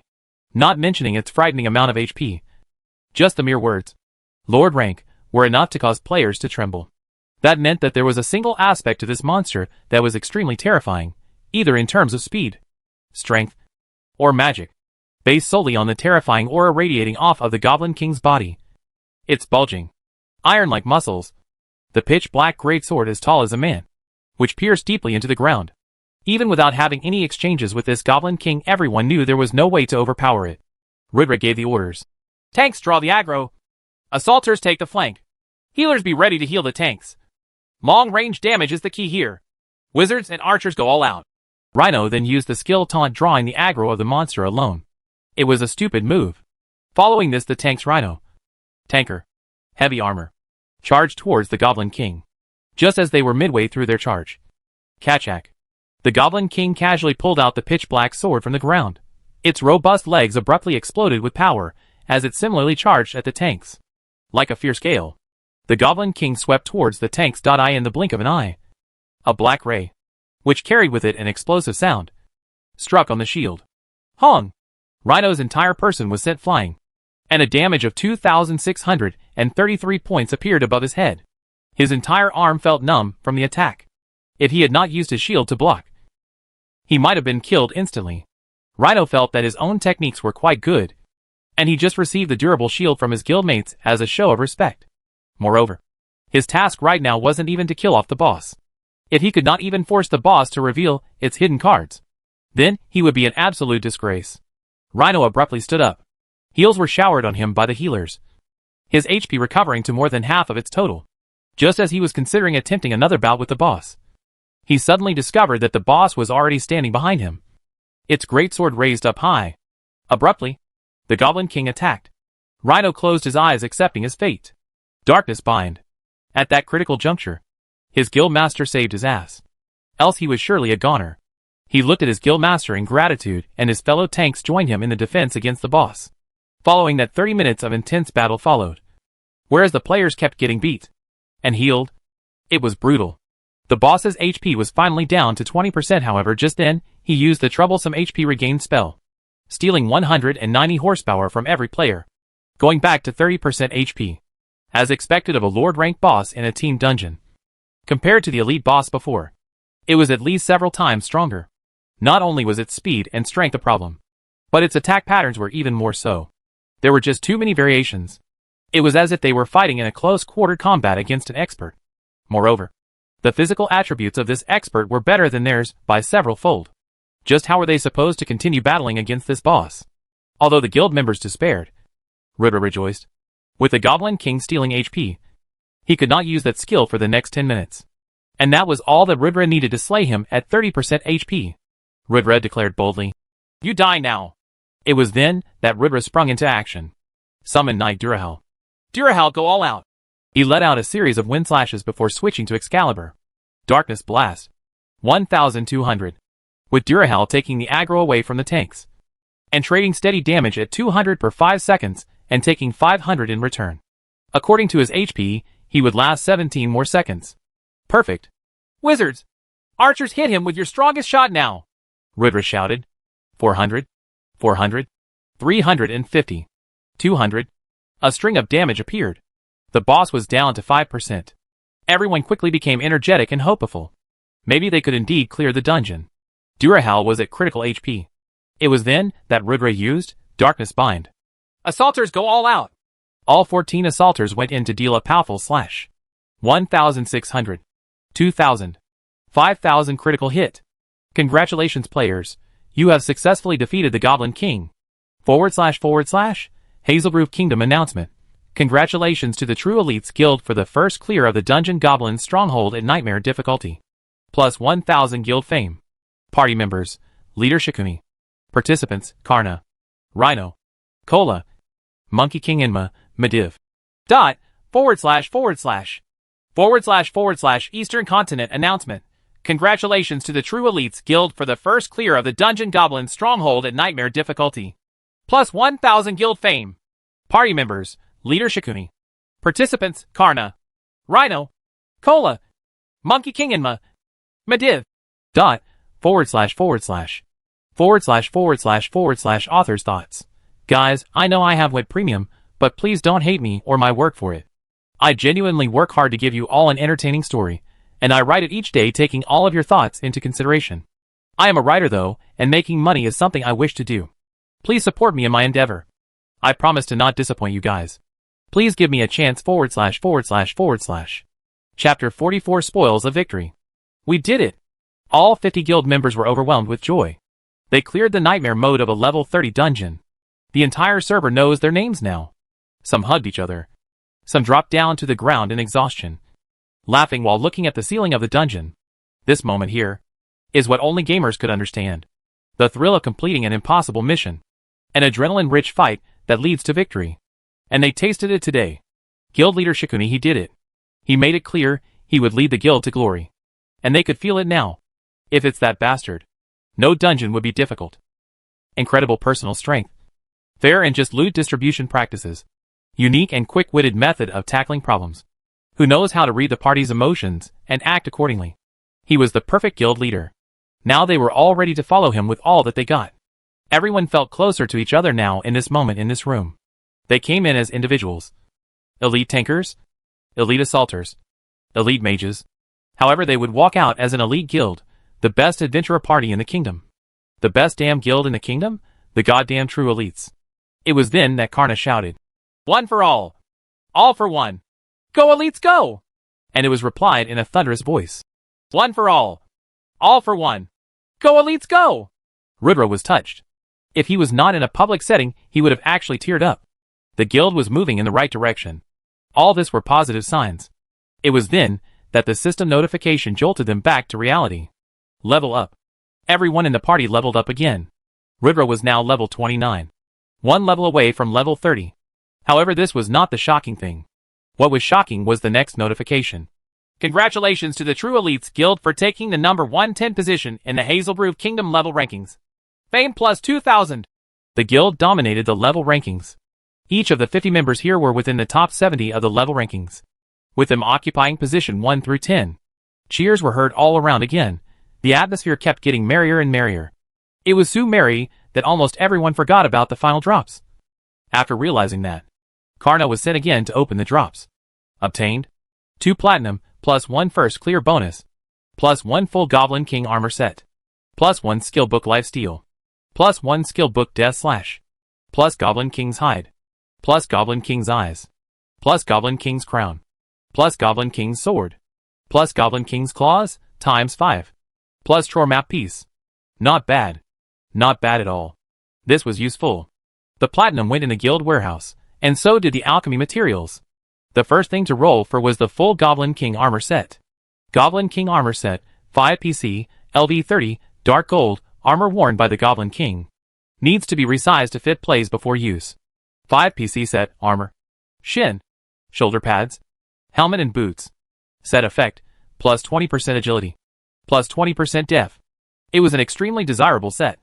And every assaulter and tank wished to roll for it. Finally, it landed in the hands of the Vice Guild Master Karna with a roll of 95. Rudra noted it in his mind. Karna had insane luck stat. Rudra, considering that the archers and mages had not received any tangible benefits in this raid, decided to make the lifesteal skill roll exclusive for them. And hence 5 lifesteal skill books were distributed. Next item was the death slash skill. It was a sword-related skill, doing 200% of base damage in a single hit, with a 20% chance of doing 400% damage if it's a critical hit. An ops skill for swordsmen. Rudra wanted it badly, but he still decided to hold an open roll. However, to his surprise, the guild members unanimously decided to give the skill to him. He was absolutely elated, and did not decline their goodwill. Goblin King's sword was a gold piece of equipment very useful for assaulters. Monkey King Inma won the roll for that item.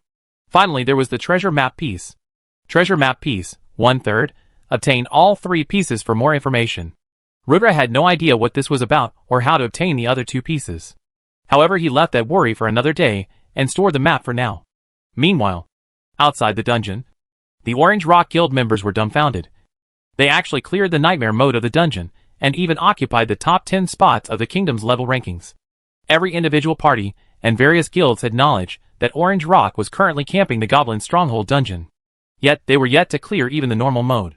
Now that true elites cleared the nightmare mode, won't their entire guild become a joke? And their worries were not baseless, as they were slandered left and right as trash on the forums. Especially their guild leader was on the face of many memes, and the loss of face was unimaginable. However, a bigger part of the forums were cursing Orange Rock for the loss of money. If the situation were to be surmised in short, it could be understood from a single comment.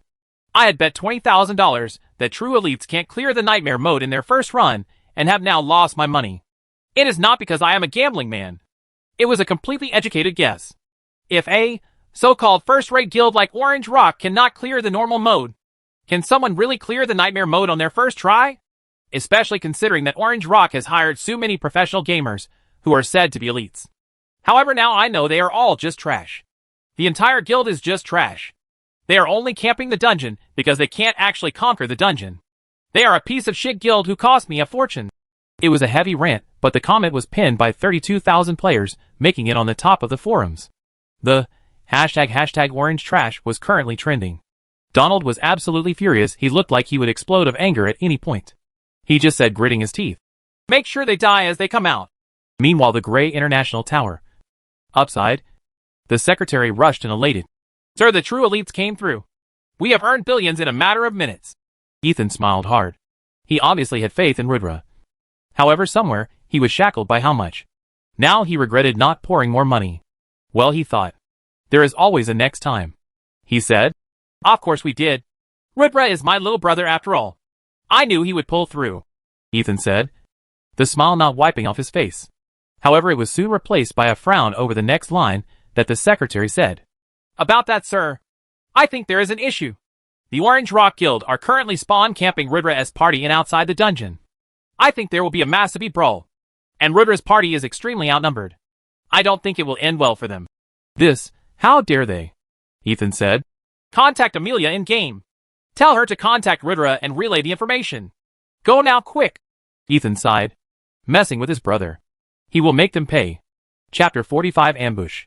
Rudra and the party were ready to teleport outside the dungeon when Amelia contacted Rudra about the current situation of the Orange Rock Guild members camping outside the dungeon. Rudra half expected this to happen. Just he never expected it to be so soon.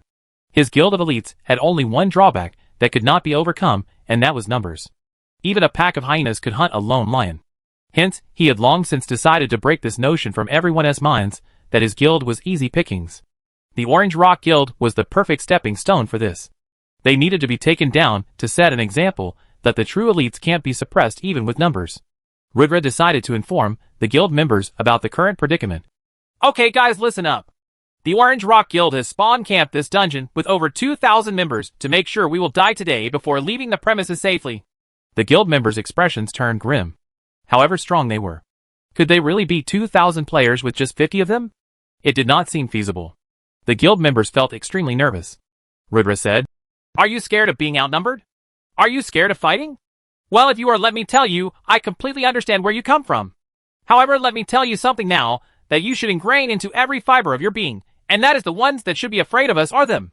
Each and every enemy that points their sword towards our guild should be scared, as each one of us is probably worth 1,000 of them. Since when are dragons afraid of ants? Rudra said, raising his voice full of determination. We are the top of the top, the best players in the damn kingdom. Look to your left. Look to your right. Look towards me. Which one of us is weak?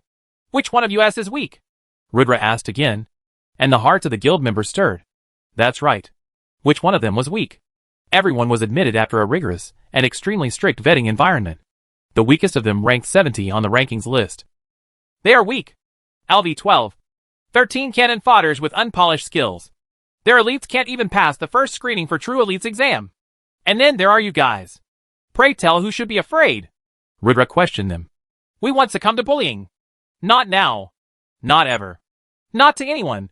We will stand at the top and the ants beneath us will be crushed by us. Rudra was on a roll now. We will go out there. And the 50 of us will break their encirclement. Kill their leader and walk triumphant into the city. If push comes to shove, we will annihilate all 2,000 members. Rudra declared, madness in his eyes. The guild members felt charged hearing this.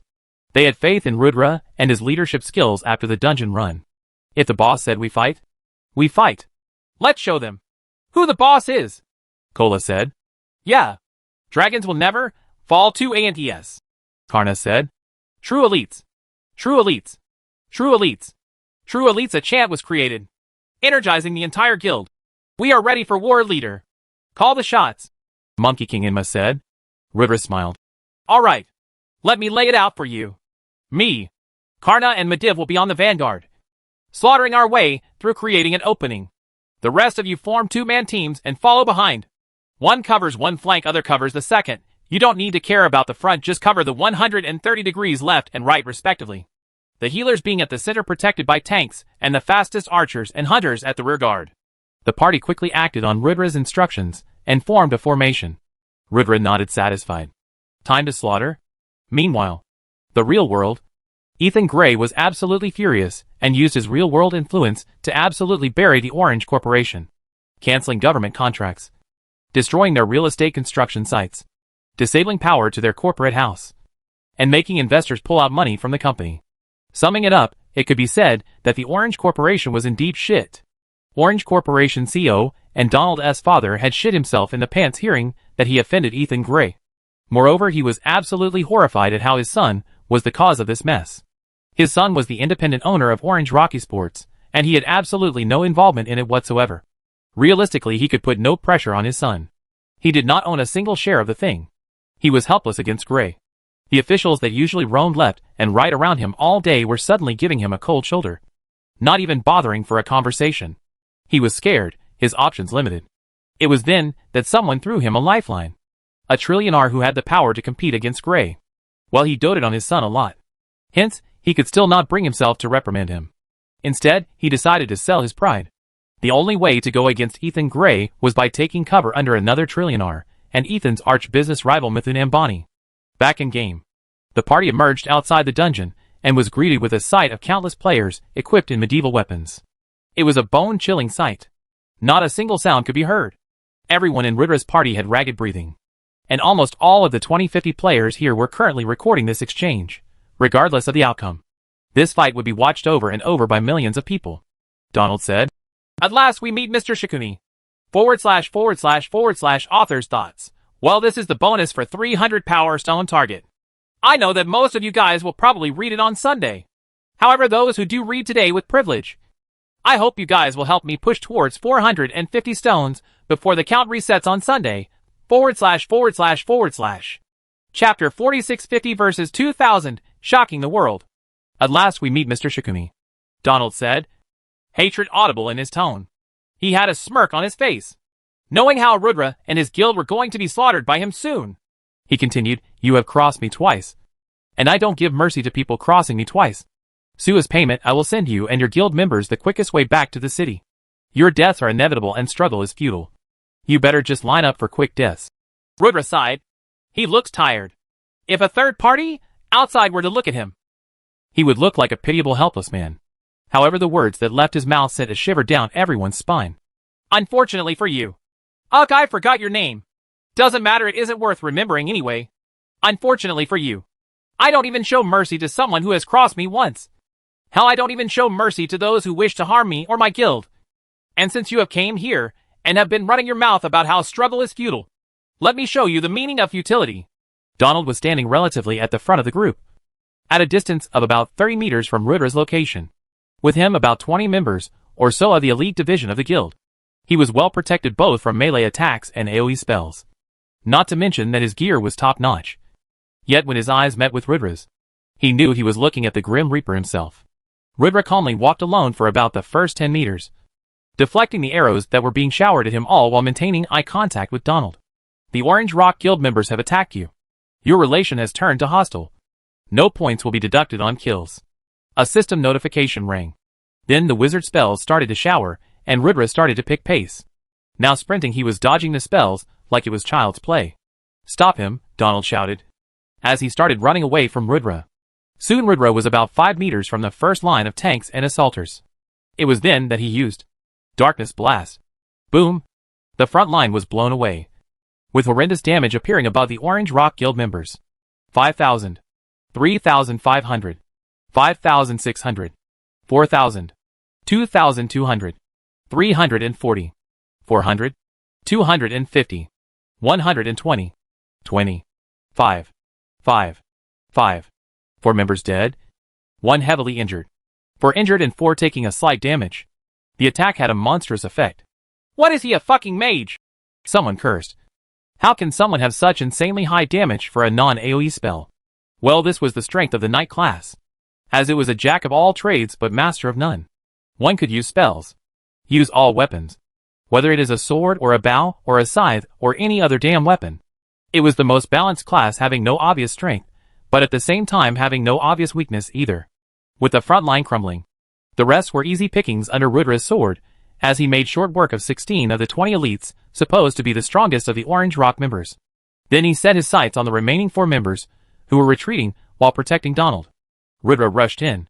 He quickly added all his unassigned stat points into agility, suddenly gaining speed. He ran straight as an arrow towards his retreating target. Darkness Bind. The 4 guards were temporarily restrained, and before Donald could even turn back to raise his sword, Death Slash. 15,000 critical hit. Donald was slayed there, and then Rudra alone rushed into the enemy guild lines, and took of the leader's head, while making a fool of the enemy guild's elites. This fight sequence will be the birth of Rudra's legend. This valley where the fight took place would be named Death Valley. And the legend of how player Shikuni is an absolute madman never to be crossed would be born. The forums picked a name for this madman. The Demon of Death Valley. The other members were stunned silent by the death of their leader, however soon regained their composure, and a fight broke out. However, before Rudra could be overwhelmed by the enemy waves, Karna led the true elites as backup. Showering the enemies with AoE spells, Mediv wiped the next 50 meters clean of enemies, with Rudra as summoned Durahal as rearguard and Rudra and Karna leading the vanguard fry. The true elites went on to slaughter the Orange Rock members. It's unclear what happened. Whether it was morale that was too high for the elites after seeing their leader solo killing the enemy leader, or the fact that Orange Rock members were highly inferior to the elites. But the enemies were being cut down like butter. The death toll for Orange Rock Guild members increased drastically 200. For 100.500700900, soon half of the guild was routed without even a single elite dead. Fear. Without the 20 elites making the top management that were slaughtered early, none of them knew how to properly lead a party. Disorganized and uncoordinated, the remaining members did not know how to utilize numbers to their advantage. And looking at the piling death toll, the unanimous decision was to FLE.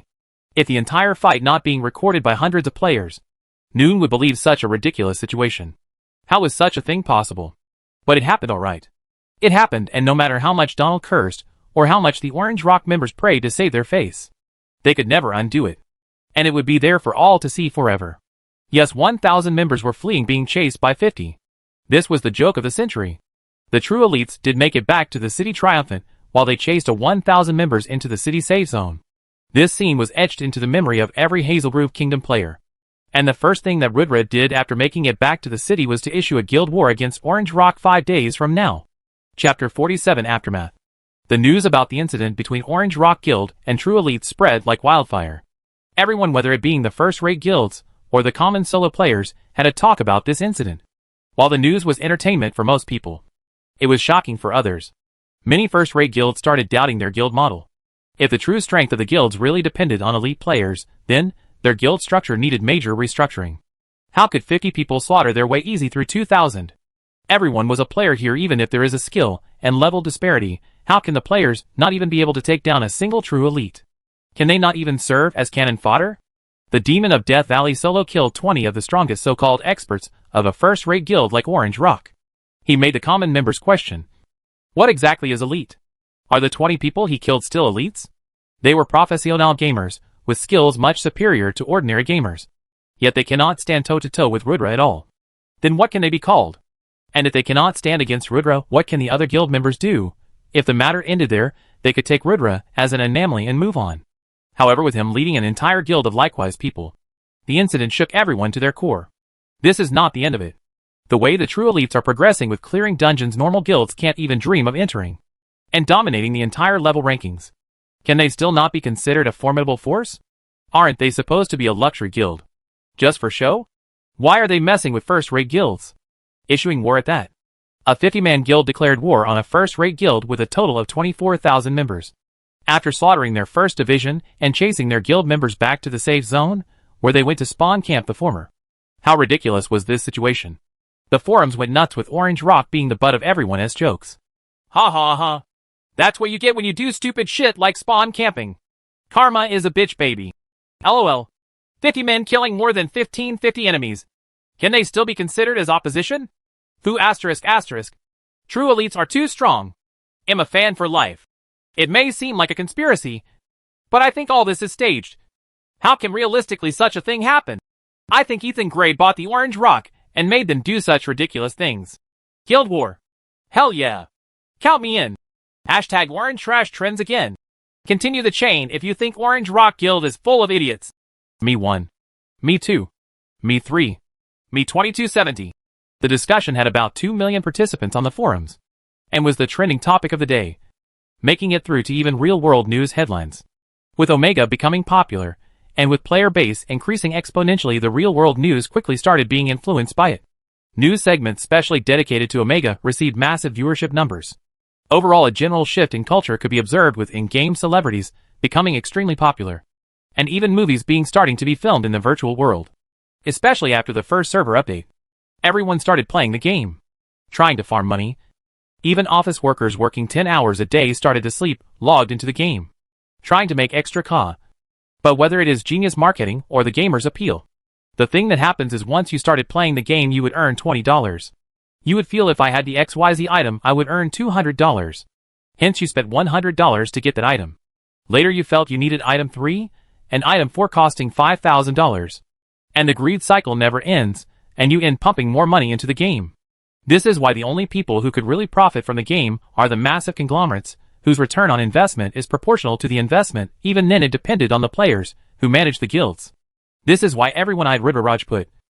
Making the impossible possible, he was a hot commodity currently. The first person to realize Rudra's huge worth was Ethan Gray. He started believing in Rudra after knowing his secret. However, with the explosive growth of Omega and Rudra's rising star, his corporate image got a huge boost. The pride of the true elites was the pride of Gray International now. He had benefited beyond his dreams with this venture, with his share prices seeing a steady rise. He understood that Rudra needed to be backed and to be backed thoroughly. With his brother being troubled in game, he decided to thoroughly crush the opposition in real life. However, none of the experts that provided him a report of the situation expected that true elites would actually slaughter and overpower their way out of the situation scratchless. With Orange Rock crushed in game, and the Orange Technologies crushed in real life, it was a brutal assault sending chills down many conglomerates. Ethan Gray and Rudra Rajput. These two demons were not to be messed with. However, what most did not know was that a manipulative serpent had took interest in the situation. He had secretly stabilized the falling stock, and had injected a lot of liquidity to stabilize both the guild and the parent company.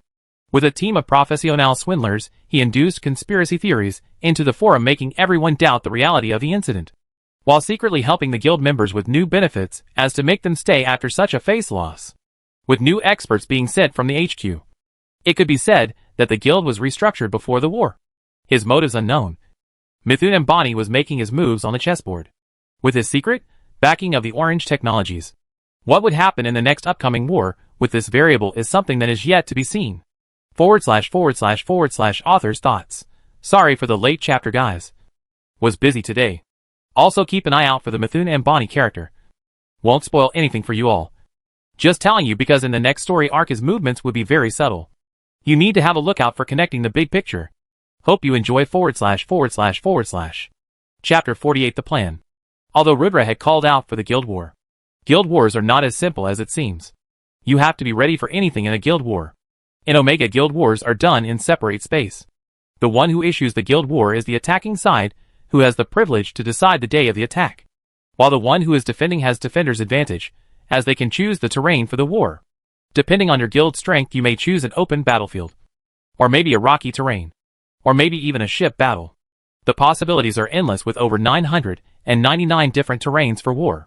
Losing the terrain advantage is a big loss for the attacking side. In such large-scale battles, tactics play a huge role in the outcome, and tactics are based on the terrain.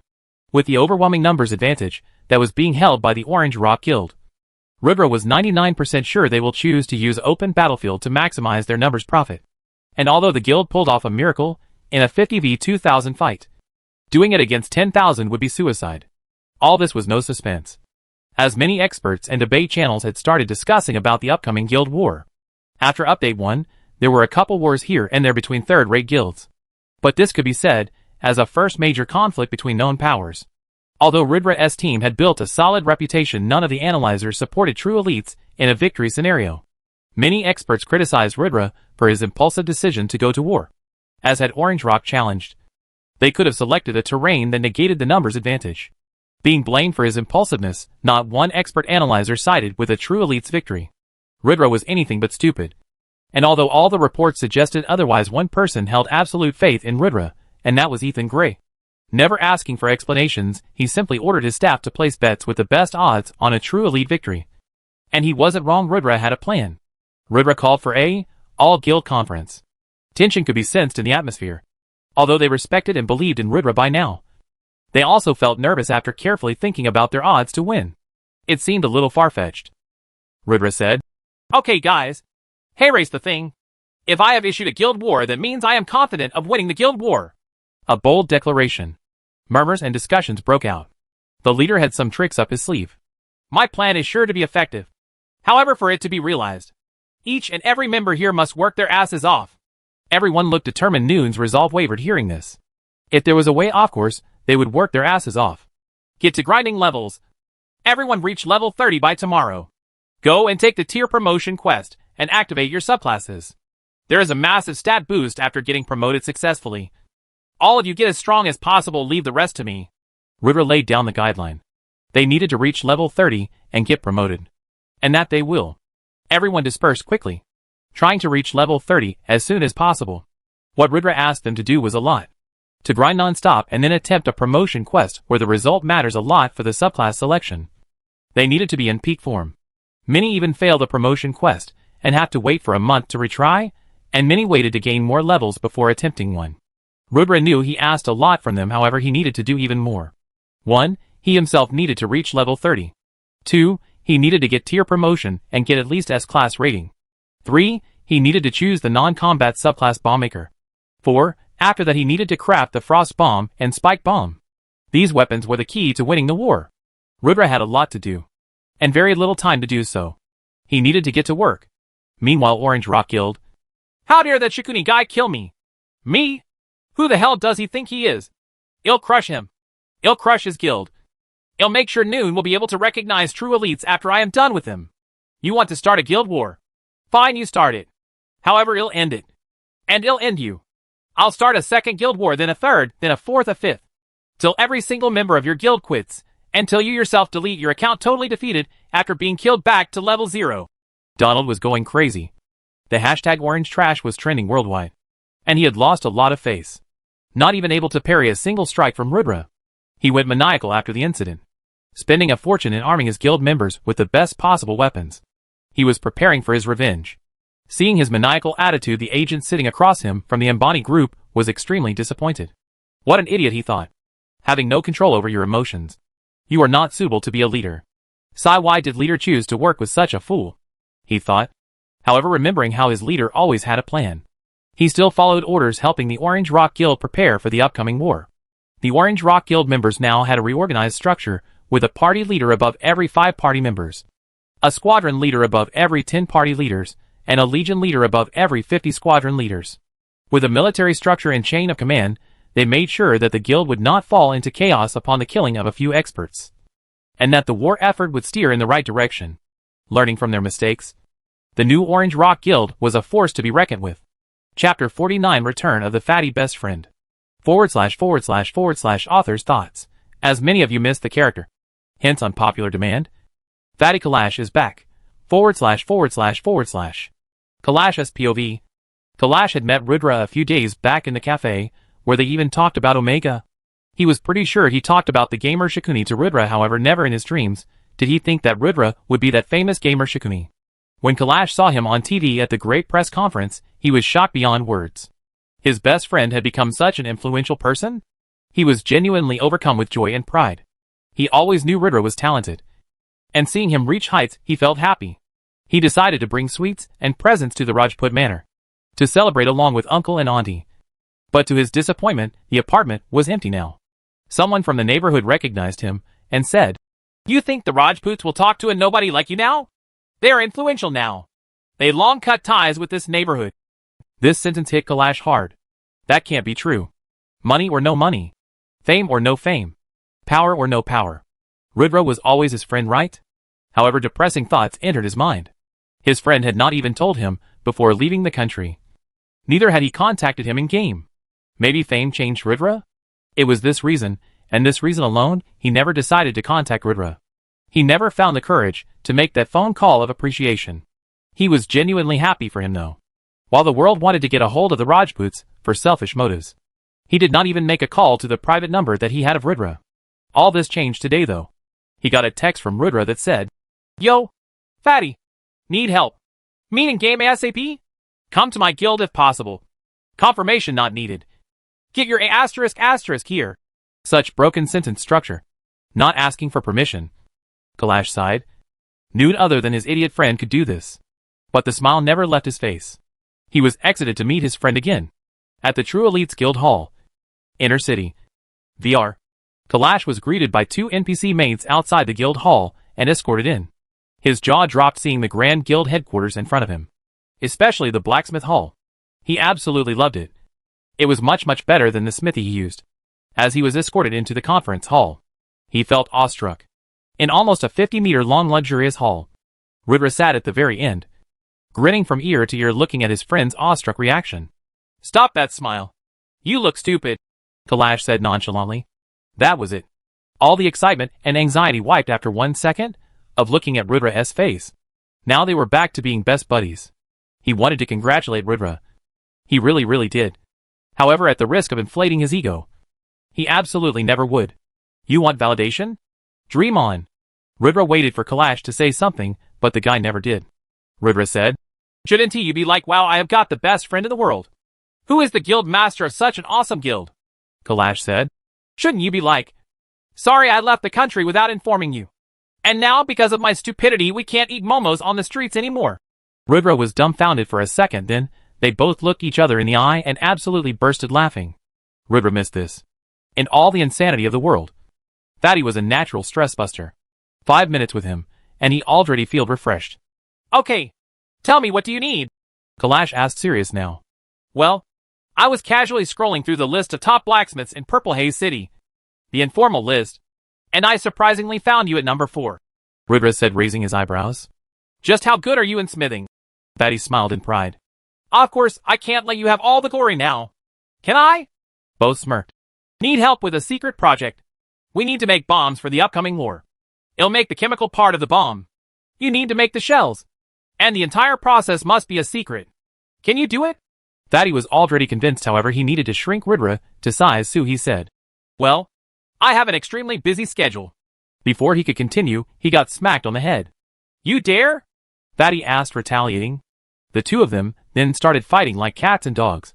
Finally, after 2 minutes of intense bout, they laid on the floor panting. Rudra said, You are so goddamn heavy even in VR. Thank you, Kalash said, clearly proud of his tummy. Rudra said, Join my guild, brother. I need you. Kalash nodded. He asked Rudra, The war doesn't look to be in your favor. I watched the analysis of the things, and they say you made a big blunder. I know you better to know that you would never do things on stupid impulse. You are too lazy for that. Rudra nodded, impressed by his friend's intelligence to be up to date. So I assume this bomb is your trump card in the war, I assume. And hence the top secret project. Rudra nodded again. My crafting proficiency is only so-so. I'll try my best though, don't worry. I'll work my ass off so I'll get it done on time. Naturally, you don't need to worry about me leaking information. However, you do owe me a lunch party later. Done, brother. Get familiarized with the new smithy today. I'll send you the design and materials tomorrow. Cool. I loved your smithy. It's really nice. And this is how the Fatty best friend joined the lifestyle division of True Elites Guild. / Author's thoughts. This chapter was not scheduled in my plan, but is made on popular demand. So guys, keep commenting. Keep writing suggestions. I do seriously take them into consideration. And steer my chapters accordingly. Hope you enjoy. / Chapter 50, The Tier Promotion Quest. Rudra spent the next half day reaching level 30. After reaching level 30, he changed his entire gear to the new LV30 armor set straight out of his guild inventory. He called out his stats panel. Player name, Shikumi. Title, Viscount of Hazelgrove Kingdom. Reputable Knight. Savior of Thal Village. Revered Medicine Master. Emissary of Church. World-renowned. Class, Knight. Subclass, None. LVL, 30. Tier 0. Stats. AGI, 87 Vit, 77. Int, 73 STA, 72. PHY, 70 HP, 8000/8000. Unassigned stat points, 16. Hidden stats. Luck. Charm. Infamy, 0. Status, Healthy. Equipment, Reinforced Armor Set, LV30, 7 PCS. Lich's Ring. Weapons, Wind Cutter Sword. Common Bow. Quiver of Arrows. Excalibur Sword, Replica. Skills, Darkness Bind. Summon Knight Durahel. Wind Slash. Critical Absorb. Berserk. Darkness Blast. Death Slash. Mount, None. Pet, Mysterious Egg. He had basically scrapped all of his equipment for the reinforced armor set. As a set effect, it reduced weight by 70% and increased defense by 15% above the already given defensive boosts. It was hands down the best forgeable equipment in the game at this stage. Rudra took in a deep breath. This was as prepared as he could get to attempt the tier promotion quest. A tier promotion quest varied from class to class for every gamer. There were no hidden methods to get legendary classes, or such things in Omega. However, that did not mean there were no special classes. The method to obtain special classes was open to whosoever had the strength to take it. That was through tier promotion quest. This was done to prevent discrimination between players. Although luck plays a huge role in a gaming world like Omega, the creators wanted the game to be fair for those who had even the trashiest luck. With enough skills, anyone can get a legendary class. However, that was only available after Tier 3. After unlocking your Tier 1, you get the first class specific skills that are upgradable. These are the most vital skills that all members of that class need that are otherwise almost unavailable as skill scrolls or item drops. For example, say you are an archer. The skill, Hawkeye, is one of the most important skill for you, which may be granted depending on your performance in the trial. Or if you are a hunter, you get the skill track. The skills you get from the trial depend on your own performance. Getting the grade assessment, you get trash skills. Getting C grade assessment, you get random skills that are better than D grade ones, but still trash. Getting the grade assessment, you get random skills. Getting an A grade assessment means you get to select from all available skills in the trial. Getting a S grade assessment, you get to choose from all available skills plus a random special skill. Getting SS grade assessment, you get to choose from all available skills plus a chance to choose from all special skills. Getting SSS assessment, you get to choose from all class specific skills plus a legendary subclass option. Only available at Tier 1 promotion. Even if you don't unlock legendary subclass, you still unlock the subclass option after being successfully promoted. Then the system asks you to choose from the normal range of subclasses. Rudra had no extravagant plans to get special subclasses. The Bombmaker subclass was available in the normal options. Hence, he was just aiming at getting S or SS assessment for the option of that special skill. Rudra headed to the Hall of Knights for the first tier promotion. In Omega, each major profession had their own halls. Tier 1-3 promotion quests had to be done at those halls itself. First time inside the Knight's Hall, he first needed to register himself. As he approached the reception, he was met by a very peculiar Catwoman. Rudra had experience in the game Omega, hence, he knew that there are many NPC races. However, this woman was very peculiar. He could not inspect her stats at all, and there was a golden glow in her eyes. This was something new. He never saw this woman in his previous life. Is she an important NPC? Why can't he inspect her stats? The NPC also gauged him for a bit before saying, "Welcome, adventurer. How may I help you?" "Hi. I'm here to register myself as a knight and take the first tier promotion test, please," Rudra said politely. The NPC's golden eyes sparkled. She said, "Oh, you are quite the famous one, aren't you? Not bad achievements for a very young adventurer. Sure, let me register you." Rudra was getting nervous now. This NPC could see his stats. She was definitely not simple. Just who was she? "No need to be so nervous, kid. I'm not going to eat you. You are the first adventurer blessed by the goddess of life to walk into the Night Hall, and your strength doesn't disappoint. Go complete the trial. Based on your performance, I'll have an offer for you," the beast woman said. The pressure to perform just increased tenfold. He knew that there are some hidden quest conditions here, but had absolutely no idea what will satisfy to trigger it. He just had to do his absolute best and hope that it's enough. With how strong the NPC seems, it can't be anything ordinary. But just what might it be? Ugh. Rudra felt frustrated. Ever since reincarnating, he always had information as his key weapon. Never was he clueless or hopeless like now. He had absolutely no idea what was going to happen. However, the unknown motivated him. He was going to enter the test thinking of getting by with an S grade, however this changed everything. Now he would try to do his absolute best. Let's see what happens. Resolute, he walked into the trial chambers, and a system notification rang. "Welcome to the Hall of Knights. Here you shall be tested, and only the worthy shall advance in the way of the knights. Prepare yourself, adventurer. / author's thoughts. Bonus for the Power Stone target, guys. You are absolutely killing it. Keep it rolling, and so will the bonuses. Enjoy the extra chapter. /